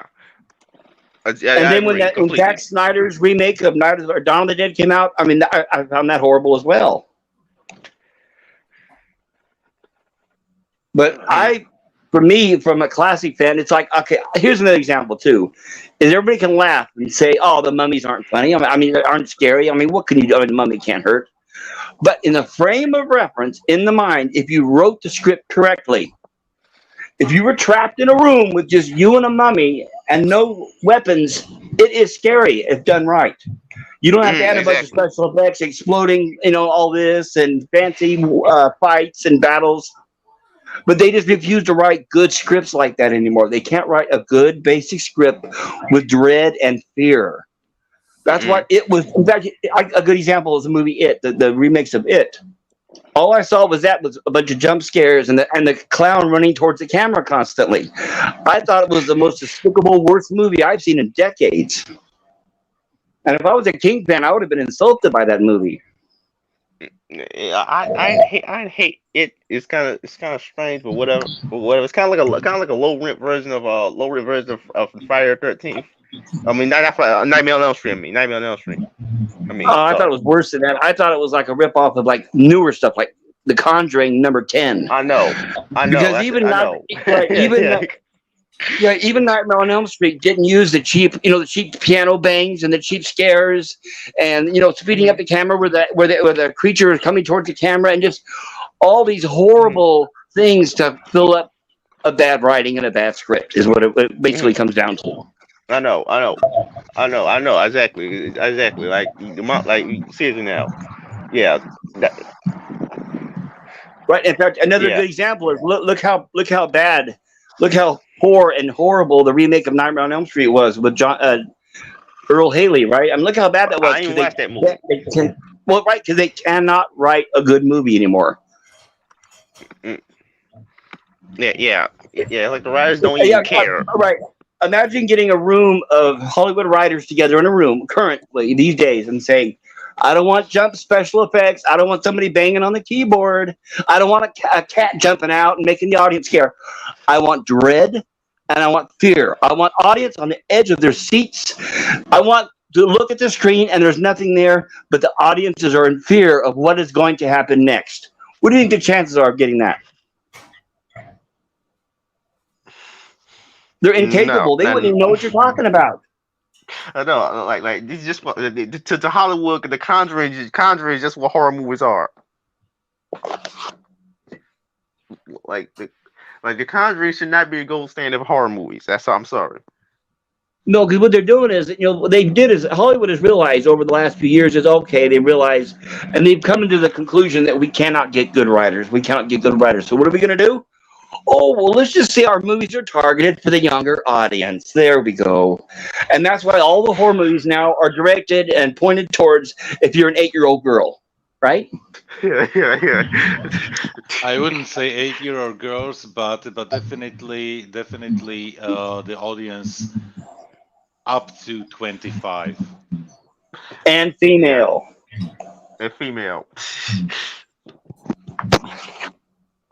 It's like can't bring much to the table on this topic because I literally didn't watch a single horror movie, with probably the exception of It, since the early 2000s.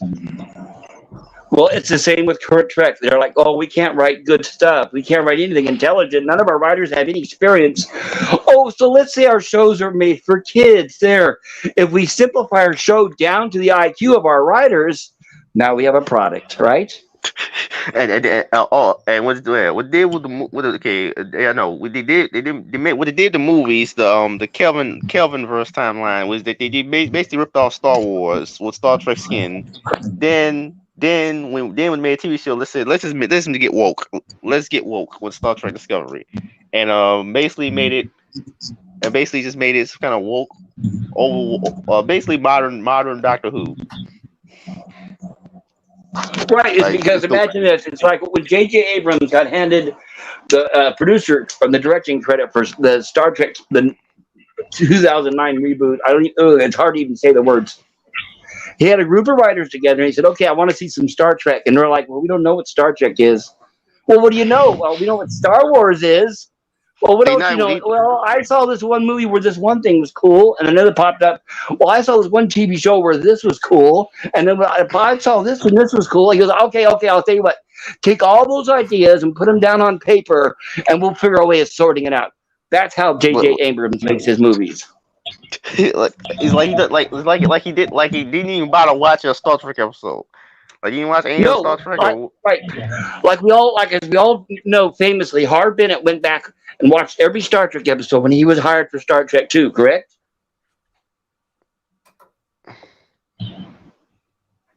You guys remember that, right? Star Trek the Motion Picture came out, was a critical flop. So they hired Harv Bennett because he was the television. They hired Harv Bennett because he was a successful television producer. He had done the $6 Million Man, Bionic Woman, Incredible Hulk, and all that stuff. So Harv Bennett, the first thing he did is he went back. He asked for copies of all the original series. He went back and watched every episode of the original series, and then that's when he came up with the idea for Khan. Exactly. See, and that's what I'm saying. That's something that they would never do these days, ever, ever, ever. The other day, have you guys heard of? You guys know who? Rambling or Culture Casino is, right? Yeah, I know. I see him on the comics division all the time. I'm hoping I don't get the name mixed up, but just the other day I was on a stream and they had Mark Scott Zicree and Tracy Torme. They were writers, well, a lot of TV shows, but they were talking about specifically they were writers on the series Sliders. Okay? I know Sliders, but I know what's about okay. Them. All right, well, Mark Scott Zicree, he was talking about how they made series, the first season, the whole first season, okay.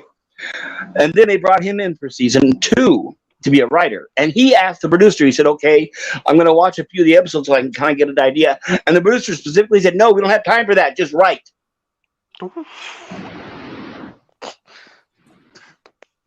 So that's how it is now. So even if you have one writer in the room, 1 out of the 12, because remember, they can't write a good script with 1 or 2 people anymore. It takes a whole 12 to make a pile of shit these days. So they have a whole room of 12 people, and one person says, wait a minute, can I do a little bit of homework? Oh, no, there's no time for that. This ball's rolling. Come on, go, people. I guess that's how the crappy Birds of Prey movie was made. Well, a lot of these pretty much. Yeah, like so now you have a show. Right now, you have a show like Discovery that has 25 producers and 15 writers. 50. Yeah, there's an old saying: "Too many cooks spoil the soup." I mean, that's pretty much what happened to the DC the DCU. I mean, like that's like the Marvel. That Marvel What If? People are debating if it's good, if it's bad. What is it? You know what if? It should be called What If It Sticks. Because whenever they throw it to the wall, they're going to see if it sticks. I don't know. I think of the old days. Like I can look at like Star Trek, and you can go through the episodes of the original series. Oh wow, this one's written by Richard Matheson. Oh, this one's written by Harlan Ellison. And I'm thinking, wow, they actually hired real sci-fi authors back then. And now you look at now. Oh man, what a sorry state. And now you look at it. You look at Discovery, and you look up who wrote it. Oh, look, it's written by Tiffany and Jessica. Isn't that nice?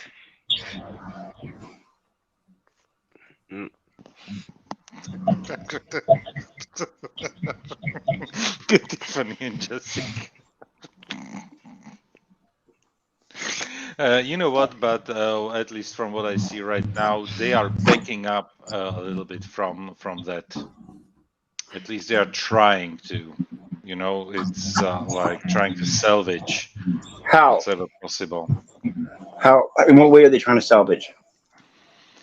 By creating strange new worlds, for example. Well, wait, hold on.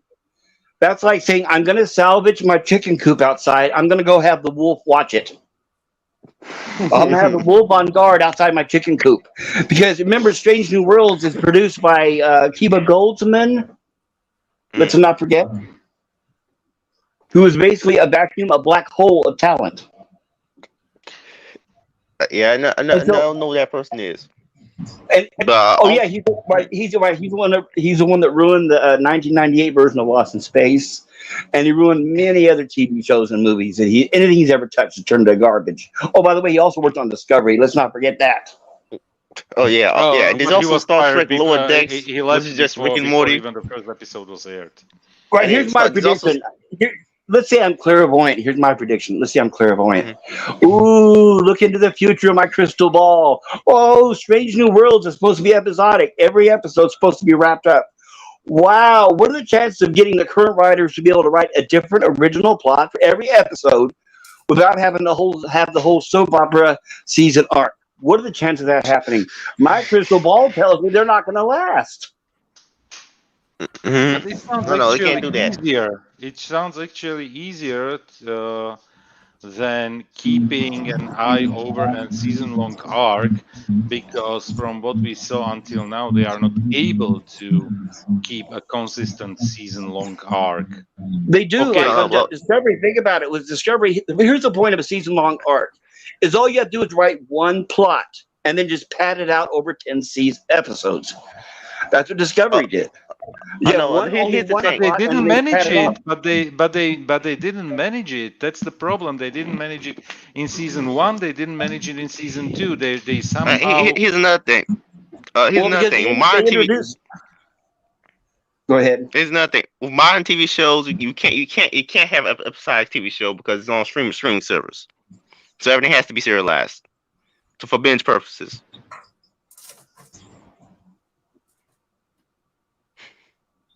But you're saying it does have to be serialized or cannot be serialized? It has to be serialized because for binging purposes. Oh yeah, for binging purposes. So, but they haven't done that yet. Look at I'll give you an example. Here's a good example. I agree with you there, but here's a good example where I think a season arc can be done right, and that is Cobra Kai. Right. There's a good example where a season arc is actually like a good season arc. Several stories strung together. And why? Because they had the same writers from the beginning of the season to the end of the season. What, Tim? I was answering V-Star 333. What are y'all talking about? I'm like, I was lost about an hour ago. I know. But I think what you were talking about with this, I think what we're talking about with the season arcs, with Discovery, the reason why they're having trouble holding on to the season arcs is because of this. Is at the beginning of Discovery, for example, they'll say, okay, our season arc is going to be the Red Dwarf or Red Angel or Red Idiot or whatever that is. But the problem is that every episode they keep firing the producers and the showrunners and writers. So you can announce a season arc from beginning to end, but then during that season, they keep replacing the writers with different people. And that's why by the time you get to the end, the arc doesn't make any sense. Yeah. Well, I can tell you this much. Right now, what I'm planning on doing for next Monday is the discussion is going to be based around what we watch, and Morning Brew will continue to be the more open discussion. So tune in next week. There'll be a little bit of difference than this week. This week was just a test run. Actually, a good one, I think. Anyway, I need to go. No, you don't. Take care, Joseph. I honestly, team, I have to go because it's 9:35 and I have some things that I need to do before I can go to bed. And no, it's not what you all think. You usually have to go to bed about midnight. So what? Okay, are you going to eat or something? It has something to do with the I have still like I have to clean the kitchen, take out the trash, and this type of mundane stuff around the household. So Okay. Well, if you do finish up, go backstage later, please. Oh, I don't know how long you will stay on. If you're Backstage, or you mean planning chat? to. I mean, Tim, do you know how to send a link to LDG's Geoso? backstage? Yes. That's easy. To this backstage or other backstage? Pickles. Pickles backstage. What's going on with Pickles today? I don't know, but anyhow. So is there even a backstage on Pickles' channel going on right now? He always has it up. Yep. And with that, I do want to thank everybody who's been on the panel and who's been in the chat. Keep burning your thoughts, and thank you everyone for coming, and have a great day. Take care, everybody. guys. Take care. Good night.